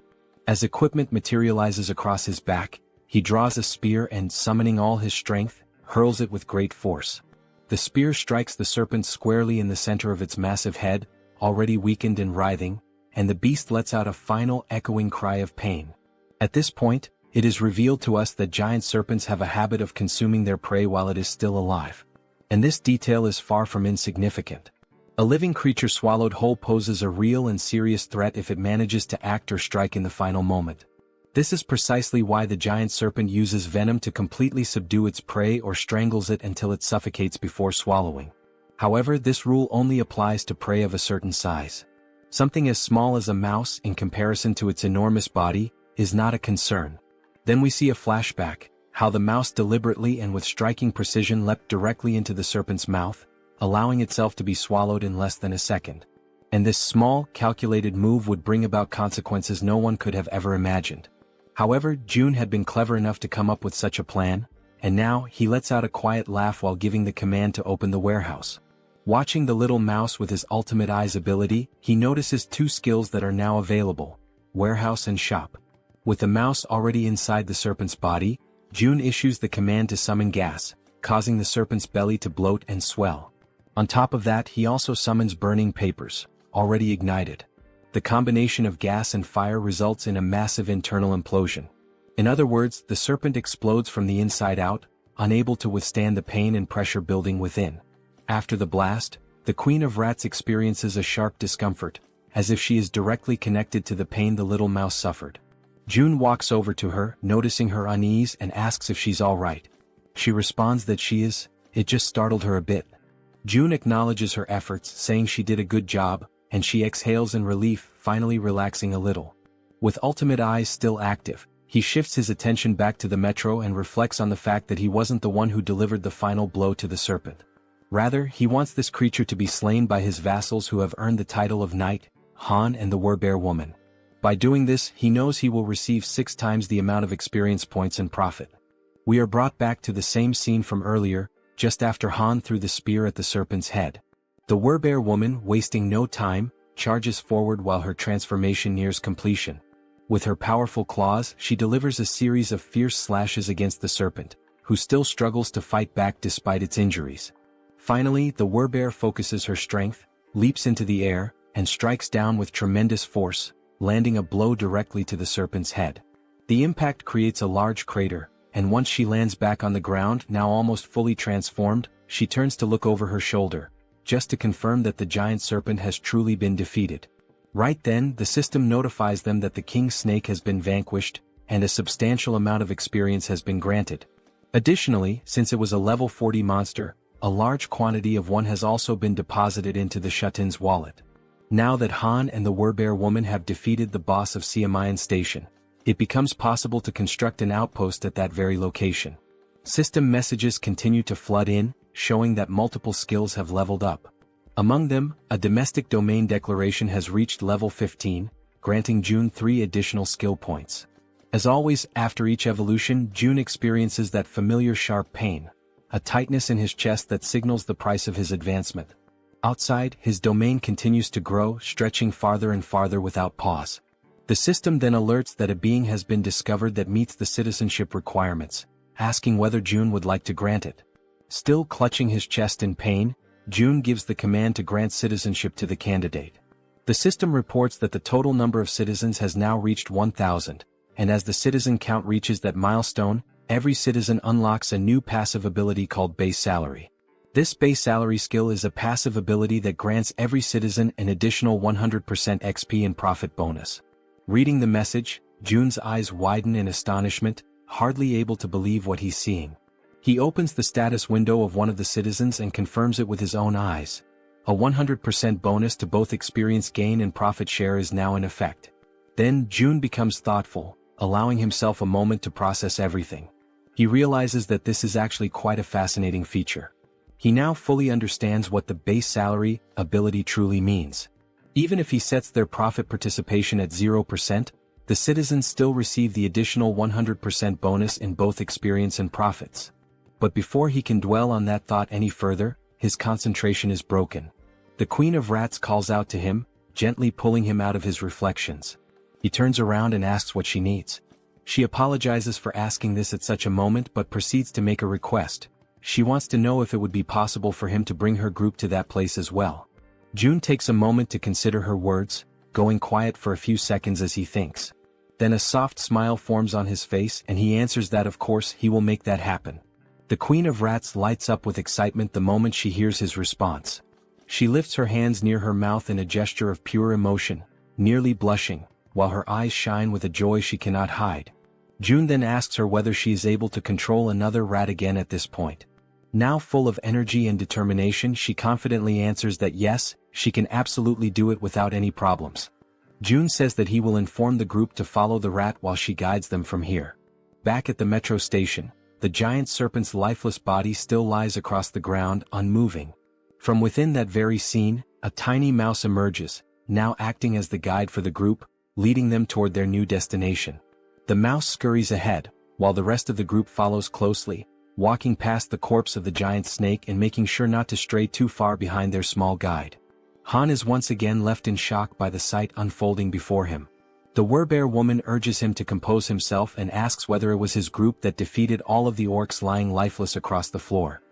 He immediately denies it and turns the question back to her. But she also says that she didn't do it either. When she arrived, the orcs were already in that state. That leads them to conclude that this must be an orc territory, and whoever defeated them must be far more powerful than they are. As they keep walking, all the group can see are orc corpses and splashes of blood staining the ground, while they continue following the mouse that is showing them the way. Han points out that now that the giant serpent has been dealt with, the major threat is gone. However, he warns that they must not lower their guard just yet. The archer agrees with his assessment, noting that there could still be hidden groups of monsters lurking in the shadows nearby. At that moment, the little mouse turns back to the group, squeaks, and gestures with its tiny paws as if to say, "Come on, hurry up." Seeing this action, Toji comments that this mouse is actually pretty clever, and Moon asks whether the mouse is part of June's skill set. The group presses on, continuing forward while June watches from a distance. Observing everything from afar, he judges that for now there don't appear to be any major threats in the vicinity. He shifts his gaze slightly toward a system notification, which informs him that he currently has 3 available skill points. Looking at the system message with a bit of anticipation, June begins to wonder where he should invest those points. He reasons that since his territory has recently expanded, the highest priority should be the Ultimate Eyes skill, especially because it synergizes with the Queen of Rats' abilities. So he gives the command to upgrade Ultimate Eyes. Once again, as always, he feels the painful consequences of evolving his skill. But this time, unlike the usual sharp sensation in his chest, he experiences something far worse, an unbearable and splitting headache. And unlike the previous version of this skill, the new level now allows him to see the level of monsters displayed above their heads. In addition to level, he can now see other data as well, such as height, behavior, intelligence, and even specific attributes or traits that make each monster stand out. Realizing how much easier this will make things moving forward, he affirms to himself that he definitely needed this ability. Because first, he needs to identify monsters of the correct level in order to assign suitable quests to people. This way he can reduce the cost of resurrection. Already aware of how useful this tool will be, he decides to use his remaining points. The next skill he chooses is dignity maintenance because now that he is meeting and managing more people, trust and loyalty are becoming increasingly important. He gives the command to level up that skill as well. However, just at that moment, right in the middle of his planning, something interrupts Seo Jun, throwing him completely off balance and into a state of panic. A deafening sound crashes through the area, abruptly ending his moment of reflection. That's when he realizes that the noises he just heard were similar to gunshots, sharp, loud, and unmistakably threatening. Since June had his Ultimate Eye skill activated at that moment, he was able to quickly realize that the gunshots had not originated from the apartment complex, but rather from the metro station. He immediately redirects his gaze back toward the metro and sees several goblins wielding revolvers in their hands. The goblins wear malicious, twisted smiles, clearly aware of the immense power they now hold with such weapons. Watching the scene unfold before him, the only question running through June's mind is why on earth goblins have firearms, and more importantly, how they managed to get their hands on them. Because it wasn't just one goblin with a gun, there were several of them, causing chaos and panic as they wildly fired their revolvers, spreading terror through the metro. Han and his group had already faced countless formidable enemies in the past, but never had they encountered a threat that escalated in danger so quickly and so unexpectedly. The suddenness of it put the entire group on high alert. Realizing the goblins were opening fire, Han immediately shouts out, commanding the group to run for cover and hide behind whatever protection they can find. The gunfire continued echoing throughout the metro station as the entire group managed to temporarily hide. From their cover, Han and the archer peek out cautiously, watching the scene unfold. Clearly frightened, the archer asks how the hell those damned goblins got their hands on firearms. Han responds grimly, saying the only thing he knows for certain is that it's not possible to fight them head-on under these conditions. But then Han allows a small smile to appear on his face, because he suddenly remembers, Moon is on their team. Without hesitation, Moon uses his teleportation ability, aiming to catch the goblins completely off guard and not give them a single second to react. His expression is fierce, filled with anger, and his eyes radiate pure determination. Without the slightest bit of remorse, he pierces the back of one of the armed goblins with his spear, driving it through the creature and silencing it with one final scream. That agonized cry is enough to alert the rest of the goblins, who immediately turn their attention to Moon, now fully aware that he's standing in the middle of them. But Moon is far from weak, certainly not as weak as the goblins had imagined. Using his close-range combat skills, he manages to decapitate every single goblin that tries to strike him, cutting them down one by one in rapid succession. Watching this from a distance, the goblins still wielding revolvers quickly realize that this is their best chance to shoot the boy before he closes in. But just as they prepare to pull the trigger, arrows suddenly strike their hands, forcing them to drop their guns in pain. The shots had come from the archer, who had been carefully observing the fight and saw the perfect opportunity to act. And she wasn't the only one. Toji, dressed in his heavy knight's armor, and the Werbear woman also launched themselves into the fray, charging forward to eliminate the remaining goblins. Both of them begin to attack fiercely, not giving the goblins a single moment to breathe or retaliate. From a distance, the man with glasses and the poison-wielding woman watch everything unfold in disbelief, clearly impressed by the strength and coordination of their companions.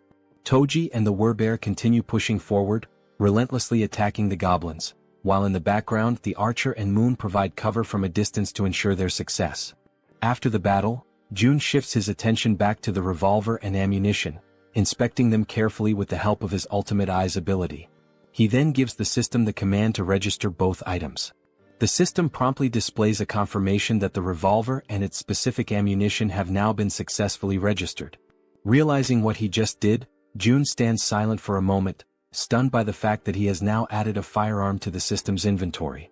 He quickly recognizes that he cannot display this item in the store for the general public to purchase. On the other hand, offering firearms in the shop would come with clear advantages.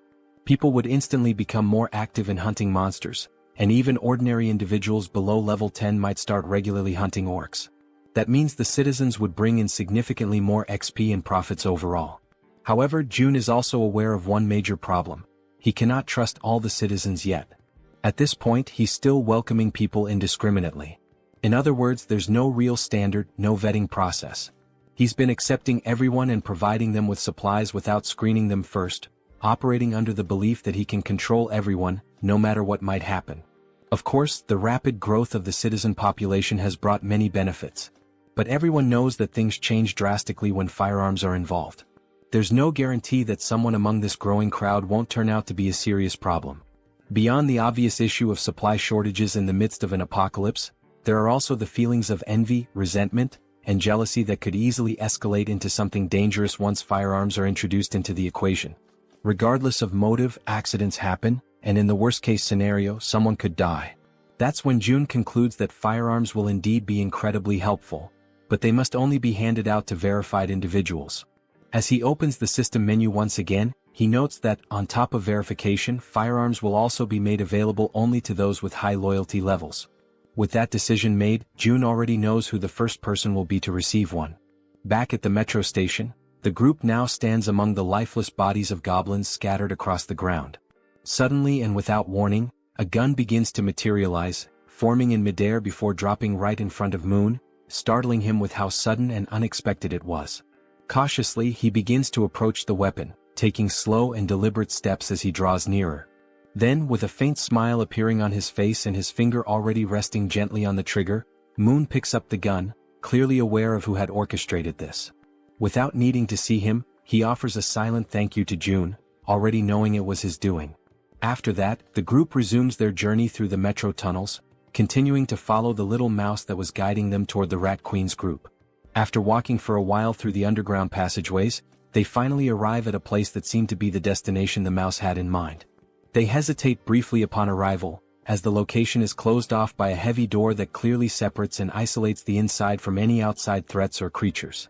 Then, as the leader of the group, Han steps forward without hesitation and makes the decision to open the door himself. As the door slowly creaks open, they immediately spot several people inside. The first ones to lay eyes on the newly arrived group begin trembling in fear, uncertain of who these newcomers are. For all they knew, it could easily be goblins or another kind of terrifying monster. Sometime later, the day turns out to be perfect for a walk. Apparently, June notices this and decides to get some fresh air.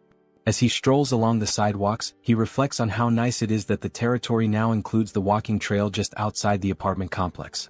He thinks to himself that it's been quite a while since he's gone out for a proper walk, and he quietly expresses his gratitude to Jaehyeon for coming along with him. While enjoying the peaceful moment, the system suddenly notifies him that an unauthorized entity is attempting to enter. Upon seeing that notification, June smiles and casually remarks that it seems they have arrived. Jaehyeon, intrigued, becomes curious to know who they are. The system then shows that a being who meets the requirements for citizenship is approaching the shelter, and it asks June whether he would like to grant citizenship. Without hesitation, he accepts. Moments later, Jaehyeon hears someone calling out her name and is met with a heartwarming surprise. In the distance, her mother and her sister Yeojin are excitedly calling out to her, waving with joy. In a moment of pure euphoria, the three of them run into each other's arms, embracing in a tight, emotional group hug. Their mother, overwhelmed with emotion, asks where she had gone without saying a word and tells her how worried she had been all this time. Jaehyeon sincerely apologizes for everything. After the hug, Yeojin's eyes sparkle with joy as she exclaims how good her sister smells and asks if she had taken a bath. Jaehyeon replies with a smile, saying yes, and not only that, they even have hot water here, and now her mother and sister will also be able to enjoy a warm bath. From a short distance away, June watches the heartfelt scene unfold, happy to hear them chatting about how the place has beds and hot meals as well. Then June calls out to the Rat Queen, and she quickly turns around, asking if something has happened. June informs her that Unit 2701 has now been assigned to her, and she is completely free to use it however she wishes. However, he warns that it might feel a bit cramped for 30 people. Upon hearing this, the girl turns back toward her mother and sister again. But they were not alone. All 30 individuals who had been trapped in the metro were rescued and brought safely to the shelter. Jaehyeon lowers her head for a moment, visibly deep in thought as she tries to come up with a solution to accommodate everyone. Interrupting her train of thought, June steps in and says that he'll provide 3 extra rooms for her, because she is more than worth it and truly deserves it. Hearing this makes her feel a little flustered and she offers a heartfelt thank you. June adds that she can also use units 2402, 2301, and 1902, all within the same building. Hearing that causes her eyes to fill with tears, and in the background her mother and sister smile with happiness and relief. Jaehyeon expresses her gratitude and says she will always do her best. After this emotional moment, the system displays a notification showing that the loyalty and trust levels of many citizens have significantly increased in an instant.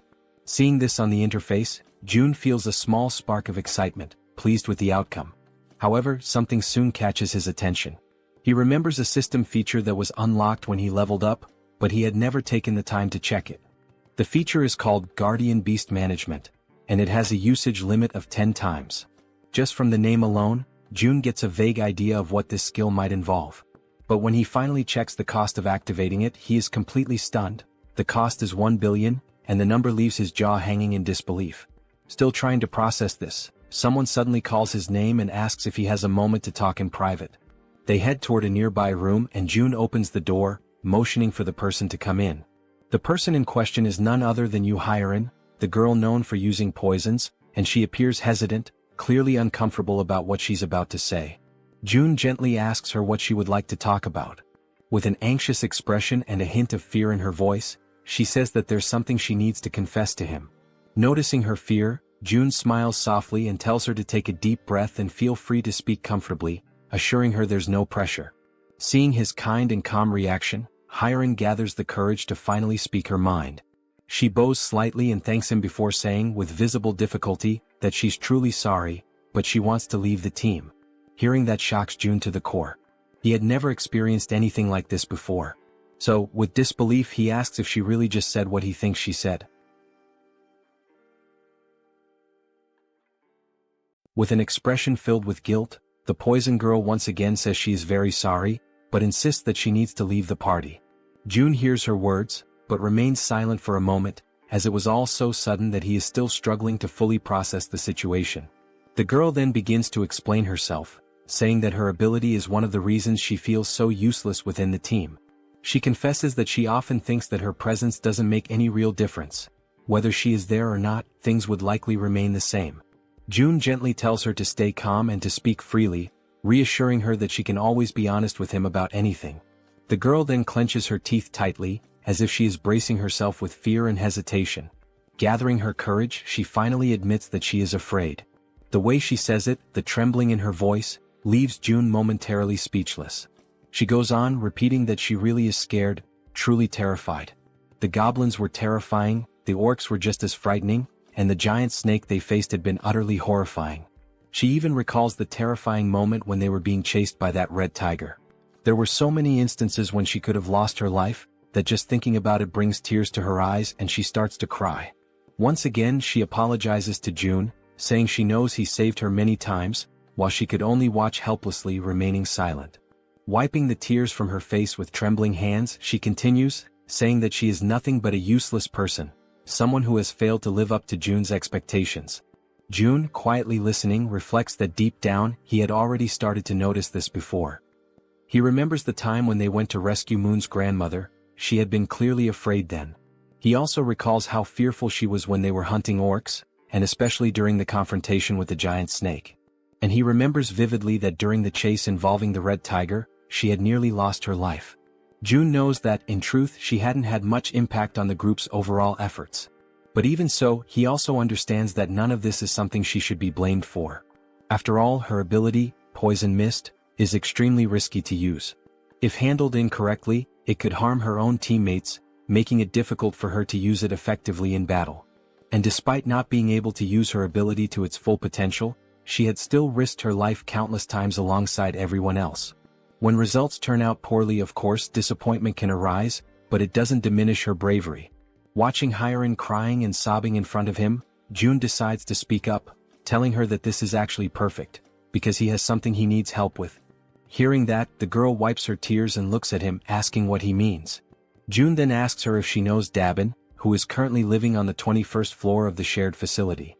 He explains that Dabin has been struggling to handle everything alone, burdened with an overwhelming amount of responsibilities.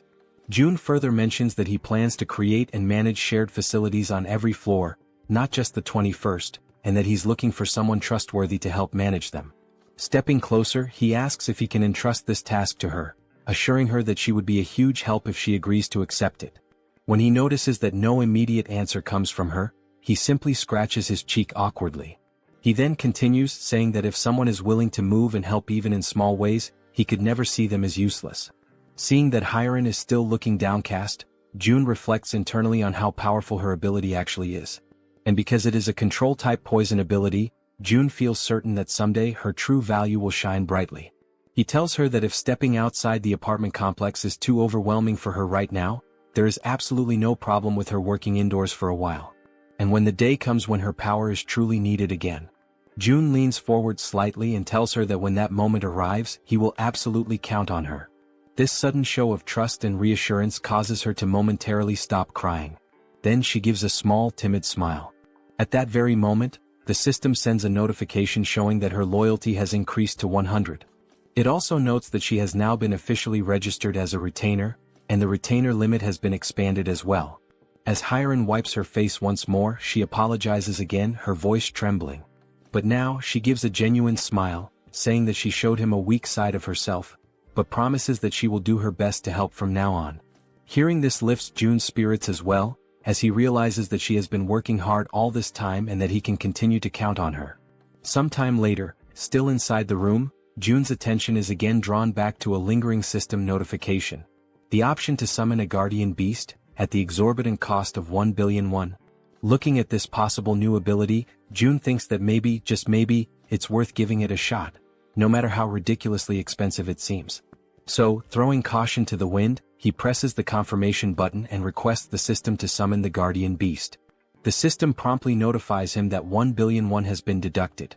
Then at that very moment, a brilliant light bursts forth, startling June. The light emerges directly from the ground, which makes the whole situation feel even stranger and leaves him frozen in place. It quickly becomes clear that this light is coming from a magical circle, glowing with a powerful yellow hue. The magic was so intense that it forced June to close his eyes for a moment, just to avoid being blinded. And then, from the center of the magical circle, something unexpected appears. A large egg, leaving June wondering in amazement. What kind of guardian beast could possibly hatch from that? Even after the magical circle stops radiating light, the magical egg continues to emit a strong and vivid glow. Unlike the usual situation where a magic egg would take an eternity to hatch, this time the egg immediately begins to crack open. All the while, it continues to shine so brightly that June has to shield his eyes with his hand to protect his vision. Very quickly, the egg finishes breaking apart, and what emerges from within leaves June absolutely stunned. The creature that appears is covered in black feathers, with large, expressive eyes, a sharp beak and sleek plumage. It is clearly a bird. A small black bird with strikingly large eyes and a stylish crest on top of its head has just emerged from that magical circle. Without hesitation, June activates his ultimate eyes ability to inspect the status and details of his new guardian beast. The system immediately displays information. The creature's name is Samjoko and it is a level 1 crow. The system further explains that this crow is a divine beast with 3 legs, born with the power of the sun itself. It also states that Samjoko is currently just a hatchling, a baby who still needs protection, and that for it to grow properly, it must be bathed in high-quality sunlight regularly. June waves cheerfully at his new pet and, smiling warmly, says a genuine, heartfelt, "Hello." The little creature's large, shiny eyes begin to sparkle with excitement, and it starts making small chirping sounds as if trying to communicate back with June. June then places his hand thoughtfully under his chin, pondering for a moment how he should name his new companion. Looking at the adorable black-feathered creature in front of him, June comments that it is truly a jet black crow, and then suggests that perhaps its name could be Kami. Upon hearing the name, the crow's eyes light up even brighter, practically gleaming with happiness. The tiny bird immediately celebrates, chirping excitedly as if shouting out its new name in pure joy. June leans closer and asks the bird if it really likes the name. The 3-legged crow, Kami, responds with even more enthusiastic chirping sounds, almost as if it were trying to say yes, which makes June feel a wave of relief and happiness. However, after some time passes, June notices that Kami just won't stop chirping incessantly.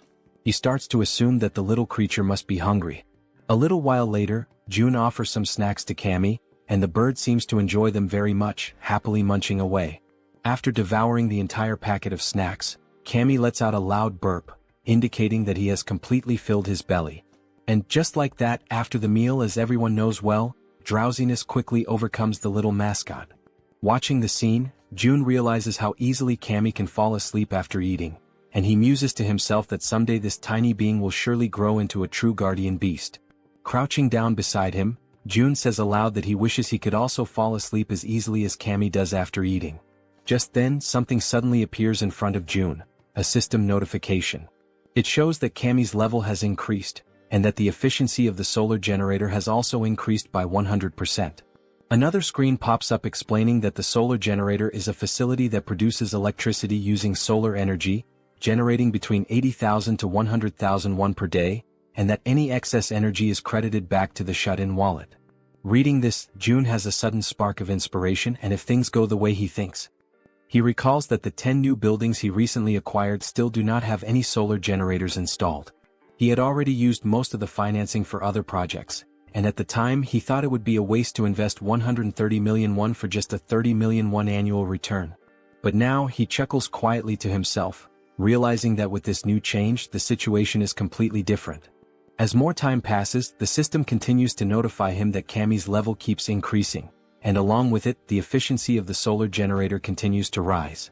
Reading the latest notification, June realizes that the generator's efficiency has tripled almost instantly, going from a 30 million won annual return to 90 million won per year. With a broad smile spreading across his face, June understands that there is no reason to hesitate any longer. Without wasting a second, he gives the command to the system to install solar generators in all 10 of the new buildings. The system promptly displays that the installation will be completed within 24 hours. Sometime later in room 3001, someone rings the doorbell of that room. It is June. From inside, the occupant asks who it is and June calmly replies that it's him. The door swings open quickly and Fatty appears, asking if something is wrong. June replies with a serious expression that he needs to ask a favor. Still looking surprised, Fatty asks what kind of favor June could possibly need. With a stern, resolute face, June explains that he needs Fatty to safeguard his money. They exchange a few words that the narration doesn't reveal to us, and shortly after that, Fatty is left standing there, completely in shock by what he has just heard. Before all of that, the conclusion that June came to while thinking carefully about the tax collection ability was as follows. If he entrusts a sum of money to a trustworthy citizen and simply lets it sit idle, it will generate profit for him over time. There is an initial 10% tax fee when he donates the money for the first time, but after that, the money starts to produce a 10% profit every month. So, June began to consider carefully whom he could trust enough to handle that money.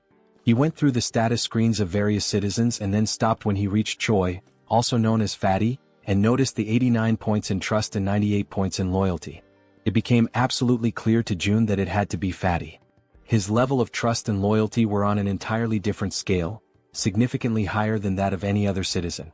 Immediately, the system notified June that he had successfully donated 1 billion won to Fatty, with a 10% fee deducted from the total amount.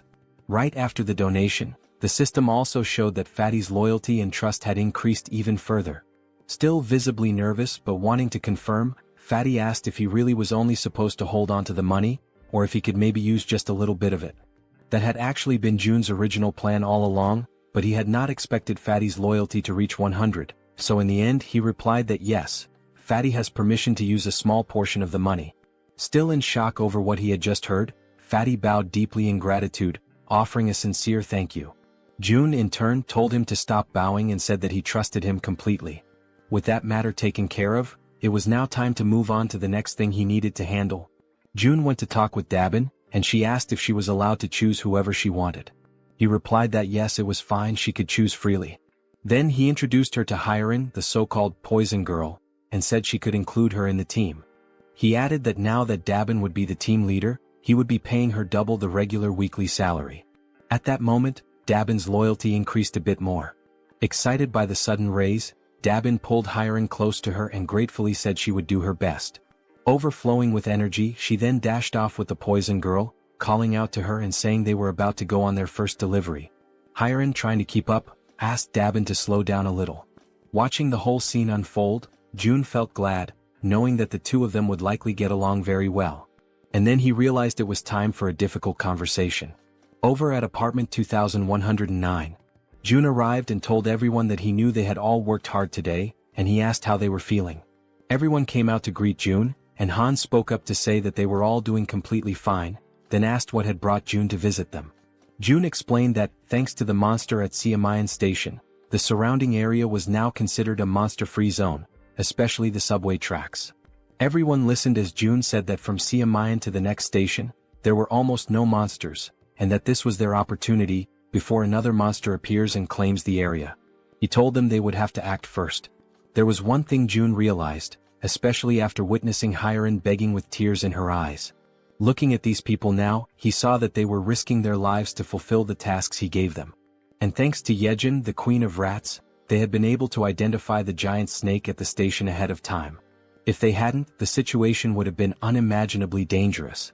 In a world where death at any moment is a constant possibility, June understood that wanting to keep his family safe, wanting to protect them, could be seen as selfish. But even so, he gave the order. Han's group would go to Jigalki Station tomorrow, because he could not give up. The next morning, Cammy was stretching after waking up, and June was having his breakfast. The system displayed that the efficiency of the solar generator had increased, and that Cammy's level had also gone up. As he ate, June felt excited to see that Cammy had already reached level 5. The system then displayed that Cammy was now releasing part of the sun's power, inheriting a portion of the divine beast's abilities, and that June had awakened basic elemental fire magic. The idea of having magical powers caught June a bit off guard, leaving him slightly surprised. Raising one of his fingers, he quietly wondered to himself how he was supposed to use this fire magic.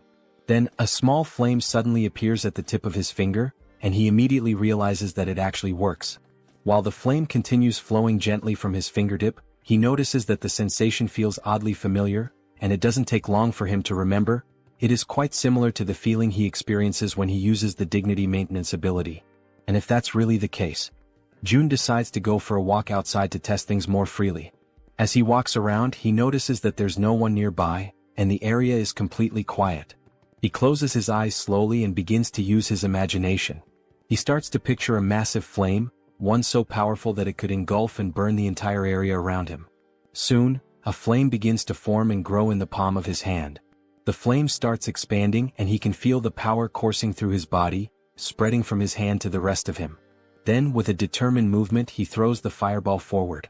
However, this action leaves him disappointed, to the point that all of Jun's earlier enthusiasm seems to vanish in an instant. He stares at the tiny, underwhelming fireball floating in the air, and still feeling let down, he questions to himself whether this small result is really his current limit. It becomes clear to him that this is not a particularly powerful ability, at least not at this stage. But even so, he acknowledges that some things can already be done with it. He summons his gas and then it hits him.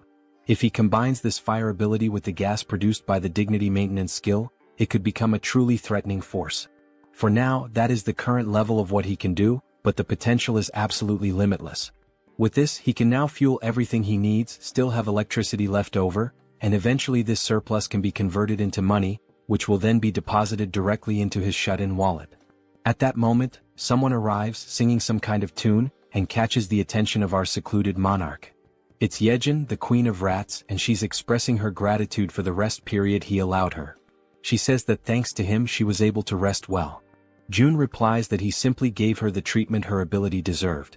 And besides that, thanks to her help, the range of his own abilities had expanded significantly. Of course he should support her. Smiling, he says that he'll be counting on her again today. He informs her that Han's group is currently waiting at Siamayan Station, and that she should go guide them as soon as possible. Jaehyeon responds that she has already sent rats along the subway tracks, since the rats are capable of reaching Koryang Station without any trouble. Hearing that, Jun's eyes widen as he asks her if something happened beyond Koryang Station. She confirms that yes, something did happen, specifically at Busan Station. She says she thinks it would be better if he saw it for himself. She sits down on the ground and begins to concentrate deeply, activating her ability to control one of her rats over there. Through the rat's vision, they can see that the station is completely destroyed, with debris and rubble possibly blocking access. And on top of that, the area appears to be flooded with water. Seeing this through his ultimate eyes, Jun quickly realizes that there's no way to get through that place in its current condition. Jaehyeon comments that now that he has seen how the tracks are, that's precisely why she sent rats ahead. But then, she saw something far more alarming, a scene of chaos and total destruction. Using his own abilities, Jun sees the same thing. Not a single building remains standing over there. Everything is destroyed. He asks himself, stunned, what on earth happened in that place. One of the rats moves closer to a hole in the ground, which turns out to be some kind of crater. Jun wonders what that thing could possibly be. Then the rat adjusts its position, and only at that moment does it become clear. That crater is actually a footprint, likely left behind by some kind of giant. Only then does Jun understand that the problem in that area is far more serious than he had imagined.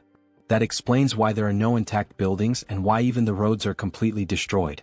Then suddenly, Jun feels a tremor at that exact moment, something that resembles an earthquake. Both he and Jaehyeon are startled and immediately on alert as everything begins to shake violently, just like during a real earthquake. The Queen of Rats drops to the ground, crouching in fear and screaming from terror. Jun quickly moves closer, trying to reach her in order to calm her down. But at that moment he begins to feel deep discomfort, realizing that if this continues with the tremors growing stronger, all the buildings will eventually collapse. The earthquake continues to grow stronger, shaking the buildings more violently with each passing moment. Still visibly shaken, Jun turns to Jaehyeon and asks if she is alright. Jaehyeon reassures him that she is, but then with a worried expression, she asks what is really happening. Jun starts to explain that it is a tremor, but before he can finish, he is interrupted by a loud, booming voice shouting his name. Both Jun and Jaehyeon, still caught in a state of panic, hear that they need to go check what is going on. After a moment, Jaehyeon glances at her companion, and he gestures for her to follow him outside. Meanwhile, Fatty, visibly shaken and fearful, mutters in disbelief, questioning what all this chaos could be about. He adds that June needs to head to his house first.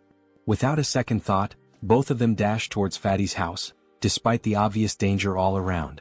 As they run, Fatty explains that from his place in Siamayan, they can get a clear view of the station area and assess the situation better. As they move swiftly through the quaking streets, June can't help but recall the loud crash from earlier, wondering why Fatty is dragging him to his place with such urgency. After some time they finally reach the destination. Upon opening the door, June is met with the sight of Fatty and his wife, both overwhelmed with fear and anxiety. Fatty quickly points towards the balcony, urging June to take a look. As June steps out onto the balcony and takes in the view, he becomes utterly shocked and paralyzed, his mind racing as he wonders why it always has to be some kind of madness.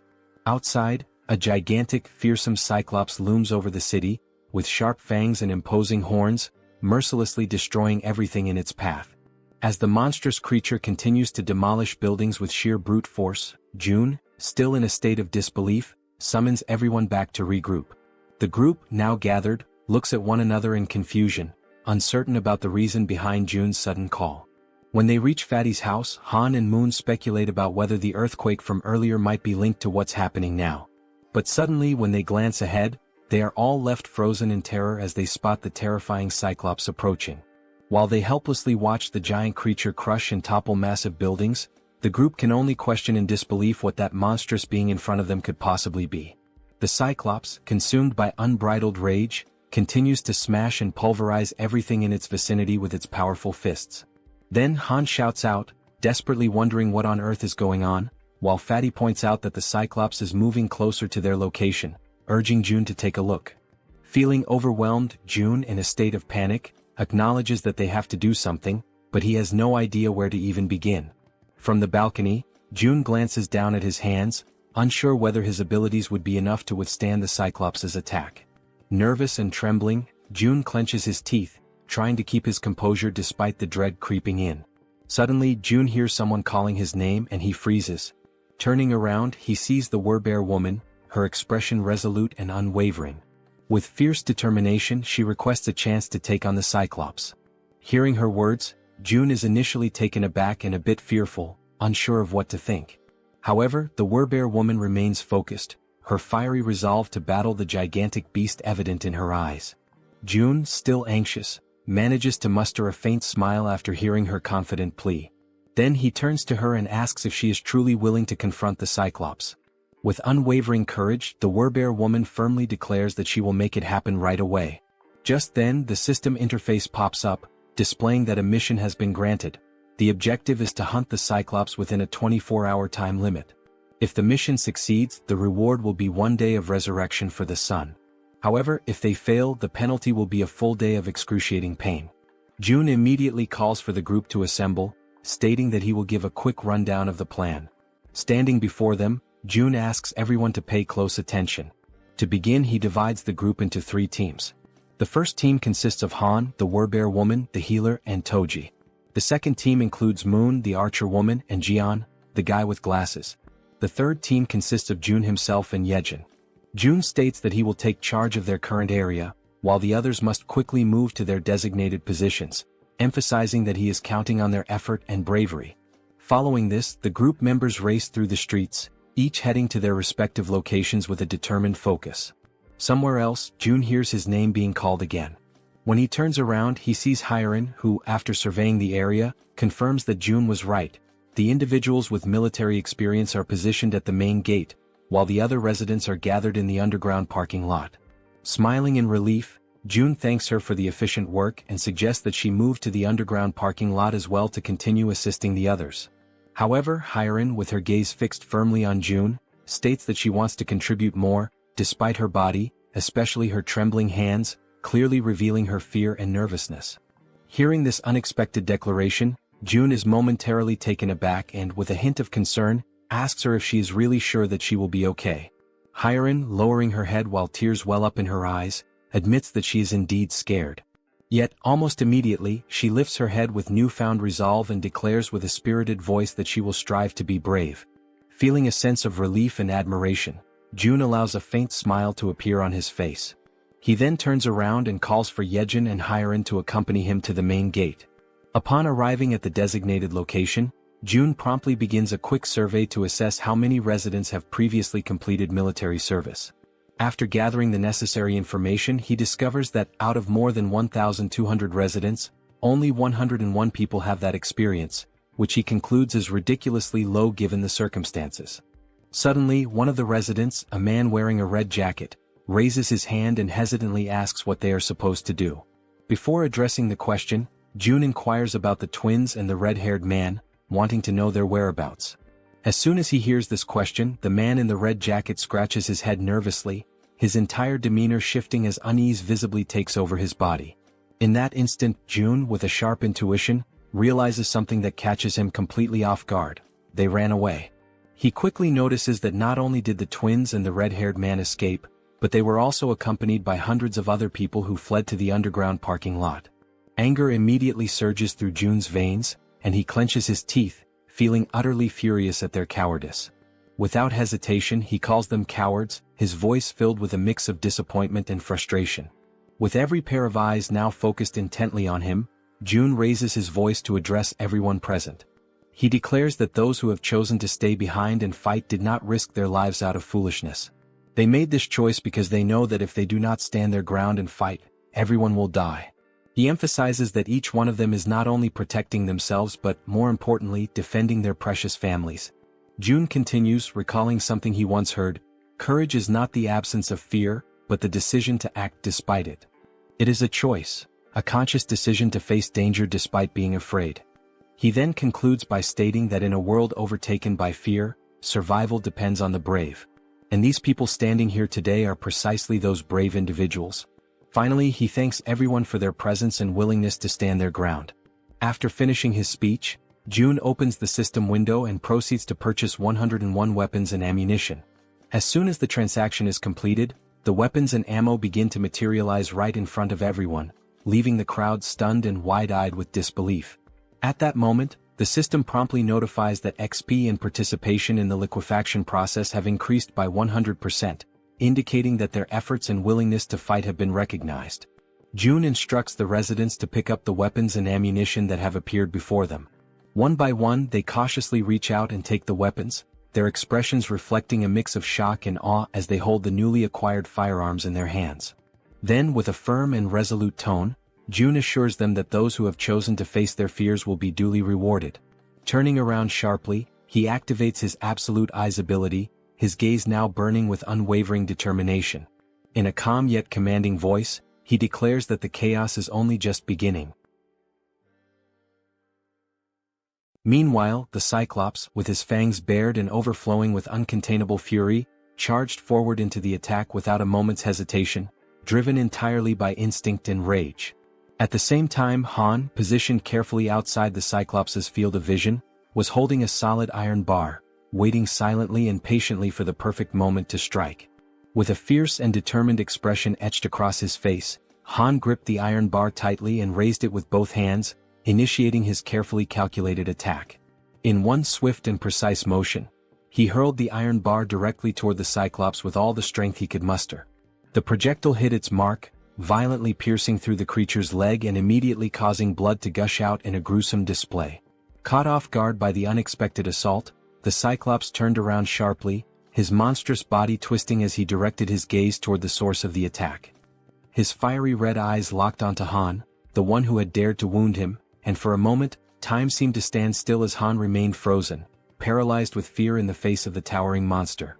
Han clenched his teeth and furrowed his brow, panic flooding his senses as he struggled to process the overwhelming danger standing directly before him. Despite the deep wound in his leg and the blood dripping down, the Cyclops began marching forward with a steady and terrifying resolve, determined to make Han suffer the most excruciating pain of all, death. But at that very instant, unexpectedly, the Werbear woman came rushing in, already fully transformed into her fierce beast form.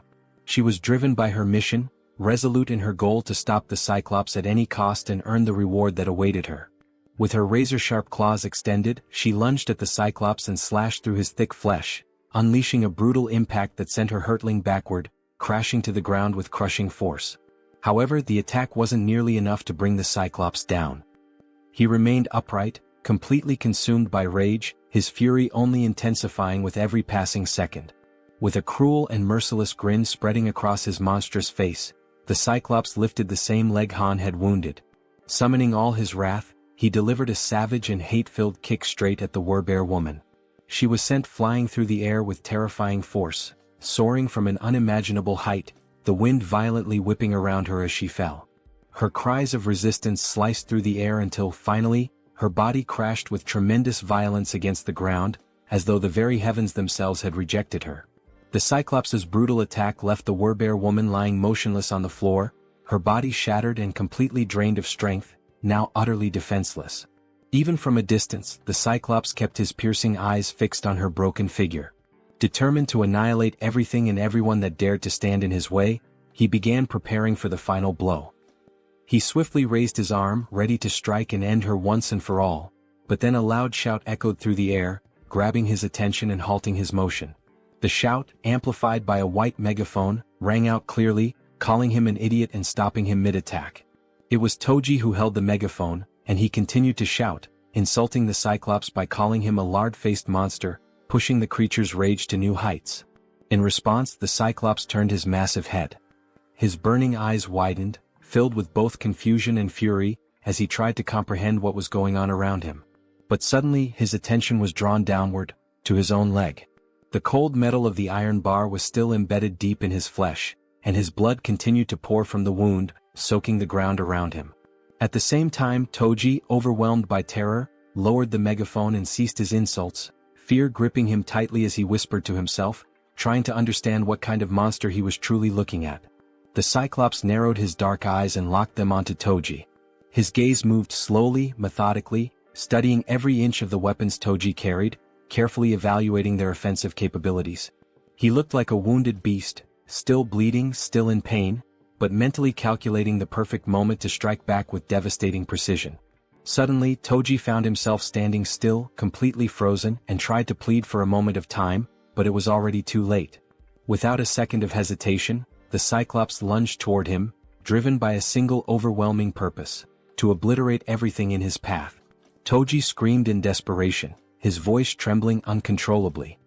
His eyes, wide with fear, gleamed with pure terror, and his entire body shuddered under the crushing pressure of the moment. Without thinking twice, he turned and sprinted with all the speed and desperation his legs could muster, running as though his life depended on it, because it did. Elsewhere, Jun was watching the entire scene unfold using his ultimate eyes ability. Observing Toji's desperate situation, he stated that Toji was approaching, and that the Cyclops was coming with him. Immediately, he turned to the group around him and instructed them to prepare without delay. Once more, Jun activated ultimate eyes, clenched his teeth tightly, and warned that the moment was near. Toji was almost at their location, and behind him was the largest creature any of them had ever seen. Toji was completely frantic, running out of control and screaming at the top of his lungs that he was arriving.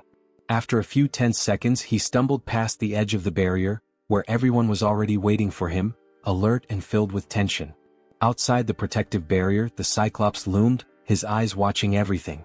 And then, without warning, Black, the crow belonging to the man with glasses, appeared in the sky and began flying straight toward the Cyclops. The bird flapped erratically in the Cyclops' line of sight, pecking and disrupting his vision non-stop, refusing to let up for even a moment. Eventually, overwhelmed and disoriented, the Cyclops shut his eyes tightly in frustration. Without wasting a second, the archer woman was already in position, her body firm, unwavering, and fully prepared for the perfect moment to strike. Then, with unwavering focus, she aimed her bow with precise calculation, her eyes locked on the monstrous figure ahead, while Black, the intelligent crow, gracefully landed on the arm of his master, perching with familiarity and calm. Without a single trace of hesitation, the exact moment had finally arrived. The archer woman pulled back the bowstring with strength and confidence and released her arrow in one swift and fluid motion. The arrow shot forth with incredible speed and force. The Cyclops, in a desperate attempt to defend himself, raised his massive hand to shield his face, but it was in vain. The arrow not only pierced straight through his outstretched hand but also struck directly and with perfect accuracy into the very center of his head. Immediately after, Moon appeared, soaring high above the Cyclops with steady flight. Without wasting any time, he reached into his clothes and retrieved 4 rats, each one alive and squirming. Then, with firm resolve and no hesitation, he hurled all 4 rats directly toward the Cyclops' mouth, which was wide open as the creature roared in agony from the arrow embedded in his face. With all the power in his lungs, Moon screamed out Jun's name, his voice ringing through the battlefield, demanding immediate action. Up until that moment, everything had been unfolding exactly as planned. Now, with his ability already activated, Jun initiated the release of the gas that had been hidden inside the Cyclops' body. At that exact instant, the creature's eyes flew open, and despite the intense pain radiating from the arrow lodged within them, he seemed to forcefully ignore it.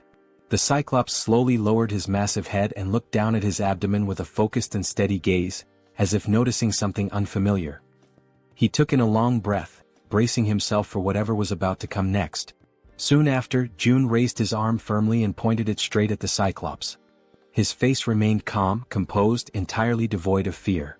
In his mind, there was an unshakable conviction. When the opportunity to end that terrible battle finally came, there would be no room for doubt, only the resolve to bring everything to a close decisively and completely. He activated a magical attribute, conjuring flames that danced around his hand and crackled with energy. After a tense heartbeat of silence, a massive explosion erupted from within the Cyclops' body, sending thick, dark smoke billowing into the sky and spreading outward like a storm cloud. Within the suffocating haze, the Cyclops appeared to be unconscious, his body stunned and overwhelmed by the force of the explosion. His gigantic form remained completely still, unmoving, while the entire atmosphere became heavy with tension and anticipation. The townspeople stood frozen, stunned, their mouths hanging open in disbelief, until one among them noticed that the towering giant was beginning to lean more and more over the barrier. Meanwhile, Jun stood his ground and insisted, with a strong and commanding voice, that everyone remain in position. He encouraged them to hold on to hope, even as the danger loomed right before them. Quickly analyzing the situation, he realized that almost everything was proceeding according to the plan. The next phase, however, would depend entirely on the citizens. They would need to concentrate all their strength and aim their firearms with absolute precision at the Cyclops' head, which was now visibly drooping and hanging heavy over the barrier. With one hand thoughtfully resting on his chin, Jun continued reviewing the details of his strategy in his mind. Deep down, he wished that, if possible, the final blow could be delivered by one of his loyal subordinates. His train of thought, however, was abruptly interrupted when Fatty approached, visibly nervous and trembling all over. Unable to speak a single word, Fatty simply pointed frantically behind Jun, urging him with urgency to look. Trying to calm him down, Jun replied that the Cyclops was going to fall onto the barrier no matter what. But when Jun turned fully around and saw for himself, his entire expression changed in an instant. To his shock and horror, the explosion had not been powerful enough to bring the Cyclops down. The massive creature was still standing, firm and steady, his terrifying eyes locked directly onto Jun. Paralyzed by fear, Jun struggled to comprehend the horrifying reality unfolding before him. His wide eyes were filled with pure panic, unable to believe what he was seeing. Beyond the safety of the protective barrier, the Cyclops remained upright and unshaken, exuding an aura of dominance as if daring anyone to try and stop him. Without a moment's pause, the Cyclops lifted his arm with merciless strength and brutal determination. His fists clenched tightly, as if they bore the weight of a final decision that could not be reversed. And then, in one explosive movement, he brought his massive arm crashing down with devastating force. The very air around him trembled from the impact. The collision reverberated like thunder against the protective wall, shaking everything around it and sending a shockwave through the surroundings that echoed with raw power. After the violent impact against the shield, the system immediately issued an alert, indicating that an unauthorized entity was attempting to enter the protected zone. For a brief and tense moment, Jun and all the people around him were overwhelmed with fear and uncertainty.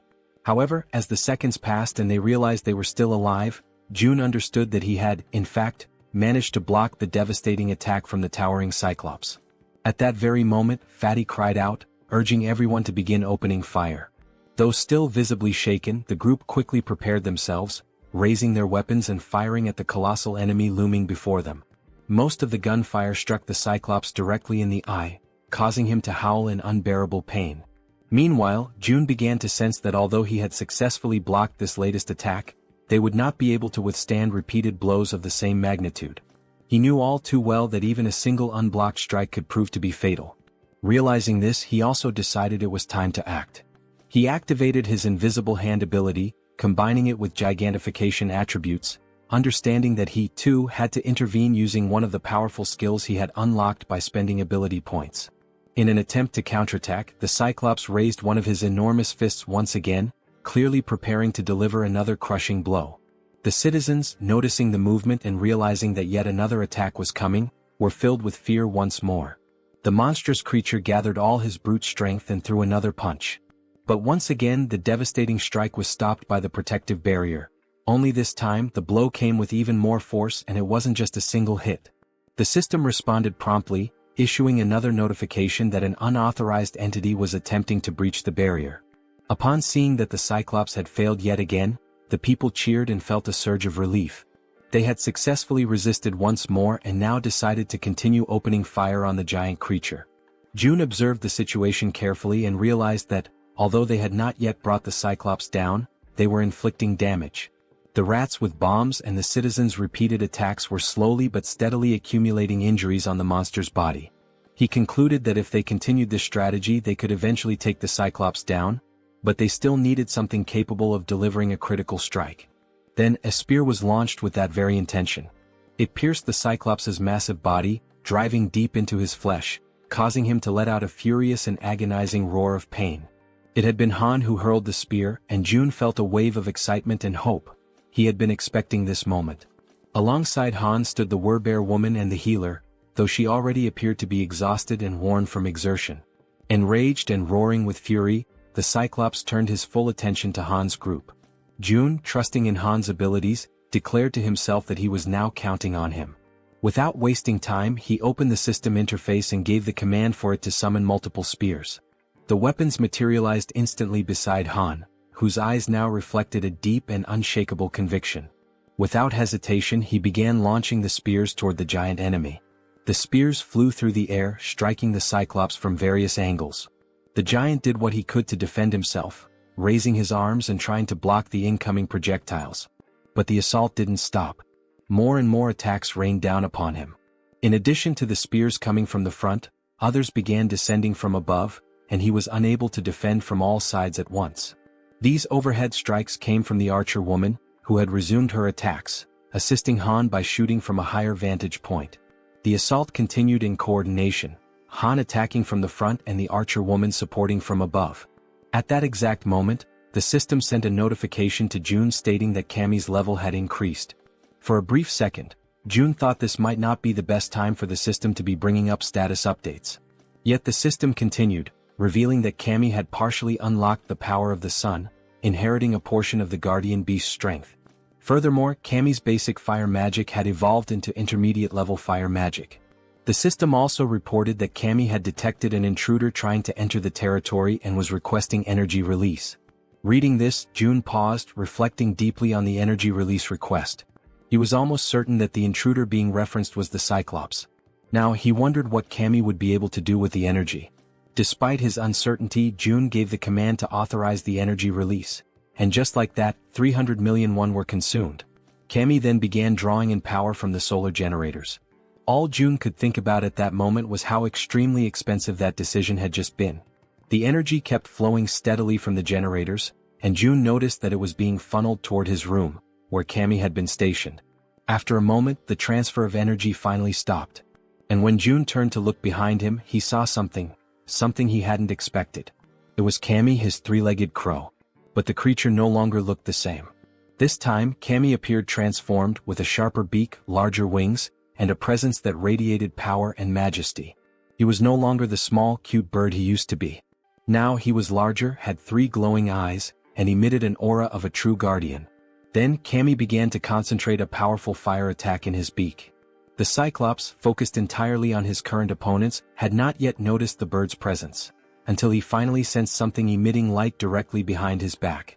With no further delay, Cammy unleashed his fiery attack, and the sheer power of it left all the citizens, including June, completely stunned and amazed by the incredible magnitude and strength of the blast. The powerful blast unleashed by Cammy strikes the Cyclops directly in the back, and with immense force, it pierces through the creature's thick body. Immediately after the impact, the enormous Cyclops begins to collapse, crashing heavily onto the ground. He lets out a guttural scream of agony as blood starts pouring from his mouth, a sign of just how fatal the attack had been. While Han stands still, watching everything unfold without any visible reaction, someone else takes the initiative and moves forward without hesitation. The Werebear woman leaps toward the fallen Cyclops, aiming to deliver the final blow and end the creature once and for all.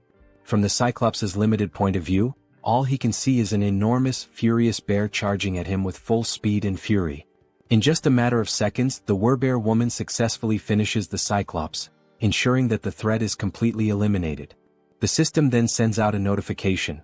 A level 51 Cyclops has been hunted down. As a result, a massive amount of experience points and a large sum of one have been awarded. Additionally, the system displays that several skill levels have also increased as a consequence of the battle.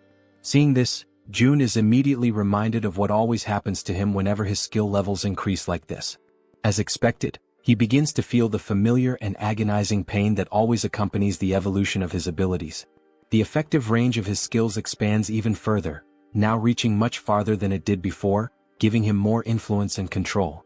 The system then flashes another message on the screen, congratulating Jun for successfully declaring the entire apartment complex as a unified refuge, and confirming that a large deposit of one has been transferred to his account. Unable to bear the overwhelming pain, Jun falls to his knees on the ground, clutching his body as the surge of new power courses through him.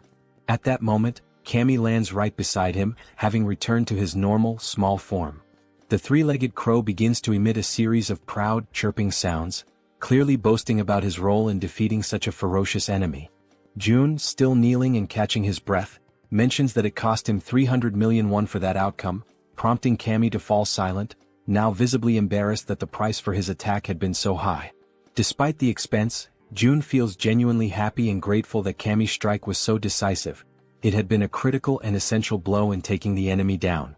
With a soft smile, Jun gently strokes the top of Cammy's head and acknowledges that he did a great job. Although the summoning of the guardian beast seems to be unavailable within the refuge, Jun reflects on the outcome. He had spent 300 million won, but in return he profited 30 billion. This makes him start to wonder if it might be time to consider summoning all 10 guardian beasts, because if their performance is anything like Cammy's, there's really no reason to hold back. Then the system displays a new update. The current cost to summon a guardian beast has increased to 10 billion won.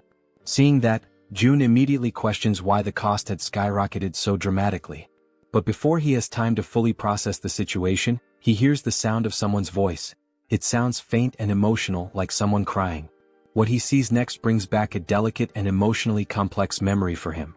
Both he and Cammy turn to look toward the source of the sound. It's Yeonju, the Werebear woman. And at that very moment, Jun realizes something unexpected. Just for a brief instant, the faint alert sound from the system window transforms into something else entirely, the very sound that Yeonju had long been wishing to hear.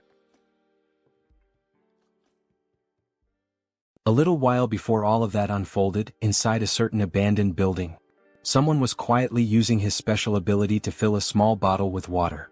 The people around him were deeply grateful, genuinely thankful, to finally have clean water to drink. The man with the ability stood there, silently thinking to himself, troubled by the fact that they were now completely out of food. He had carefully formed a line, allowing the people to come forward and receive the precious water he was able to generate, but there was no denying it. Their food supply was nearly gone. And that, he understood clearly, was the absolute limit of what they could achieve with just these few resources they had managed to gather. The man felt a deep, growing sense of unease because at the end of the day, it seemed they would have no choice but to leave that place. A place that had seemed, until now, relatively safe. Then, at that very exact moment, he and everyone else inside the building felt the entire structure tremble. Like anyone would in that situation, he immediately asked those around him whether that had been an earthquake. Right then, another man came rushing in, shouting frantically and begging everyone to come see something that was happening up above. When the man mentioned the word monster, the one with the water ability was stunned, completely frozen for a second. Without wasting any more time, he began running, dashing up the staircase to reach the top floor and see what was going on with his own eyes. Once he arrived at the rooftop, what he saw left him breathless. The enormous Cyclops was still standing tall, radiating overwhelming fury and power. While the white-haired man trembled beside him, anxiously asking what they were supposed to do now, the one with purple hair, Jun Hyuk, was already thinking ahead, telling the other to go and hide everyone else in the basement to keep them safe. Hyuk, overwhelmed and desperate, ran his hands through his hair in frustration, desperately trying to think of a plan. But the truth was undeniable: facing off against the Cyclops was utterly impossible. He tried to offer a bit of comfort to the other man, explaining that there was nothing they could do against something like that. In the background, without them realizing, the powerful light of Kami's upcoming attack had begun to form. The men could only speak in hushed, fearful tones, saying that all they could do now was pray that the monster wouldn't find its way to them. And in the background once again the Cyclops was being obliterated. That moment caught them completely off guard. They had no idea what had just happened, what kind of power had been unleashed. But when Hyuk saw it, when his eyes truly grasped the scene in front of him, he knew right then and there that this power, it too came from an awakened but someone on a level far beyond his own. Hyuk then called out to the silver-haired man, addressing him as Hyun, and told him to gather the people.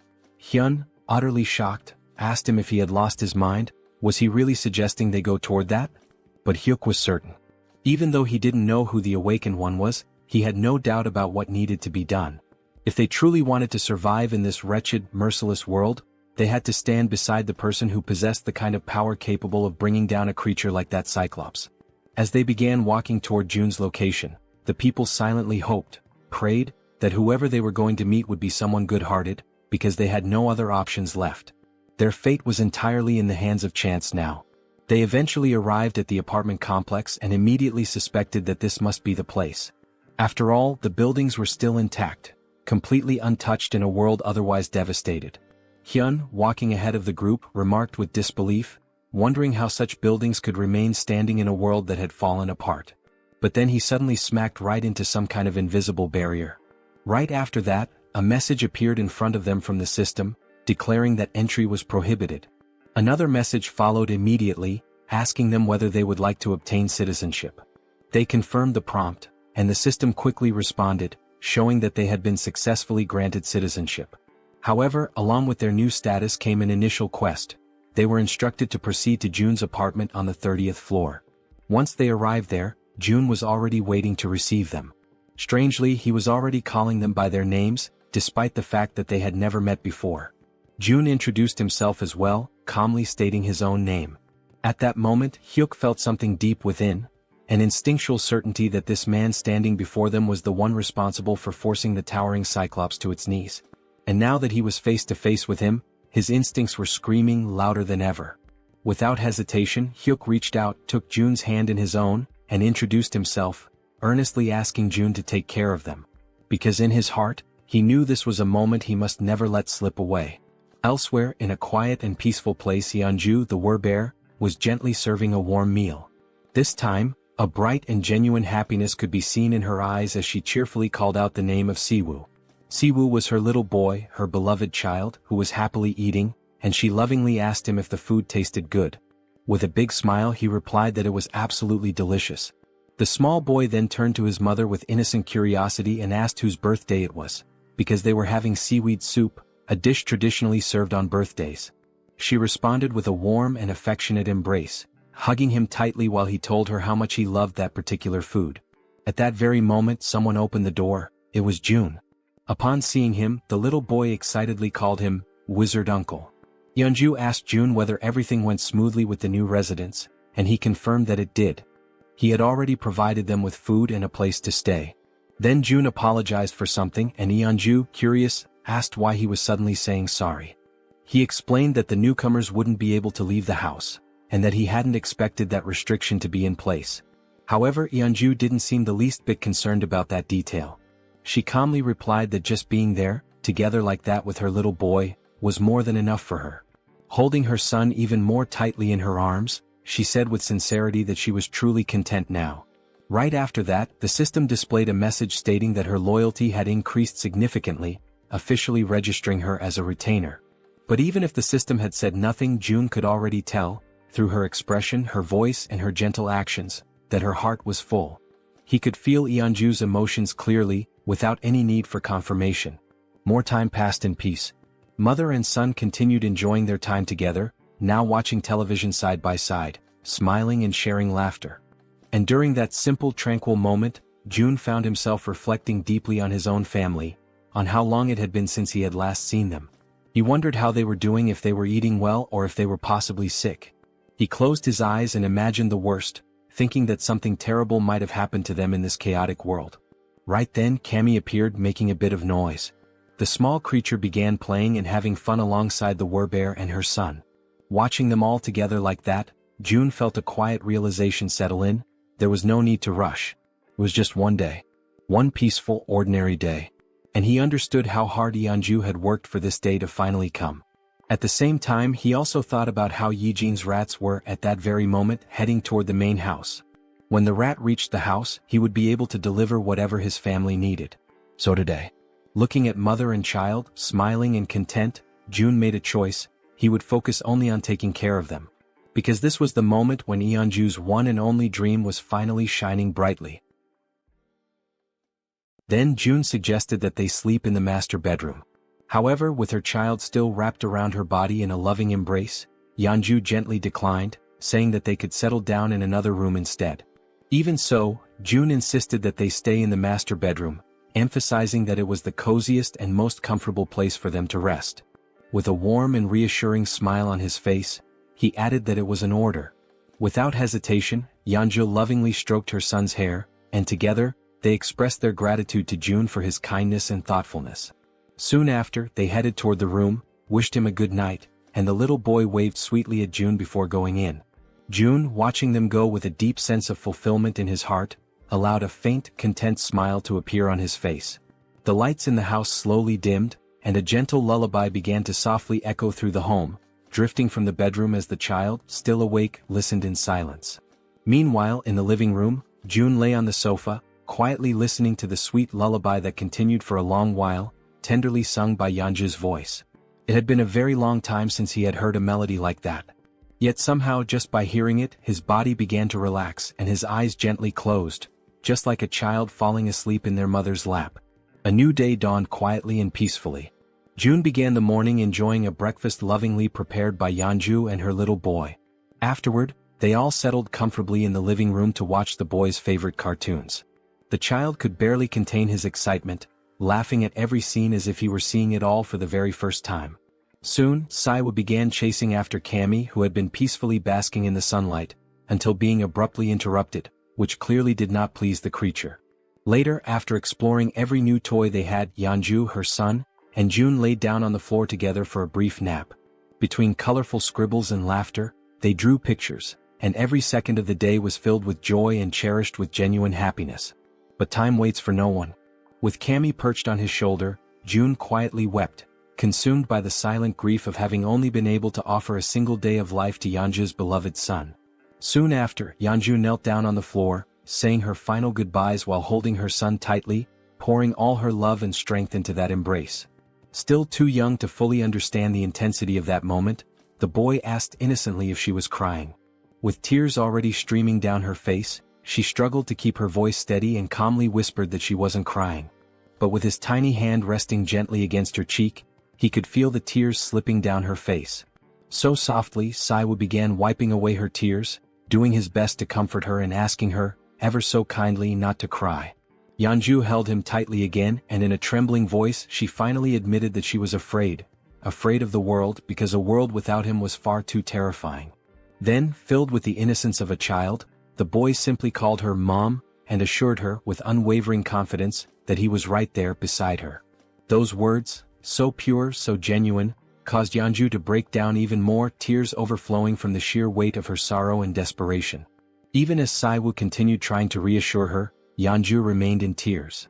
Yet still he took a step back, slowly pulling away from her arms. Looking her directly in the eyes, he firmly promised that he would always be by her side. Gripped by despair, she called his name with a choked voice. But without hesitating, he continued to walk toward the setting sun, while behind him, she shakily called out that she still had so much left to do for him. Then suddenly he stopped. He turned around slowly and with a gentle smile full of warmth and joy, he said that he loved her, just as his body began to dissolve into the light. At that exact moment, upon hearing those words, she froze. Still kneeling on the ground, her body began to tremble, and the overwhelming pain made it almost impossible for her to respond. But as all mothers do, even in the midst of unimaginable pain, she smiled through the tears and managed to whisper back a quiet, "I love you." And with those final words, Saiwa said goodbye with a peaceful smile on his face. In the blink of an eye, his body vanished completely, and Yeonju's hand, overtaken by the unbearable pain of saying farewell, collapsed limply to the floor, while June watched her silently, deeply concerned and heartbroken by her side. Soon after, she tried to stand, but the pain she felt was so overwhelming, so crushing, that her body simply wouldn't allow her the strength to rise. Moved by the scene unfolding before him, June could only think that hope is like a delicate flower that chooses to bloom right in the middle of despair. With his eyes closed tightly, he came to a painful conclusion. Those who cling to hope must be prepared to face the darkest depths of despair, no matter how cruel. Then he extended his hand to her and gently urged Yeonju not to lose herself in grief, reassuring her that this moment was not the end. At that, Yeonju lifted her head, turned toward June, and in a hesitant, trembling voice, she asked if that was really true, if this wasn't truly the end. With unwavering conviction, June answered that if there was even the slightest chance, he would bring her son back, again and again, as many times as it took. His words ignited a new spark of hope, and Yeonju received them with a renewed sense of determination and strength. At that exact moment, the system displayed a notification. Yeonju's trust level had reached 100%, and she had obtained primordial vitality. The scene then shifted to the red-haired man, who was screaming with uncontrollable rage and fury. The twins, who had been silently listening to everything that was being said, became visibly frustrated when they realized that the standard spear, the orc spear, and all the money the red-haired man had painstakingly saved had vanished completely without a trace, leaving him utterly disoriented and at a loss for what to do.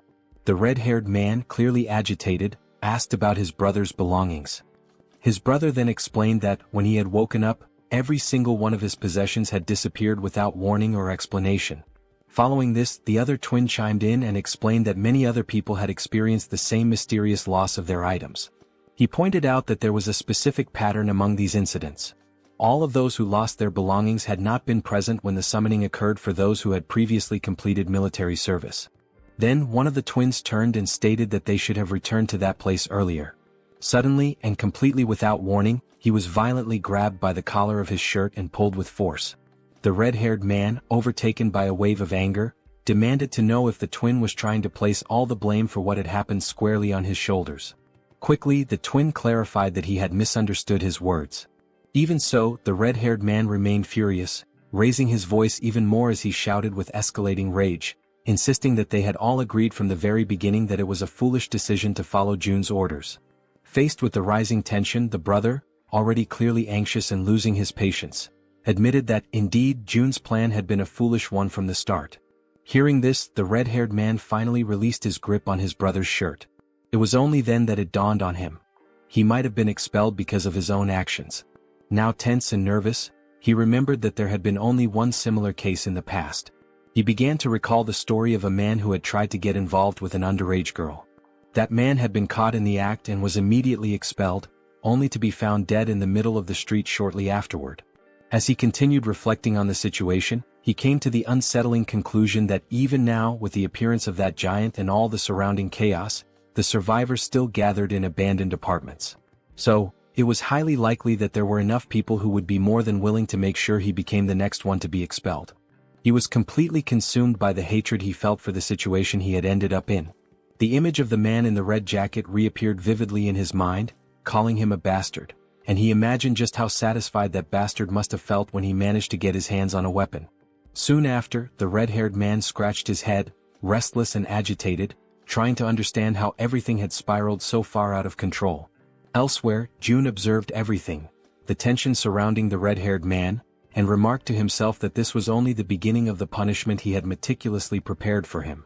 Back with the red-haired man, a system window suddenly appeared behind him, displaying a new mission, catching him completely off guard. Startled and disbelieving, he immediately turned around to see the notification for himself. The system window revealed a new mission: hunt 20 goblins within 24 hours. If successful, the reward would be a small amount of experience. However, if they failed, they would suffer 1 minute of extreme, unbearable pain. Returning now to Yeonju's most recent and impressive achievement, the dreaded primordial vitality. A rare and highly coveted ability which June now also possesses, it is known for amplifying regeneration to absurd levels, always in direct proportion to the severity of the injuries sustained. June could barely process what he had just witnessed. Not even for a moment had he imagined that, upon reaching 100 trust points, Yeonju would awaken precisely that ability. Still deep in thought, June soon realized that, at least for now, this ability wouldn't have much practical use. With his gaze locked on the system window, he continued following his own line of reasoning. After all, he wouldn't be the one doing the fighting. Even if he were to leave the building, the chances of sustaining any real injuries were practically non-existent. Even so, the fact that such a powerful skill had been granted as a reward for reaching 100 trust points was undeniably noteworthy. His thoughts then began to drift toward Moon, who was also dangerously close to reaching that same 100-point threshold. The idea of what might happen next began to take shape in his mind. If Moon were to awaken an ability upon hitting 100 trust points, and if, as a result, June were also to acquire that same skill, one that would allow him to instantly teleport to any location he could see, then the possibilities would expand dramatically. Taking his speculations even further, June began to envision a future where this teleportation ability could be combined with the absolute one's eye, along with the support of an activated advanced base. Right at that moment, the system displayed a notification about the advanced base, a safe zone that could be deployed outside of Haven. When activated, it temporarily replicated the authority and protection of the city, so long as it included a citizen of knight rank or higher. However, if enemies occupied it for more than a day, the base would be automatically destroyed. Returning to his thoughts, June concluded that as long as he had enough mental strength to support it, he would indeed be able to travel to the advanced base. With that clarity, June made a firm decision. From that moment onward, his main priority would be to strengthen his mental fortitude. For that reason, all his upcoming missions would be focused on boosting this specific attribute. At that very instant, someone called his name and explained that they needed his permission to leave now, as they were feeling more stable. It was Yeonju, who stated that she would personally handle the return of June's family. Upon hearing this, June realized that the mission should have started the previous day, but he acknowledged that the delay had been entirely his fault. Yeonju expressed her gratitude for his valuable time and his understanding. She then assured him that she would find a way to repay the kindness he had shown her. Without displaying any particular expression, June couldn't help but think that she had read his thoughts precisely. He made a light-hearted comment, asking if he really seemed like the impatient type, and confessed that although he was thankful, he also felt slightly embarrassed by her words. Yeonju responded gently, saying that he definitely didn't seem like someone who lacked patience, and admitted that, had she been in his place, she probably would have acted the same way. With a soft smile, she confessed that, in the end, everyone values their own family the most, and that she fully understood how precious that single day was that June had offered her and her son. Once again she thanked him sincerely for what he had done. June smiled modestly and expressed his own appreciation for her understanding. He then asked her to head to Unit 2901, where a group of people was already waiting for her, assuring her that he would join them there shortly. Yeonju gave a respectful bow and, with a quiet yes, walked toward the designated location. Some time later, it was explained why June had not sent the group directly to Siamayan Station. Due to the Cyclops attack, a large portion of the tracks near the station had collapsed. Not only the tracks but the station itself had suffered massive damage and had been rendered almost entirely unusable. Faced with this situation, June declared that new routes would need to be opened. To that end, it had already been 24 hours since Jaehyeon had begun sending her rats to search for a viable path. Apparently, it seemed she had finally managed to find a new route of access. June activated his absolute one's eye skill, seeking full control and awareness of the situation. At that very moment, something unexpected caught his attention. The system displayed a notification about a level 7 tamed giant rat. Immediately, a wave of nervousness surged through June's body as he grasped what this meant. Jaehyeon had evolved. Still stunned, June wondered if this was the result of the new ability Jaehyeon had unlocked after being officially registered as his retainer. In addition to this, June noticed that something was following the rat, but no matter how hard he tried, he couldn't identify exactly what it was. Suddenly, his vision picked up something even more alarming: a swarm of zombies of varying levels, level 9, level 11, and level 13, emerging right behind. A jolt of dread ran through June's entire body as, through the lens of his powerful ability, he watched this disturbing scene begin to unfold before his eyes. Faced with that situation, the rat dashed forward at high speed, desperately trying to escape the relentless pursuit of the zombies that were chasing after it with unwavering determination. However, in a completely unexpected turn of events, the rat suddenly stopped in its tracks. It turned to face the incoming enemies and, without showing even the slightest hint of fear, growled aggressively at them, baring its teeth with a ferocity that contradicted its size. The zombies quickly surrounded the rat from every possible angle, closing off any potential route of escape. Yet, even in the face of overwhelming danger, the rat stood its ground, refusing to retreat even a single step. From a distance, June watched the scene unfold. Realizing that the rat would likely die a meaningless death if it stayed there, he considered triggering a gas explosion to take the zombies down with it. Nevertheless, even with the threat closing in, the rat remained unwavering, assuming an even more aggressive posture. In a sudden burst of explosive speed, it charged forward. Despite being completely surrounded, the rat managed to dodge every single attack from the zombies, weaving skillfully between them with surprising agility. Still observing from afar, June was thoroughly impressed by what he was witnessing. After evading the zombies, the rat leapt forward and continued its mission.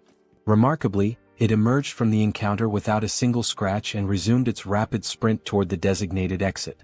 With only a short distance remaining, the rat took one final leap and burst through the opening toward the outside. However, something was already waiting for it on the other side, silently, watchfully observing its approach. Its eyes locked on the rat and its sharp fangs exposed, the creature let out a low, menacing growl. It was fully prepared to pounce at any moment. Instantly, the rat froze in place, completely paralyzed by an overwhelming fear in the face of the predator's threatening presence. From afar, June was caught completely off guard, unable to hide the shock from his face as he witnessed the unexpected confrontation unfold before his eyes. In an instant, the level 23 land shark lunged forward with terrifying force. With its enormous mouth wide open, it bit down in a single, clean motion, swallowing the rat whole. The scene shifted to June, who stood in silent despair, deeply disturbed by what had just happened. He questioned what kind of creature that was, but more than anything his eyes widened as he recognized the location. Nampo Station, only a few kilometers away from his own home. This realization struck him hard, making it clear that creatures as deadly as that one were likely roaming near the very place where his loved ones lived, only deepening the anxiety clawing at his chest. Struggling to keep his composure, he quickly acknowledged that he had to hurry. Time was no longer a luxury he could afford to waste. The scene shifted again, this time to Dabin, who was crouched down, sorting through a few boxes. She was clearly exhausted but also visibly relieved to have finally finished her task. Suddenly, someone called out to her, the person in charge of that task. She turned her head and saw that it was June who had arrived, thanking her for the effort she had put in. Wearing a small smile, Dabin responded that she didn't consider it hard work at all, especially since she was being paid for it. She then asked what the new problem was this time. June, slightly uncomfortable, averted his eyes as he tried to collect his thoughts and figure out how best to explain the new situation to her. Immediately picking up on his hesitation, Dabin grew visibly concerned. Now sounding tense and increasingly anxious, she urged him to speak up and just say what was going on already. With a measured and careful tone, June explained that he wanted to request the assistance of Jaehyeon for a specific task over the next couple of days and that he hoped Dabin could manage things in the meantime. Caught off guard by the sudden and unexpected request, Dabin forced a smile in an attempt to mask her nervousness. With her voice slightly unsteady, she asked if he expected her to take full responsibility for everything on her own. June then replied that he would be leaving it in her hands for just 2 days. She already knew that this meant a significant amount of work and responsibility. With a skeptical look, she asked if she would be paid extra for the overtime hours she would inevitably have to put in during those 2 days as the acting lead. Upon hearing her question, June offered a subtle smile. Then, with an enthusiastic tone, he confirmed that he would pay her double for the overtime. The moment he gave his answer, Dabin's face lit up with joy. She could barely contain her excitement, now completely energized and ready to handle whatever came next. Elsewhere, a wave of thick green mist, released directly by the system, completely envelopes Hyren's body. The scene swiftly transitions to another location, where everyone in the group is now seated around a table, all eyes fixed on June as he prepares to begin the mission briefing. June begins by explaining that, due to the appearance of the massive Cyclops, navigating through Siamayan Station had become significantly more difficult. He expresses regret, saying it would be a shame to abandon the use of the subway line altogether. Soon after, Yejin steps in to clarify that the section between Siamayan Station and Byumnagal, all the way through to Koryang Station, is still fully intact. According to her, there are no monsters positioned along that part of the route, so the group can cross it without much concern. She then places a sheet of paper on the table, which outlines the first main objective of the mission: to secure the route to Byumnagal Station. The man with glasses, visibly uneasy, starts thinking that the best way to get through the current route would be by flying over it. Suddenly and somewhat unexpectedly, Toji interrupts the discussion, not to contribute anything urgent, but merely to compliment Yejin on her impressive talent for drawing maps. June quickly cuts through the mood and brings the conversation back to focus. He recaps Yejin's explanation and then points to a specific area on the map, noting that they must proceed with extreme caution before reaching their final destination. He then informs the group that approximately 500 orcs are currently active in the vicinity of a large supermarket complex. Upon hearing this, Han immediately asks whether they'll have to engage in direct combat with the orcs. Yejin responds clearly, stating that fighting the orcs is not part of the plan. They only need to reach Byumnagal Station and use the underground subway line. She assures them that she has identified a route completely free of orcs, with only a few lower-level monsters needing to be cleared along the way. Silently, June recalls just how much he had invested prior to the mission to ensure that nearly everyone in the group reached at least level 30, with only Fatty and Harem falling short. Against goblins, he believed that would be more than enough. June continues by explaining that they should reach Koryang Station without any significant trouble. However, he then immediately points out the real obstacle that lies ahead: Busan Station. The moment he mentions Busan, Toji panics, fearing there might be another giant creature stationed there. But Yejin quickly denies it. Her concern isn't about another giant, she says, but rather the condition of the railway tracks between Koryang and Busan. She then reveals that this particular area is swarming with an enormous horde of zombies. And unless someone in the group possesses an ability capable of wiping out monsters in extremely tight spaces, using that route would pose a serious and dangerous challenge. Everyone is left stunned by the revelation, especially Harem. Trying to remain composed, Harem focuses and slowly gathers the courage to speak. Still nervous, she calls Yejin by name and, with trembling hands, says that she believes her ability might be able to help in this situation. Sometime later, the system displays a notification stating that the 100,000 weight limit of her poisonous mist had just been exceeded. Seeing this notification, Harem feels a deep frustration that her contribution has already reached its limit. She opens a nearby door where June and Yejin are waiting. Both immediately begin praising her efforts, telling her that she did exceptionally well. June asks if she's feeling okay. Harem confirms that she is. Although she had felt completely drained at the beginning, something powerful seemed to push her through the process, and now she felt fine. What she didn't know was that the strength she had felt came from June, who had secretly upgraded his retainer management level. June reflected on the cost of the upgrade. It had been expensive, but ultimately worth it since he ended up earning billions in return. Still unsure, Harem then asks June if he's truly certain that it's okay for her not to go in person. June calmly reassures her, explaining that just staying in place and continuing to produce poisonous mist is more than enough for the mission's needs. With all preparations now complete, June activates his Ultimate Eyes ability and officially declares the beginning of the operation. Immediately, through his ability, he sees an enormous swarm of zombies located exactly where they had anticipated. Suddenly, something catches the attention of the zombies, and they all turn simultaneously to face whatever is approaching them. It's a level 3 rat charging rapidly toward them at full speed. The zombies are momentarily stunned the instant they realize what, or rather who, is approaching them. Following the plan with careful precision, June opens his inventory within the system. A dense and toxic green mist is released, spreading swiftly over the horde of undead. In perfect coordination, the rat dashes forward at high speed, weaving through the crowd of bodies and leaving the zombies behind in its wake. Harem's poisonous mist, upon being inhaled, induces paralysis by targeting muscles such as the diaphragm, ultimately causing suffocation.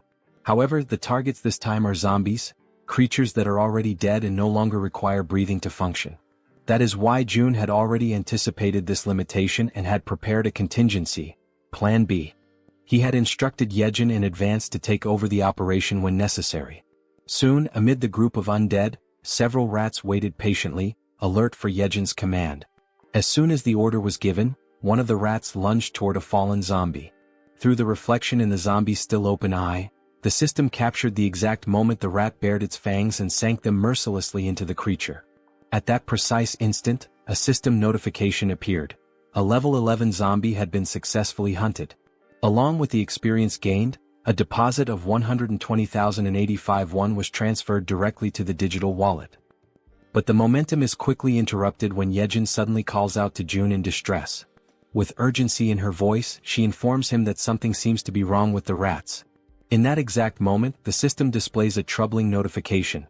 A rat has reached level 9. This revelation sets June instantly on edge. He quickly realizes the potential danger. If that rat were to come into contact with zombie blood, it might become infected and transform into one of them. Even more alarming is a far more terrifying thought. Jaehyeon herself may have been exposed to contamination through bites or claw wounds during the battle. In response, June immediately asks whether the rats are still obeying her commands. Jaehyeon confirms that they are, although she notes they have become noticeably more aggressive. Relieved, June lets out a soft breath and remarks that everything seems to be going well, at least for now. Internally, he begins to reflect on what's ahead. If they can make it safely to Jigalki Station, then maybe, just maybe, he'll finally have the chance to reunite with his family. But just as this thought forms in his mind, it is abruptly interrupted by a system notification. An unauthorized individual is attempting to access the shelter through the main entrance. Baffled and alarmed, June stares at the message, struggling to grasp what is happening. Before he has time to act, a second notification appears. The system states that a group of 157 individuals meets the requirements for citizenship and asks if he wishes to grant it. Relying on his instincts, June gives his confirmation. Immediately, another system message is displayed. The total population has now reached 3,000 residents. As a result, a new ability has been unlocked, Economic Activity Subsidy. Reading this new development, June feels a brief moment of apprehension, uncertain of what the implications might be. But then gradually, a small smile forms on his lips. After all, this might actually turn out to be a good thing. The system continues to display new information, this time announcing that salaries will now be paid to citizens, with the amount determined by the titles or positions they hold. The wages will be dispersed separately from the chief's wallet, depending solely on the person's assigned role within the community. Reading this update carefully, June realizes that this would be the perfect opportunity to assign official titles to Dabin and the entire team responsible for managing public facilities. After all, a weekly salary of 700,000 won neatly aligns with a daily wage of 100,000 won, making the accounting straightforward. Tapping the system's interface, he remarks that there is no longer any need to pay people manually, especially when doing so previously meant sacrificing reduced taxation benefits. At the pace things are advancing, it becomes clear to him that they need to expand the department responsible for public facilities management. After all, the funds distributed to citizens through the Economic Activity Support Fund are essentially free resources provided by the system. It's not a small sum either. Even the 100,000 won paid to each employee is considerable. Doing a quick calculation in his head, if 300 workers are on the payroll, that's already 30 million won per day. And if all positions, ranging from basic workers to general managers, are filled, the total amount paid daily could easily reach 50 million won. Thinking ahead, June envisions that as this money circulates, the total income he receives from his tax collection ability will continue to grow. On the other hand, the citizens will inevitably spend that money in his store, effectively funneling it right back to him. This leads him to the realization that assigning titles to as many citizens as possible is likely the most profitable long-term strategy. Yet, he still isn't entirely sure which titles would be most appropriate beyond facility management. Soon, another idea sparks in his mind. Positions related to maintenance, cleaning, and security would be practical starting points to invest in. So, before doing anything else, he goes ahead and appoints Dabin as the general manager. He recalls that she had already accepted Fatty and Harem as members of the team, although he can't quite remember who the remaining members were. Just then, something catches June's attention. It's the system again, this time displaying a notification that Dabin has reached 100 loyalty points, officially registering her as a retainer. At that moment, June realizes something significant.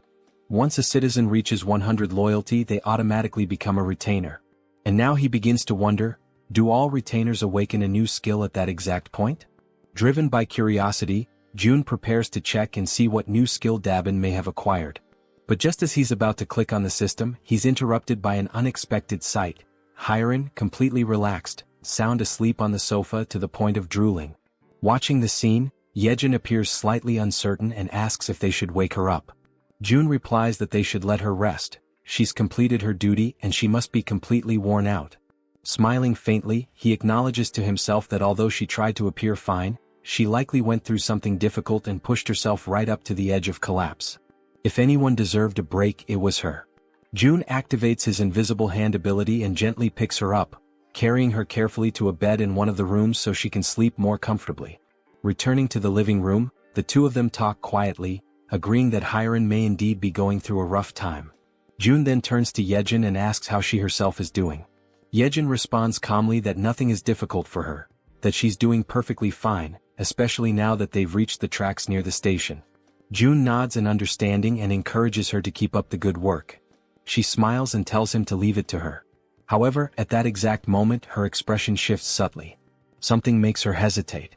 June, immediately picking up on the change, asks her if something's wrong. She stammers slightly and replies that all of a sudden the link isn't connecting anymore. June, caught off guard, asks what she means by that and she tells him to give her a moment. Closing her eyes, she tries to reconnect with the link. But apparently it's no use. She then explains that it's probably the distance. It seems to be just too far this time. June asks whether the link had been working properly before. She responds that it's possible to go a little beyond the maximum range if the link was already established beforehand. However, the reach of the link currently only extends as far as the central station. She then turns to him and asks what they're supposed to do now. Without an immediate answer, June falls into thought. He realizes that something always seems to go wrong at a critical moment, and just beyond the station lies the house where his family is supposed to be. He had been counting on using one of Yeon's rats to check the house before making a move. Clenching his fist tightly, June mutters that this is a complication. Still, he asks Yeon to try re-establishing the link from the central station in any way she can. She agrees, saying she'll give it her best shot. Closing her eyes once again, she begins to focus her powers in an effort to restore the connection. With the vision of zombie rats moving through the station still lingering in his ultimate eyes, June reminds himself that they have to explore every possible option available to them, and until then, all Kim can do is hope, with all his heart, that his family is still safe. The system now displays the current locations of everyone participating in the mission. Yeon's rats are moving ahead to scout the path, while Han's group remains further back, following at a safer distance. The scene then shifts to the station where Han's group has just arrived. Everyone stands frozen, completely overwhelmed by what they see before them. The entire area is a scene of utter devastation. All the surrounding buildings have been reduced to rubble and massive footprints, far larger than anything human, are deeply embedded in the ground, scattered across the terrain.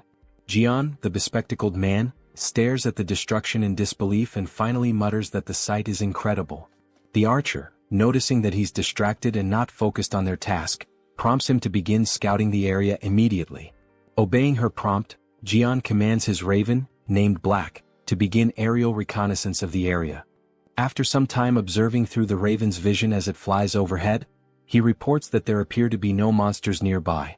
Toji then speaks up, saying that the station itself also seems to be clear of any goblins, and that thanks to the massive avalanche that occurred earlier, they should be able to move through the area with little resistance. Jaehyeon agrees and comments that it's likely the case because no sane person, or creature, would dare approach a place marked by such overwhelming destruction. With a hint of concern in her voice, the healer mentions that night is falling fast and that they should find somewhere safe to stay until morning. The archer quickly reassures her, explaining that, based on known goblin behavior patterns, nighttime is actually the safest period, since goblins tend to hide away or go dormant once darkness sets in. At this point, Han appears deep in thought. After a moment of silence, he speaks, saying that they should keep moving. If anything truly dangerous happens, there's a high chance June will summon them back right away. Suddenly, one of Yeon's small rats appears, making faint gestures as if trying to communicate something important. The entire team comes to a halt, recognizing it immediately as one of Yeon's specially trained rats. They take this as a sign to follow it without question. Quietly and cautiously, they begin to trail the rat as it scurries ahead, guiding them through the eerily silent night in the ruined city. As they move along the path, someone comments that the station up ahead looks like it's been turned into a shallow lake. Jaehyeon asks aloud if that might be a result of the giant's rampage. The archer responds that it's quite likely. The terrain had shifted significantly when the buildings collapsed, which could have easily led to the formation of sunken, water-filled areas. While they continue walking near the edge of the water, something begins to stir beneath the surface of the lake. Slowly, almost imperceptibly at first, something large begins to rise, emerging completely from the water before their eyes. Both Jaehyeon and Toji immediately sense that something is wrong. They notice strange movements in the ripples, something that doesn't match the natural motion of water. The others ask them what's going on, and Jaehyeon replies that he just heard something that didn't sound like it belonged there. He narrows his eyes and looks carefully ahead, straining to make out details through the dim light. Suddenly he points toward a distant figure and says that there's someone up ahead. As they all focus their gaze, they try to make sense of what they're seeing. The silhouette appears humanoid at first, and they question whether it might be a woman. But as their eyes adjust and they examine the figure more closely, they notice something strange, something moving behind her. It's a tail. The creature stares directly at them with an unnatural intensity, and then it opens its mouth wide and releases a deafening, high-pitched scream that pierces the still night air. In immediate panic, the healer shouts out a warning to everyone, urging them to cover their ears as fast as they can. The creature, despite her appearance resembling that of a woman, is no ordinary monster. What stands before them, shrieking in a voice that seems capable of tearing through their very minds, is, in truth, a siren. In a sudden, desperate reaction, everyone in the group instinctively raises their hands to tightly cover their ears, trying to block out the piercing, bone-shaking scream of the siren. Toji quickly begins to show visible signs of exhaustion, struggling to keep his hands pressed firmly against his head, his arms trembling under the strain. Meanwhile, Yeonju looks around in shock, unable to comprehend what's happening, her voice filled with disbelief as she questions the situation unfolding around her. Toji, even more bewildered, realizes with growing horror that his body is starting to move involuntarily, his limbs betraying him as if something else is controlling them. Moments later, as if pulled by some unseen force, both he and Yeonju begin to slide helplessly toward the edge of the lake. The pull is strong and unrelenting, and they're dragged across the ground without being able to resist. When Yeonju hits the ground and feels the cold touch of water, she immediately understands the danger. Watching Toji move toward the depths at such a rapid pace, she senses that if he continues like that, he'll be in serious danger. Suddenly, at that very moment, sharp fangs emerge from the water and lunge toward her feet, forcing her instincts into high alert. Reacting instantly, she tries to swim upward toward the surface, but the monstrous creatures grasp her legs with vicious strength, pulling her back down into the water with raw, furious force. Meanwhile, back above the surface, Han and the others are still locked in a battle of endurance, struggling to withstand the siren's excruciating scream. Their faces contorted with pain, their bodies weakened, they try to hold out just a little longer. Amid the chaos and panic, the healer closes her eyes and focuses, summoning all her remaining strength. With a surge of energy, she casts a protective magical armor over the group, enveloping them in a glowing, defensive aura. Now shielded by the magical barrier, Han feels a noticeable difference. He comments that he feels much stronger, more capable of resisting the siren's debilitating scream. The man with glasses then asks, almost breathless, what exactly the young healer's power is. Exhausted and barely able to stay on her feet, she pleads with them to hurry and save Toji and Yeonju before it's too late. But just as she finishes speaking, something in the water catches her eye. A dreadful blue creature, barely visible beneath the surface, begins to emerge from the depths of the lake. From a distance, the rest of the group watches the movement and begins to question, what are those bastards? Before anyone can respond, the creatures launch a sudden, brutal assault, moving with terrifying speed and aggression. Sensing the incoming clash, Han immediately calls out to everyone, urging them to prepare themselves for battle. He warns them that the creatures are closing in fast. Without a moment of hesitation, the monsters leap through the air, aiming directly at the group. Han quickly raises a steel rod in both hands, bracing for impact, ready to counterattack. With powerful force, his weapon collides with the creature's strike, sending shockwaves through the air. Just as the creature begins to recover, it's struck by a well-aimed arrow, finally going down. However, only one of the monsters is defeated, while several others continue to emerge from the shadows. The female archer, clearly frustrated, mutters under her breath about the relentless, never-ending wave of creatures. Without delay, the monsters reach the surface, surrounding the group from all sides with terrifying speed. In growing distress, Han insists that they can't afford to waste time, they have to save Toji and Yeonju now. Meanwhile, from the opposite side of the lake, something begins to draw the creature's attention. It's the werbear woman returning from the depths, carrying Toji in her strong arms. As she surfaces, Toji gasps and coughs, expelling the water from his lungs. He mutters that he genuinely believed he was going to die. Overcome with relief, the group's faces light up with joy at the sight of their safe return. Toji then turns to Yeonju and, with deep sincerity, thanks her for saving him. But their moment of reunion is abruptly interrupted. The bastards resume their relentless assault without giving the group a second to breathe. The team quickly realizes the creatures aren't going to let up, not even for a moment. Toji immediately activates his magical armor, his body lighting up with protective energy. As the monsters continue charging forward, he yells to the group that they'll hold the line and fight until the very end. In that moment, the Werbear woman plants her feet firmly and prepares to strike. As one of the creatures lunges forward, she throws a heavy punch that lands squarely on its face, sending it flying backward through the air. The creature crashes violently into a thick wooden pillar, splintering it with the force of impact. Atop that very pillar, a goblin's body had been suspended, tied in place. At that instant, both Han and Toji glance upward and shout for everyone to move away quickly. Without hesitation, the group leaps back just in time as the place they had been standing is struck. Moon immediately turns and asks Han if he's okay. Han replies that he's fine and asks what just happened. As he sees the wreckage more clearly, Toji freezes in place, unable to speak. It was the body of the goblin, still tied to the broken pillar, that had fallen from above. As the group stares at the unsettling sight, the man with glasses urges everyone to look up. When they do, they are horrified by what they see: numerous goblins, their bodies bound and suspended high above, arranged in the shape of a massive cross. Han comments that the group had been so focused on the danger below that they hadn't even noticed what was above them. And in that moment he comes to a terrifying realization. These bastards don't care whether their victims are monsters or humans. Just then, the female archer's bow slips from her hand and falls to the ground.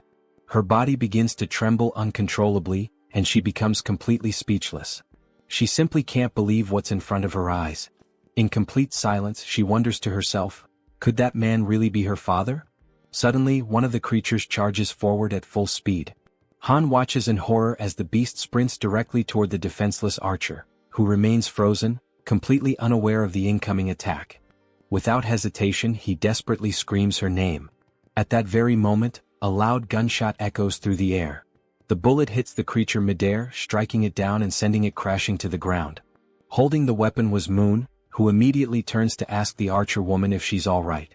Han commends him for his quick reflexes in such a dire situation, but soon notices something is terribly wrong. The archer is now kneeling on the ground, visibly shaken, her expression distant and broken. Suddenly, the man with glasses appears, urgently calling out to Han. He says he may have found a way to deal with the situation they're trapped in. He explains that, through black, he has been able to observe the surroundings from above, and that's how he discovered something crucial. The agonizing sound that's been tormenting them is also what's commanding the creatures. Han is taken aback by the revelation. The man in glasses adds that he still can't fully understand what the siren is saying, but he noticed that every time she opens her mouth, the fish-faced creatures react and begin to move. He then states that if they can find a way to cut off the sound, it's highly likely that the creatures will lose their coordination and retreat due to the lack of command. In the midst of this tense and increasingly hopeless situation, Han agrees that the idea is worth trying. However, he expresses concern that the creatures won't give them the opportunity to make it happen. Wanting to clarify things, Toji asks directly if the entire plan boils down to simply stopping the sound. Han confirms it, with seriousness in his voice. Then, with resolve burning in his eyes, Toji declares that he'll be the one to bring down that damn thing and that he has a plan. Meanwhile, on the other side of the battlefield, the siren opens her mouth once more, releasing the dreadful sound, and like obedient soldiers, the creatures respond as if bracing themselves for another coordinated assault. Observing their behavior closely, Han notices that the creatures are changing their formation. The man with glasses assumes they must have realized the group's new objective is to shut the siren down. Han then turns to Toji and asks if he can really rely on him. Toji confidently answers yes, urging everyone to trust him, and makes it clear that all they have to do is open a path for him. He'll take care of the rest on his own. Without hesitation, Healer affirms that she will stay behind to protect the archer. And with the plan now in motion, the group charges forward with unwavering determination. Each member of the team focuses solely on creating that crucial opening for Toji, attacking the enemy forces without mercy and taking down one creature after another with relentless resolve. Han pauses for a brief moment, glances back at Toji and shouts for him to move now. This is the chance. Toji locks onto his target, plants his feet, and grips his halberd with precision and strength. Then with all his might, he hurls the weapon through the corridor, aiming straight for the siren. The weapon cuts through the air at incredible speed, but the siren reacts swiftly, dodging with ease. The halberd misses its mark and continues its path, clattering past her. The group freezes in stunned silence, watching as the opportunity they carved with so much effort vanishes in a single instant. Yet Toji remains completely unfazed. The siren erupts into maniacal laughter, along with her grotesque creatures, mocking his failure. But Toji simply smiles, calm and collected. With a sharp glint in his eye, he asks Han if he's already forgotten something. Confused and frustrated, Han doesn't understand what he's referring to, until in a sudden realization his eyes widen. With a trace of sarcasm, Toji then asks, "What's the best way to deal with a fish?" As he speaks, he lifts his hand and activates the recall command on his halberd. The weapon obeys the order, and on its way back, it slices cleanly through the siren's back, impaling her and cutting off her laughter for good. At that moment, the system notifies the group. A level 33 siren has been hunted down. Experience points have been awarded. The halberd returns to Toji's hand as everyone turns to stare at the siren's lifeless body. The fish-faced creatures become disoriented, clearly lost without their leader, and quickly retreat back into the depths of the lake. This sudden disappearance brings a wave of relief over the group, as they now have one less threat to face. Without wasting a second, Han approaches the archer woman and gently asks how she's doing. She remains trembling, unable to compose herself. Concerned, Healer turns to Han, asking what they should do now. Han considers going to find June. Then, the archer woman suddenly reveals, with a trembling voice, that one of the bodies hanging on the crosses above is her father. Han is struck speechless. He quickly turns around, unable to accept that his father-in-law could be among those mutilated victims. Overwhelmed by a deep, unbearable grief, the archer collapses into uncontrollable tears, mourning the fate of her father. Beside her, Han falls to his knees, consumed by panic and disbelief. The entire group around them feels the weight of her sorrow as if it were their own. And right there before their eyes, hanging from a cross in an appalling state, was her father's body, a heartbreaking sight that pierced the soul of every witness. At that very moment, the system displays a mission reconstruction screen, this time with the archer as the target. The reward, to bring her father back to life. However, the system clearly warns that resurrection is only possible within the boundaries of the absolute domain.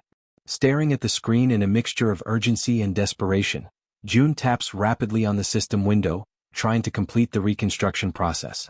Jaehyeon, seeing him in such a state of despair, is left absolutely stunned by his behavior. But then all of a sudden June stops.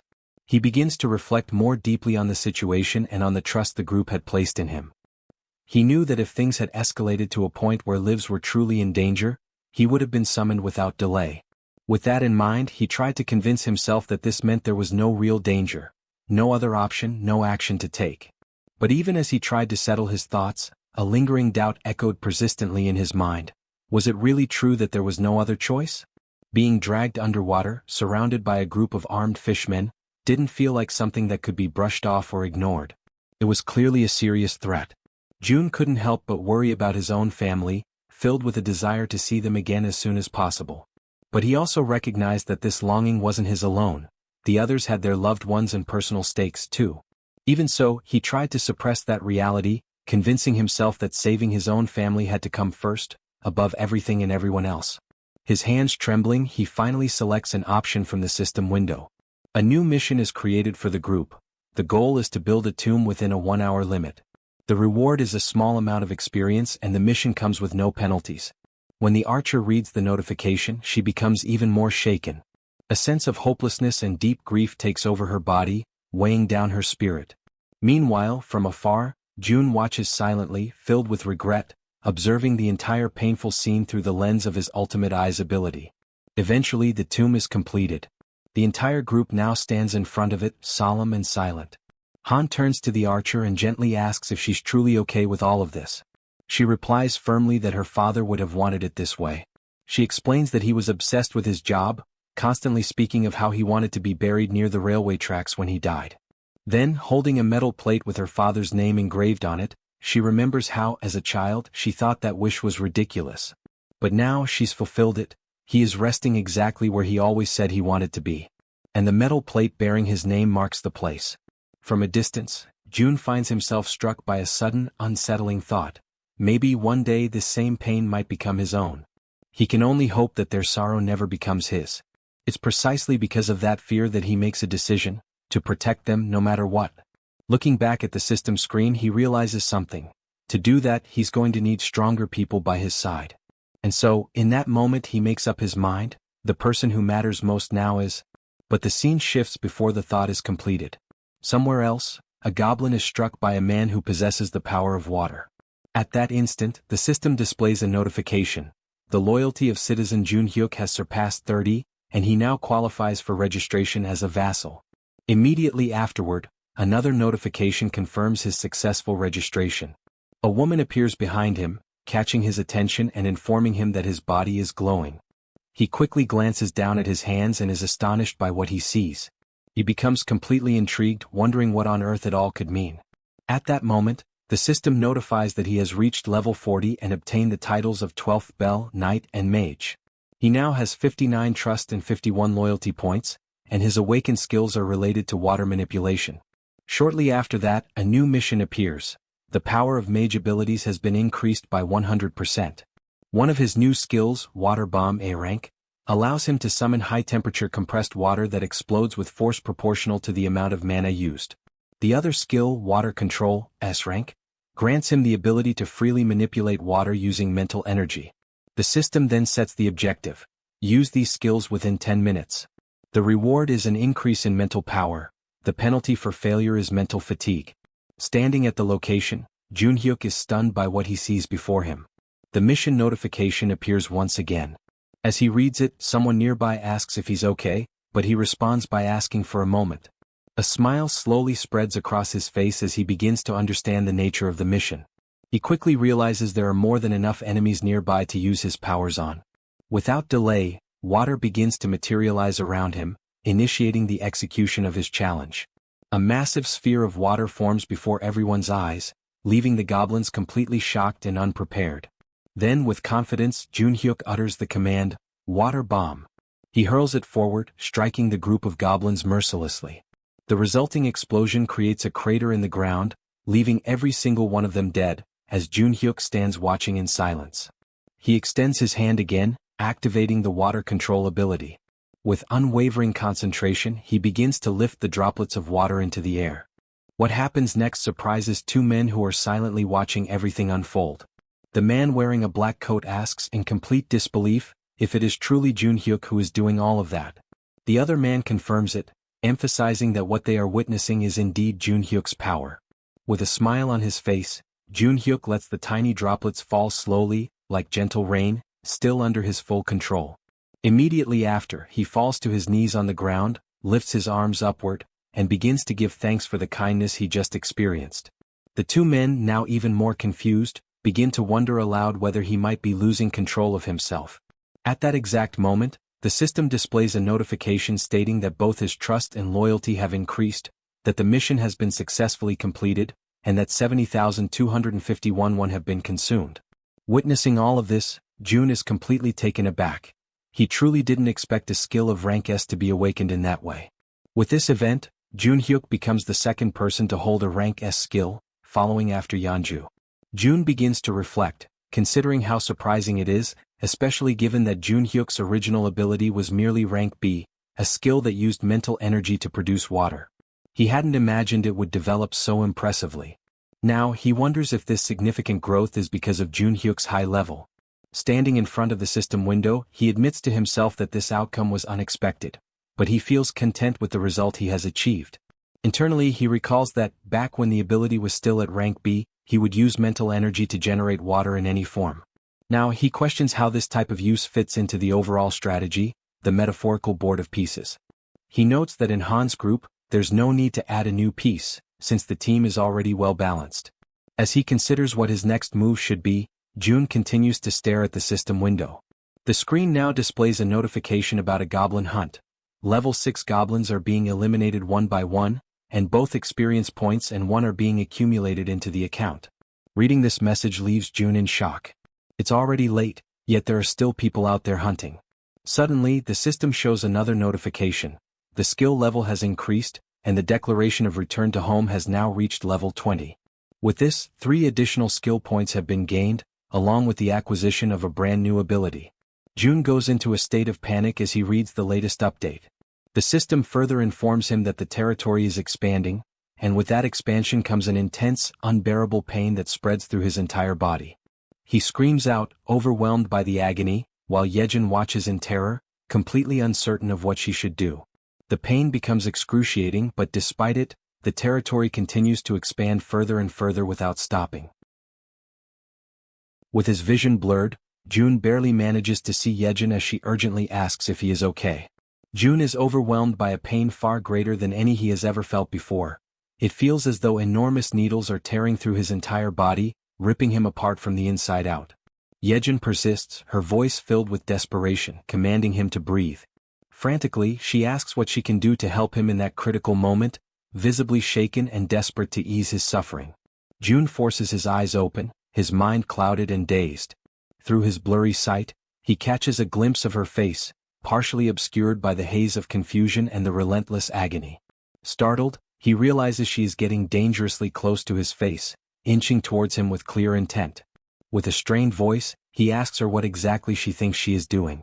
Embarrassed and flustered, Jaehyeon immediately backs away in a hurry, apologizing profusely. She quickly explains that for a moment she feared he had stopped breathing and was about to perform CPR on him.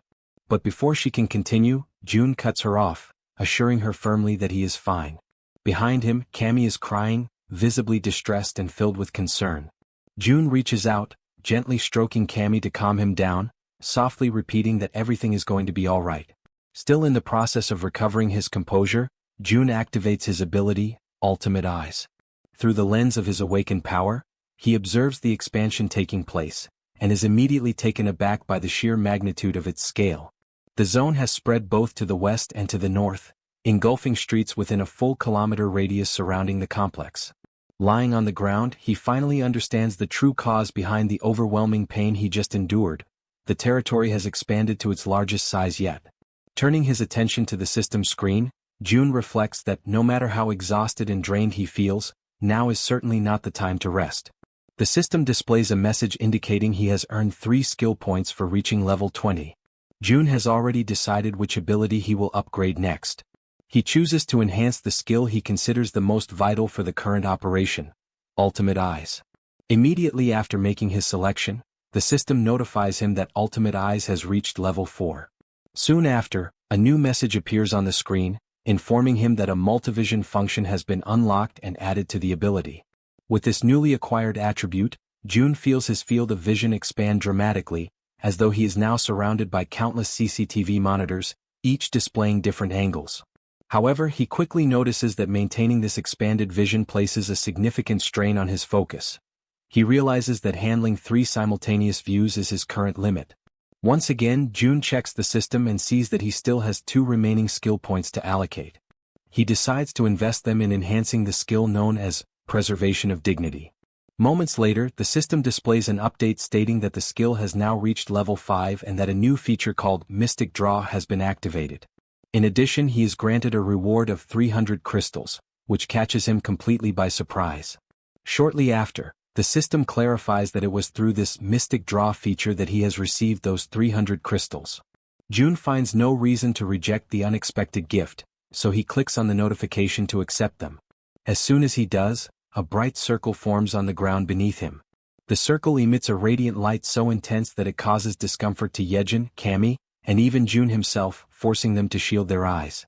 After a few moments, the circle of light vanishes, yet a concentrated, powerful glow remains suspended in the air. From within this brilliant light, an object begins to materialize. It is a ring. The system promptly notifies him that this is a communication ring, designed specifically to transmit Jun's voice directly to his vassals. Jun slides the ring onto his finger, still uncertain about its practical use. As he considers its function, it becomes clear to him that its ability to project his voice could be perfectly suited for Dabin.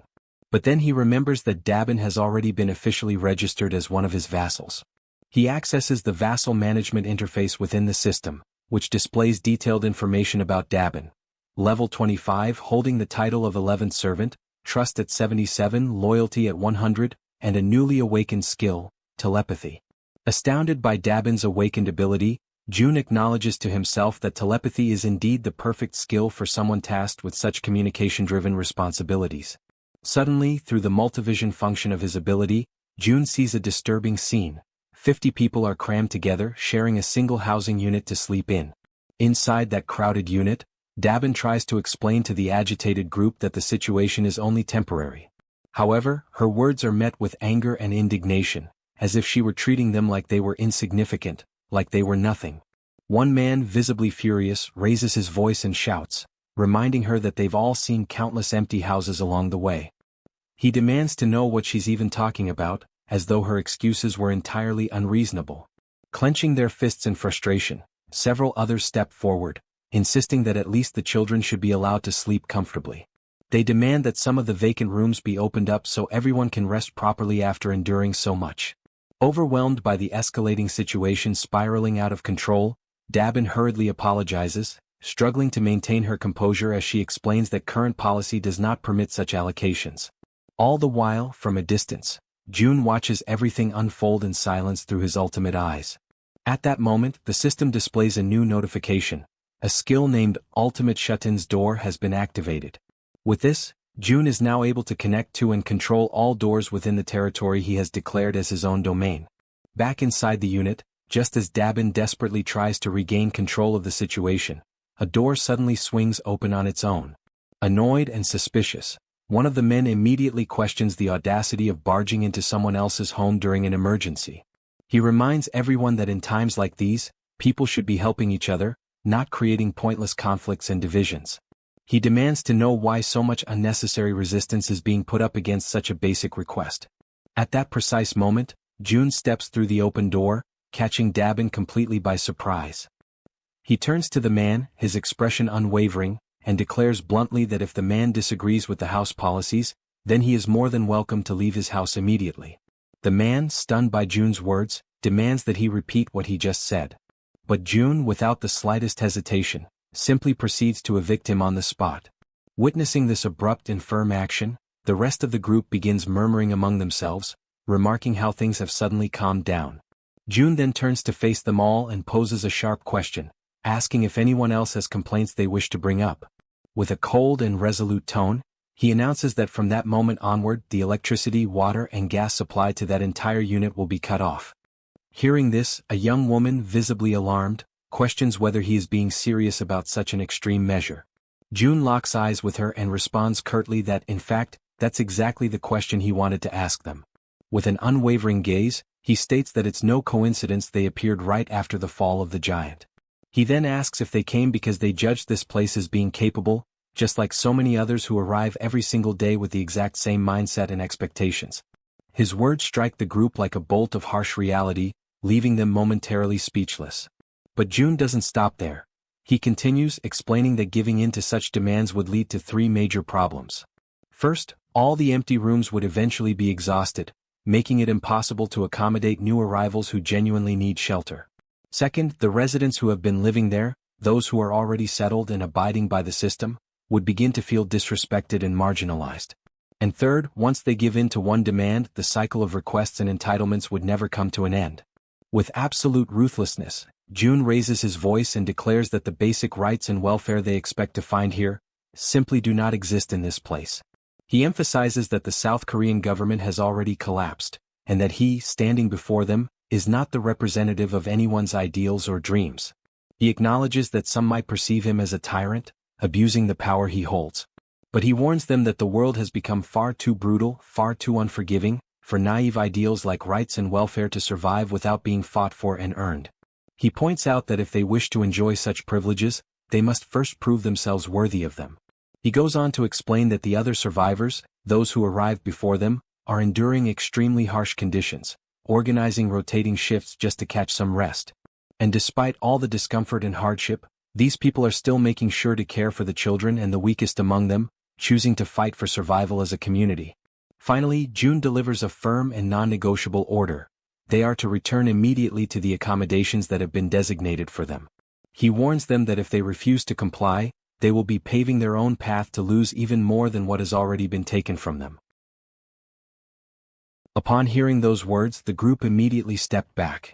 Dabin, feeling a wave of relief, let out a soft sigh and expressed her gratitude to June for helping her in that situation. However, he replied that there was no need for thanks. In fact, he insisted that he was the one who should be grateful to her. His unexpected response left Dabin momentarily taken aback, trying to understand what he truly meant by that remark. It was then that June pointed out that perhaps she, too, might be capable of doing something similar to what he had just done. He asked if she was familiar with the concept of telepathy, and then instructed her to think of a person with whom she would like to communicate, picturing herself speaking to them mentally, as though having a conversation inside her own mind. Dabin closed her eyes, focusing all her concentration. A short while later, a faint aura began to surround her body. Pleased with the result, June emphasized that she would need to learn the exact conditions and limitations of this ability, and the best way to do so was through frequent practice. At that moment, someone with trembling hands gave a small wave and called out for June. Both he and Dabin turned to see a figure who appeared nervous, standing with his head lowered. June asked if the man still had something he wished to say.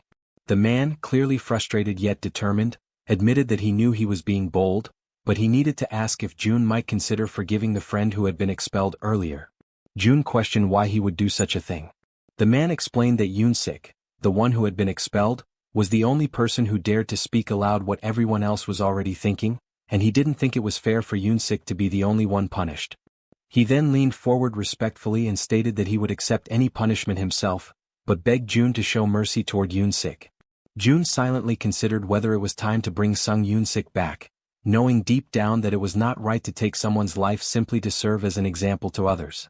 Resolute in his decision, he opened the system and noticed that the man was still standing in front of the door, having gone nowhere at all. Looking directly at him, June asked for his name. The man answered that he was called Kyung-hoon. June then informed him that he would grant Yoon-sik his citizenship back. Kyung-hoon was taken aback when June went on to say that he would also restore electricity and water service, though not the gas supply. Before Kyung-hoon could respond, June added that he was doing this out of respect for the man's sincerity, but warned that there would be no second chances, and everyone needed to understand that clearly. Right after, the system issued a notification that Yoon-sik's citizenship had been officially restored. Kyung-hoon, visibly relieved, hurried back to his quarters. Soon afterward, another notification appeared, informing June that Kyung-hoon's trust in him had increased.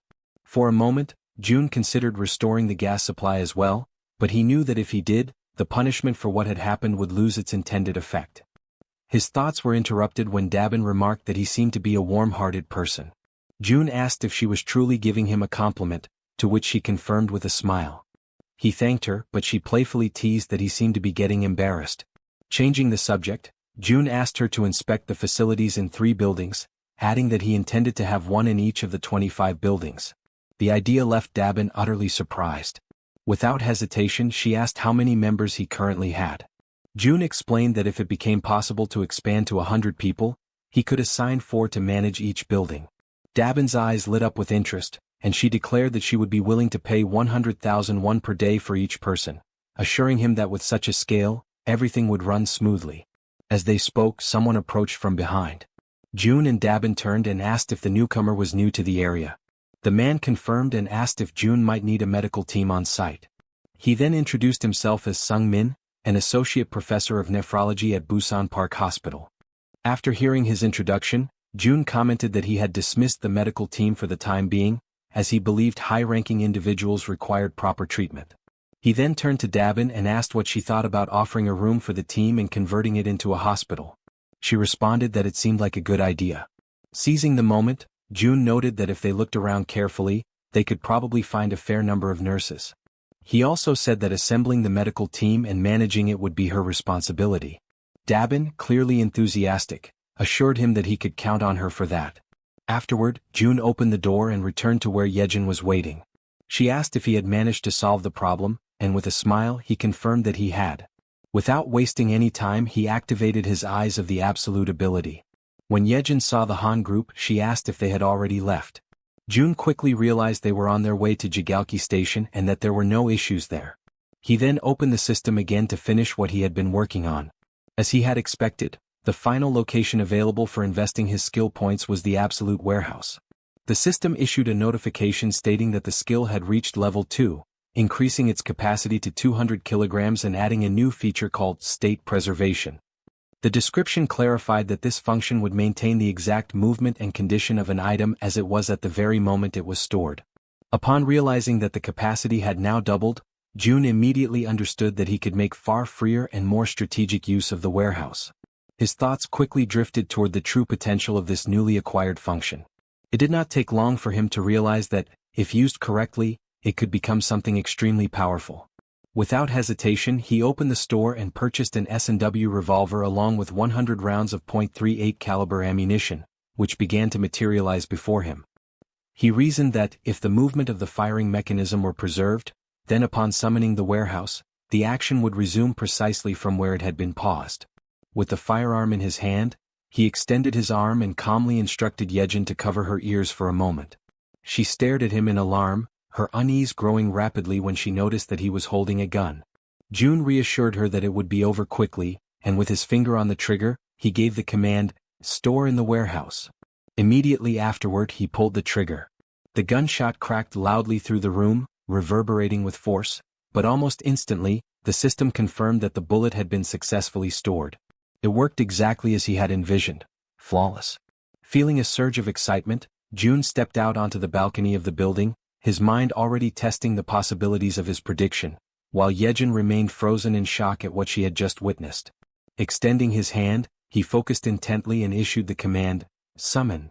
From the system's storage window, a stream of bullets began to pour out at remarkable speed. Jun watched, impressed, as his idea came to life exactly as planned. This, after all, was an absolutely foolproof way to provide support to Han's group, who were locked in battle at Jaehyeon Station. There, goblins were being struck one after another by the incoming bullets, collapsing to the ground in rapid succession. Those that survived the initial barrage turned and fled in terror, leaving Han's group finally unharassed. Now, with renewed conviction and confidence, Han declared that they had at last arrived at Jaehyeon Station. On the other side, Jun attempts to establish communication with the group, asking if they are able to hear his voice. Han is caught off guard, genuinely surprised to hear him so clearly. Observing Han's startled reaction, Jun quickly deduces that everyone in the group must be hearing his voice without difficulty. With that in mind, he explains that communication will continue in that manner from now on, and he instructs them all to proceed toward exit number 2. When they finally reach the indicated exit, Han casts a sharp and cautious look around, carefully observing the surroundings, which are now completely deteriorated and consumed by ruin. From a distance, Jun reflects silently on the fact that from this moment forward, they are stepping into truly unknown territory, where every path could hide a threat. Meanwhile, Jaehyeon is still struggling to re-establish the lost connection with the rats stationed at the central hub, but despite her efforts she has not managed to succeed. Without that crucial link, the group advances blindly, entirely unprepared for whatever might await them ahead. In the midst of this uncertainty, Han breaks the silence, voicing the question that weighs heavily on everyone's mind: where should they go now? Jun provides direction with calm determination, guiding them toward the large road that stretches to the left. He explains that if they follow it for about 1 kilometer, it should bring them closer to their intended destination. At that very moment, suddenly, something unexpected appears, drawing Han's immediate attention. Through the gleaming reflection in the eyes of the approaching creatures, it becomes clear that the group has fallen into panic. They scramble desperately, trying to put distance between themselves and the vicious fangs of the beast. Han, overwhelmed by discouragement, recalls how exhausting and perilous it had been to face the fishmen earlier, and how narrowly they had managed to escape alive. Now, standing before yet another daunting challenge, he finds himself face to face with a colossal shark.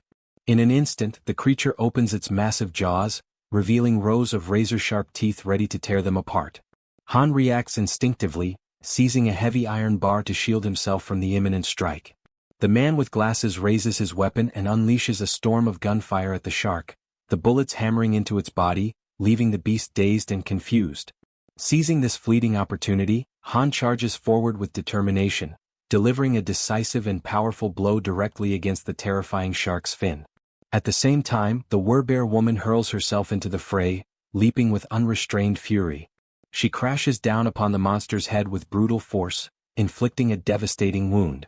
Almost instantly, The system issues a notification announcing that a level 24 shark has been successfully hunted.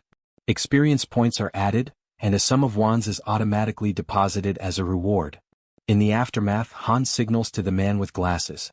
She focuses intently, linking her consciousness to her raven, Black, and immediately gains a sweeping aerial view of the area. The man with glasses freezes, stunned by what he witnesses through the shared vision. Without hesitation, he alerts the group that the entire surrounding area seems to be overrun by fish. At that tense moment, yet another figure suddenly emerges, and the entire group finds themselves staring directly at an overwhelming presence. Almost simultaneously as Toji looks upward, he notices movement above them. It is not a single creature, but countless blue figures resembling swordfish swiftly closing in from the sky. The group steels themselves for yet another imminent clash. As the creatures approach dangerously close, Han calls upon Toji. He raises his halberd high, focusing his energy, and his armor activates with a flash of power. In the precise instant Toji strikes with deadly accuracy, his blow landing true. The system immediately notifies the successful hunt of a sky blue marlin, rewarding them with additional experience points and wands. Without a moment's pause, the archer woman unleashes a flurry of arrows, her shots rapid and unrelenting, cutting down the creatures that stubbornly linger in the air. Her voice rings out with unwavering conviction, declaring that the group will not move an inch until every last one of these enemies is eliminated. But suddenly something unexpected catches her attention. It is the healer. Despite firing directly at one of the sky blue marlins, the massive creature continues advancing steadily and unshaken, heading straight toward her. Her ammunition eventually runs out, and she realizes with growing dread that the creature continues to approach, drawing nearer with every passing second. At that precise moment, the system issues a notification announcing the summoning of storage. Immediately, bullets materialize and strike the creature with sharp precision. The system then reports that a level 17 sky blue marlin has been successfully hunted, awarding experience points and depositing the amount of 231,733 won into the account. Upon reading the notification, Jun notices with frustration that whenever he personally fires the weapon, the payment turns out to be lower than expected.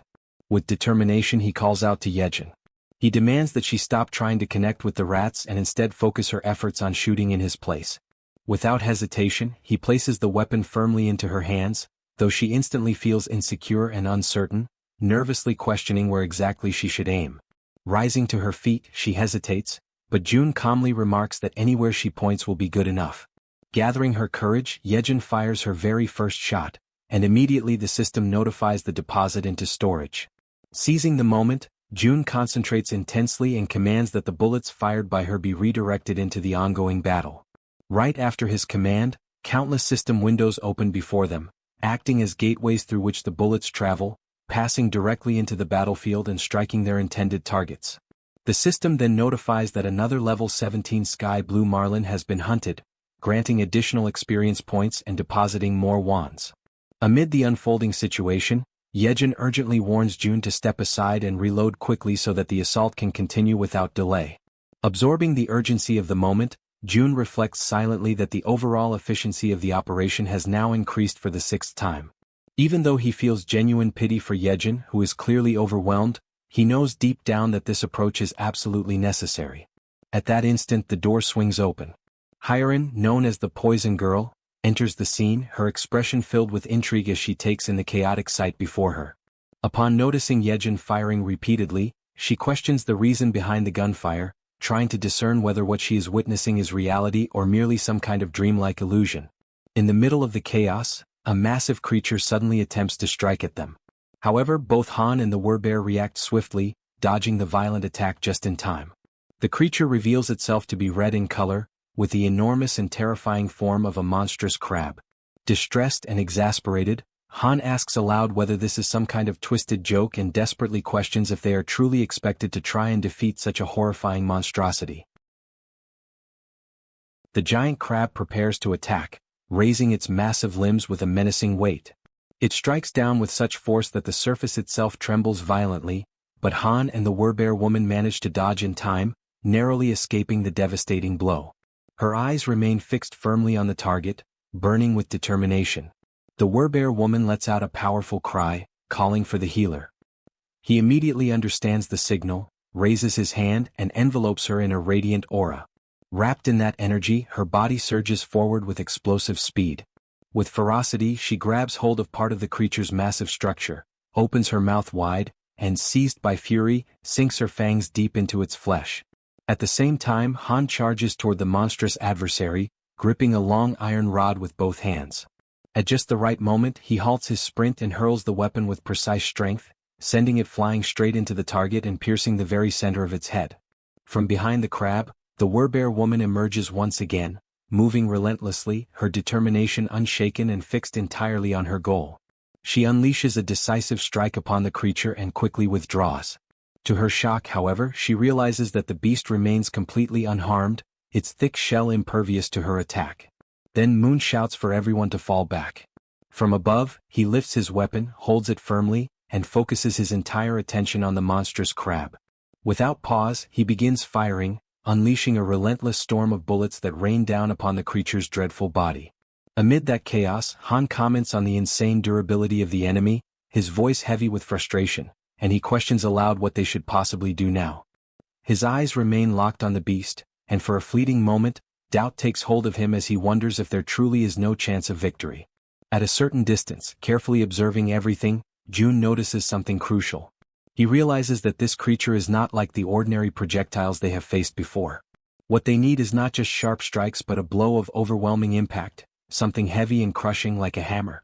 Accepting this realization, he begins to search frantically for an object capable of delivering that kind of force. His gaze scans every corner until, finally, he discovers a gem. A satisfied smile spreads across his face, for he has found exactly what he was searching for. The system promptly notifies him of an item being stored in the deposit. Through his ability of communication, Jun instructs the Werbear woman that when he gives the signal, she must leap onto the crab's shell, because he has found something that can break through it. Soon after, Jun raises his hand and summons a heavy barbell, which begins to materialize right before him. Inwardly, he apologizes to the boy who used to own it, silently promising that he will buy a new one for him later. His plan is clear. First, he allows the heavy bar to fall freely, letting gravity build up its full kinetic energy, and only then does he store it in the deposit. Immediately afterward, Jun invokes the bar again. It shoots forth through the system's window and hurtles toward the center of the crab's head. At that exact moment, he uses his communication skill and gives the long-awaited signal to the Werbear woman. The bar pierces the target with brutal force, splitting open its head and sending streams of blood spurting outward. Without hesitation, the Werbear woman launches herself straight at the point of impact. Her claws are ready, sharpened and gleaming, her body fueled entirely by determination and fury.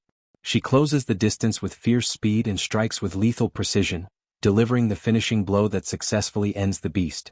The system immediately registers the successful hunt of the giant crab, level 35, granting experience points and depositing one into their account.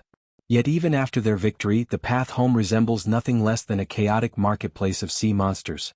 Every kind of fish and crustacean-like abomination continues to attack mercilessly, without pause or mercy.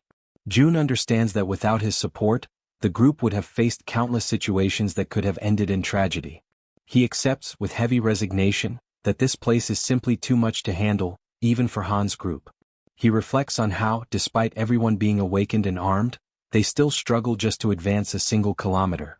Now, he must finally admit to himself that the chances of his family being alive are almost non-existent. The closer he gets to his home, the stronger the fear grows inside him.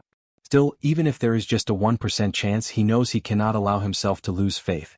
Using his ability, he surveys the surroundings and notices a ruined but familiar street. He reflects that just beyond the narrow alley lies his home. But suddenly, something unusual captures his attention: a tree. Through his communication skill, he commands the group to stop immediately. He knows this city well. It is the place where he was born and raised, and he is certain of what belongs here and what does not. Observing carefully, he realizes that there has never been a tree like that on the main road, and even if there had been, the city would never have left it standing there. This means that the tree appeared only after the world had fallen apart. Calling upon his ability once more, Jun draws everyone's attention to the anomaly. He asks if they too can see the massive tree ahead. The group confirms that they can. Jun then declares firmly that the tree is not what it seems, it is a monster. He directs them to prepare for an attack. At that very moment, something strange happens. A single, Enormous eye opens upon the trunk of the tree. Before the group, the figure awakens and everything around them begins to tremble as if the world itself recoils from its presence. The archer remained firm, her gaze fixed upward. A shot was released, flying toward the monster and piercing part of its trunk. Yet that was not enough to stop it. With each passing instant, it rose higher, lifting itself from the ground as though abandoning the very surface that once held it. Faced with that overwhelming threat, Han, gathering all his focus, hurled an iron bar against the tree, striking the target with perfect precision.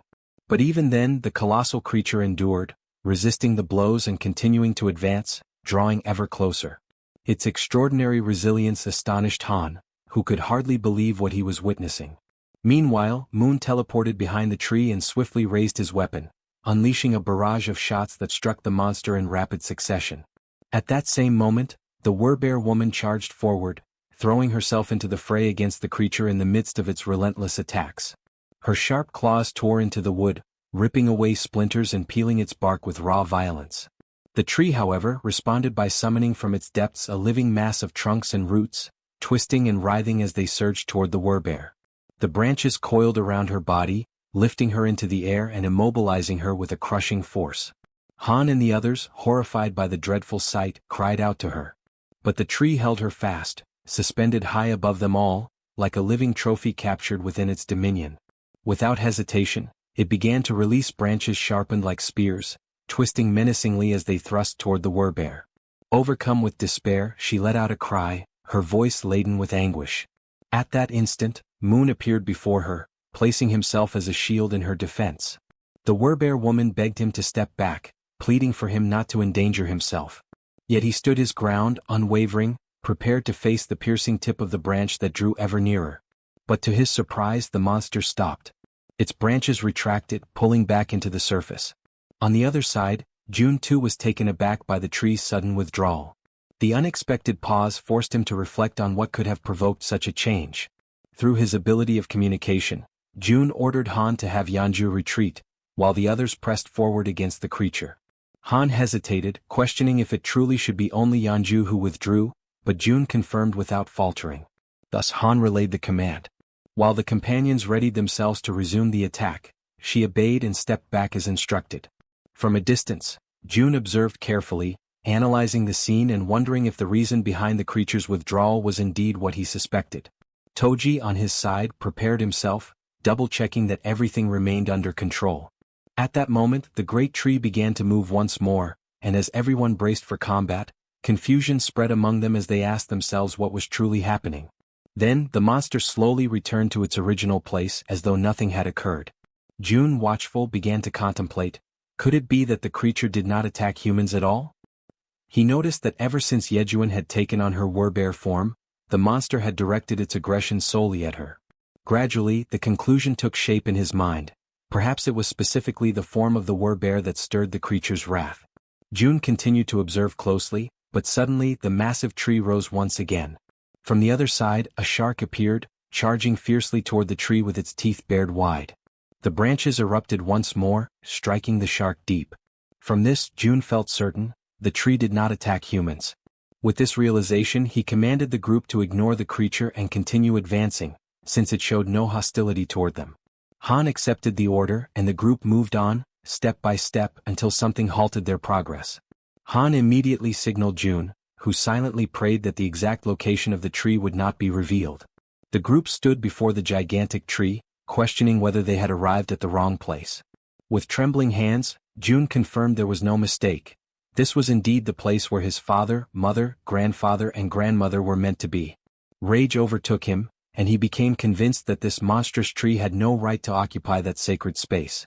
Resolute, he decided it had to be destroyed immediately. His plan was to surround it with gasoline and set it ablaze, certain that only by reducing it to ashes would he find satisfaction. He realized that Han's group could be summoned not only by his own hand but also through his vassals, which meant the destruction could proceed without delay. At that moment, a system notification revealed the presence of one of June's blood relatives nearby. Suddenly, a voice rang out, shouting to know who was there.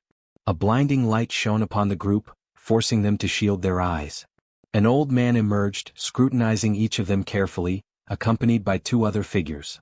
With stern authority, he demanded to understand how they dared to intimidate his little proppy. The elders approached the tree and begin to wonder what they should do about the deep holes that had been inflicted upon it. They start speaking to the tree itself, commenting that such a wound must have been terribly painful, and they even ask if the proppy, the tree, is doing well after enduring such harm. Han's group feels awkward and somewhat embarrassed when the elders remark that if the leader were to hear about this, his heart would surely break from sorrow. Then one of the elders suddenly raises his voice, demanding to know if this was their doing, and the group immediately admits that it was. The elder presses further, questioning how they could bring themselves to commit such an act against a defenseless child, leaving everyone in Han's group apologizing profusely for their mistake. At that moment, another man arrives and calls for everyone to look over there. He then explains that the proppy has done something once again, and this new revelation causes the elders' anger to slowly dissolve. The men then begin walking toward the location being pointed out. When they arrive, they see the shark that the tree had previously defeated, and several of the men are already busy cutting it apart in order to secure meat from its body. Astonished by the sight, one of the elders remarks that the flesh of the shark has grown plump, although he admits that the taste of shark meat is not particularly delicious. Immediately, another elder retorts that this is no time to be picky about food, stating bluntly that if someone does not like it, then they simply should not eat it. This pragmatic reaction surprises Han's group even more, leaving them somewhat speechless. From a distance, Jun quietly observes everything, and he feels as though his perception is sharpening, as if a veil has been lifted and everything suddenly makes sense. The existence of a monstrous tree that does not attack humans, combined with the enormous tree that continued to grow right where their home once stood, begins to form a clear picture in his mind. Jun recalls that ever since he was very young, their house had always been filled with plants. In the garden, the flowers would change beautifully with the seasons, and on the rooftop, several fruit trees would bear harvests at different times of the year. All of this had started after his grandfather retired, when he built a rooftop garden, and at times those very vegetables would appear on the dinner table, much to young Jun's delight. Piecing together these memories with the present reality, Jun concludes that the tree's refusal to harm humans and the giant tree occupying the place of their former house could not be a coincidence. He becomes convinced that these phenomena are the awakened abilities of someone, very likely powers on the same level as his own. An idea strikes him with sudden clarity. His grandfather must have finally awakened. In that moment, Jun feels an immense sense of relief, one he had not experienced in a long time, because under normal circumstances, everyone should already have been dead. After all, monsters roam freely through the streets, and in the skies above, other monsters move in organized groups, threatening humans from every direction. He cannot help but wonder how ordinary people have managed to survive in such an environment. Overwhelmed by this sudden realization, he begins to laugh, not with mockery but with pure relief. Jaehyeon approaches him, concerned by his unexpected reaction, and asks if something is wrong. Jun turns to her, still smiling, and reassures her that nothing is wrong at all, emphasizing instead that everyone is safe. Yet even as he says this, he realizes that he still needs to confirm a few things. Back at the location of the tree, pieces of shark meat are scattered about while one of the men comments on how wonderful youth truly is. Han, who is in the process of cutting up sections of the shark, asks if the amount they have gathered will be enough. A mustached elder replies affirmatively and expresses gratitude for their efforts. At that point, Jun sends a telepathic message to Han, instructing him to ask the elders for the name of the village chief. Han turns to the mustached elder, politely asks for permission, and inquires about the chief's name. The elder immediately responds by asking if Han is an acquaintance of their leader, before revealing that their chief's name is Lee Bangja. Upon hearing this, Jun affirms with certainty that he already knew, and explains that, indeed, Lee Bangja is his grandfather. After some time, the group follows the mustached elder, who informs them that before they go to meet the chief, they should stop at a certain place. It is an area where everyone works together to prepare meals and distribute the meat from the fish. The presence of such an organized communal space leaves Han's group impressed and a little taken aback. Observing from a distance, Jun notices that the place is crowded, filled with a large number of people, around 100 in total. Giving the impression that the entire marketplace of the city had relocated to that place, the mustached man called over a bald-headed fellow who was busy slicing the meat from Old Park's catch. The bald man stopped cutting for a moment and remarked that he had heard a rumor saying that Poppy had pulled off something once again. The mustached man confirmed with a nod, replying that this was exactly what had happened, and that the shark had been so enormous that the young ones had been forced to step in and lend their strength to help. The mustached man then urged the bald fellow to cut quickly, explaining that he wanted to serve several plates of sashimi to the youngsters. Without wasting a moment, the bald man set to work with practiced efficiency, his hands moving with remarkable speed as he sliced and prepared the fish. Soon enough, he presented an exquisite platter of sashimi for Han's group, the glistening cuts of fresh fish arranged so beautifully that it immediately left everyone in awe, their mouths watering and their stomachs growling with anticipation. The archer, unable to hold back her curiosity, asked the bald man if they had chopsticks available. He replied that they had no need for chopsticks and could simply use their hands. Yet in that very instant, a set of chopsticks materialized in front of them, manifesting out of thin air. The bald man blinked in astonishment and, realizing what had just happened, offered his gratitude to June for this miraculous gesture. Every elder who witnessed the sudden appearance of the utensils was left with their jaws hanging, utterly dumbfounded, for none of them had ever laid eyes on anything remotely similar in their entire lives. The archer then began eating, and the moment the sashimi touched her tongue, her eyes widened in amazement. The taste was so exquisite, so overwhelmingly delicious, that she quickly realized she could not stop herself from eating more. Soon, everyone joined in, devouring the sashimi until their bellies were completely full, all the while remarking that it had been centuries since they had last tasted a dish as fine as sashimi. Watching from a distance, June observed this moment of peace and contentment shared by the group, and an idea suddenly struck him. With a thought, he caused bottles of soda to appear, neatly arranged to complement the meal. Once again, both the bald man and the mustached man were caught completely off guard, their expressions filled with disbelief at the sight. Han, noticing their surprise, asked kindly if they would like to have some as well. Almost at that same moment, several packages of food and provisions began to materialize one after another, stacking neatly in the area as though delivered by invisible hands. The elders, unable to contain their amazement, asked if all of that was truly meant for them. Han confirmed with a smile that it was, explaining that June must have taken a liking to them and was offering these gifts as a gesture of goodwill. From above, someone who had been silently observing all along finally spoke, wondering aloud whether this June, whom they kept mentioning, was something akin to a god. The mustached man turned to his companions, uncertain, and even asked if they should bow in reverence before such a being. But before the conversation could go any further, a voice rang out, demanding to know why the place had grown so noisy. All eyes turned toward the source, and there, standing high upon the massive root of a towering tree, was their chief, who had just arrived. At that moment, June's heart trembled, for he immediately recognized that figure. It was his grandfather, the very man he had not laid eyes on for what felt like an eternity. Then, as though to confirm this revelation, the system displayed information about his grandfather. It revealed that he possessed a mythical passive ability known as Guardian of the World Tree. The very name alone radiated power and grandeur, leaving no doubt in June's mind that it was an ability of overwhelming strength, one that could easily be described as overpowered. The grandfather observed the group intently from high atop the tree. At that same moment, the system issued a notification declaring that the servants had discovered June's blood relative, thereby unlocking the power of his lineage. His name was revealed as Li Bang Yeol, level 55, bearing the titles of Lineage, Relative, Druid, with a trust rating of 88, and the awakening ability known as Guardian of the Tree and of the World. From his elevated position, he continued to watch in silence until, all of a sudden, he leapt gracefully down from the branches. When his feet touched the ground, June immediately noticed that his grandfather appeared far healthier than before. He recalled vividly how frail and aged the old man had once been, weakened by the toll of his declining body and the struggles caused by his cerebral condition.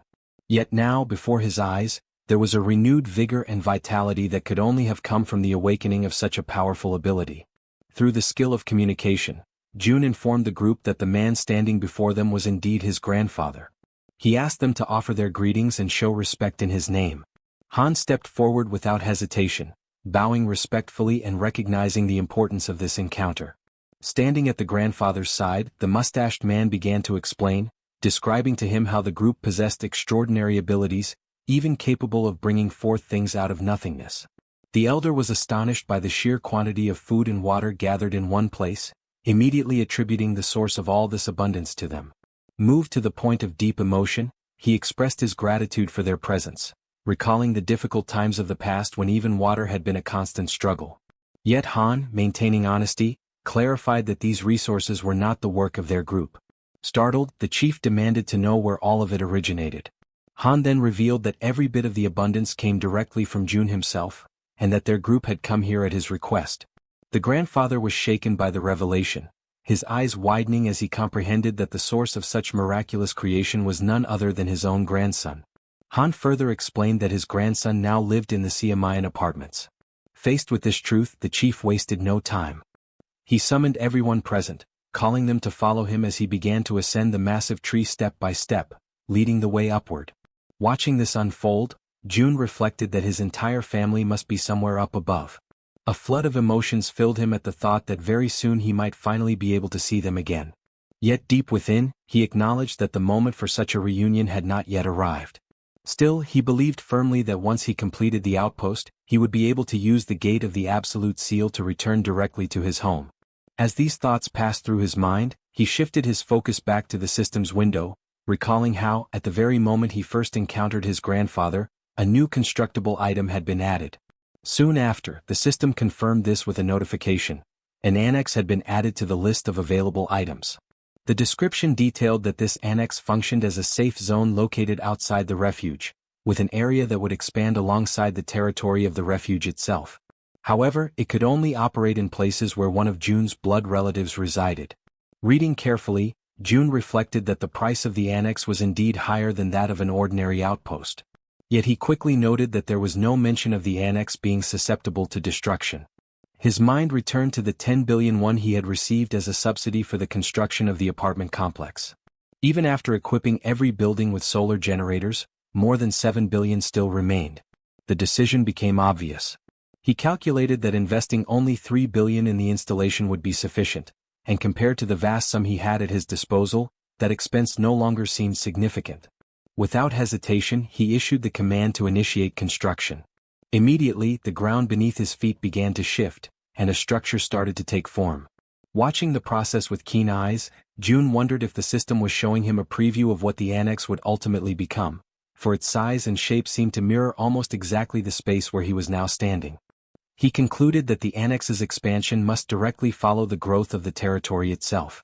When comparing the overall cost, he realized that the 10 billion price tag made the annex far more advantageous than a simple outpost with its limited reach. Then, another notification appeared.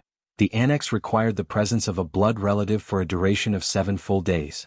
Jun confirmed and authorized the construction, prompting the system to update the timeline. The projected completion was set at 167 hours and 11 minutes. Quietly, Jun reflected that while the annex was being built, he should ask his grandfather not to leave the country. Yet before he could dwell on the thought for long, his focus was abruptly pulled away by another system notification. Another blood relative of Jun was revealed. The name disclosed was Kim In-sim, level 21, bearing the title of lineage with a trust rating of 99, but without any sign of an awakening ability. Inside the vast tree, an elderly woman lay upon a bed. The grandfather held her hand with firm gentleness and asked her to listen carefully to the words being spoken by the group. A faint aura spread over the connection formed by their joined hands, and he softly informed her that their grandson Jun was still alive, and that these people had been sent there directly by him. At that very moment, Jun communicated with his companions and instructed them to ask his grandfather what had happened to his grandmother. Jaehyeon faithfully conveyed the question in Jun's name. Yet the elder turned abruptly, his expression tense, and demanded to know how Jun could possibly be aware of his grandmother's condition. Soon, however, it was explained that Jun was sharing his vision through them, perceiving everything they saw with his own eyes. Reassured, the grandfather tried to soothe their worry, explaining that the woman was not gravely ill but merely in a state of shock. Still, they pressed him further, asking since when the grandmother had failed to awaken. With a heavy and sorrowful face, he recalled that it had been since the very day the monsters appeared and the world itself began to collapse into chaos. From that moment onward, she had remained in a deep, unbroken sleep. Jun, watching through their perspective, noticed the expression etched onto his grandfather's face. It struck him powerfully, for it was the first time he had ever seen his grandfather like that, so burdened, so utterly weighed down by grief. The sight pierced him with an even deeper sense of the gravity of their situation. Tears welled up in his heart as he reflected that, despite everything, he felt an immense relief knowing his grandmother still lived, even though she had been in a coma for nearly a month. Outwardly, she appeared perfectly healthy as if peacefully asleep, and June concluded that this stability could only be maintained by his grandfather's awakened ability, which was undoubtedly sustaining her. Inwardly, however, he lamented that the system did not allow him to assign missions to blood relatives. If it had, perhaps he could have devised some way to improve her condition. Even if he tried to apply the power of a healer, he knew deep down that his own skill was insufficient for such a task. As his thoughts swirled in silence, he began to grow uneasy. It was strange. 7 people had entered the house and yet no one else had stepped out to investigate. The oddity gnawed at him, and so, through his group, he asked his grandfather about the fate of his parents. The old man, acknowledging that June was following everything closely, chose to speak as though addressing his grandson directly. He explained that, on that fateful day, June's mother had left for work, while his father also departed to earn money for the household. He expressed his belief that they had probably found refuge in some hidden, secure place, emphasizing firmly that June's father would never abandon his wife under any circumstances. Yet June recognized, in the undertones of his grandfather's words, that the man did not truly believe in the survival of his parents.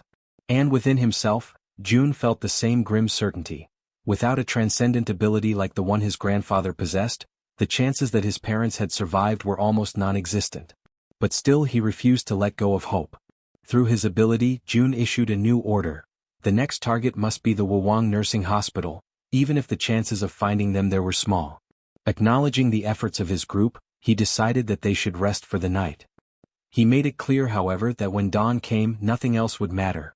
Tomorrow they would all go after them. At that instant, the system interrupted his stream of thoughts with yet another notification. To his shock, the message declared that a blood relative of the Absolute had been detected in the vicinity. Without hesitation, June issued a command to Jaehyeon, who quickly relayed his orders to the rats. The young woman asked what precisely she should convey, and June instructed that every single nearby survivor was to be located without delay. Then he noticed something crucial. The alert was not pointing toward Dongjian's, but rather toward his very own location. Conviction settled deep within him. The ones approaching could only be his mother and father.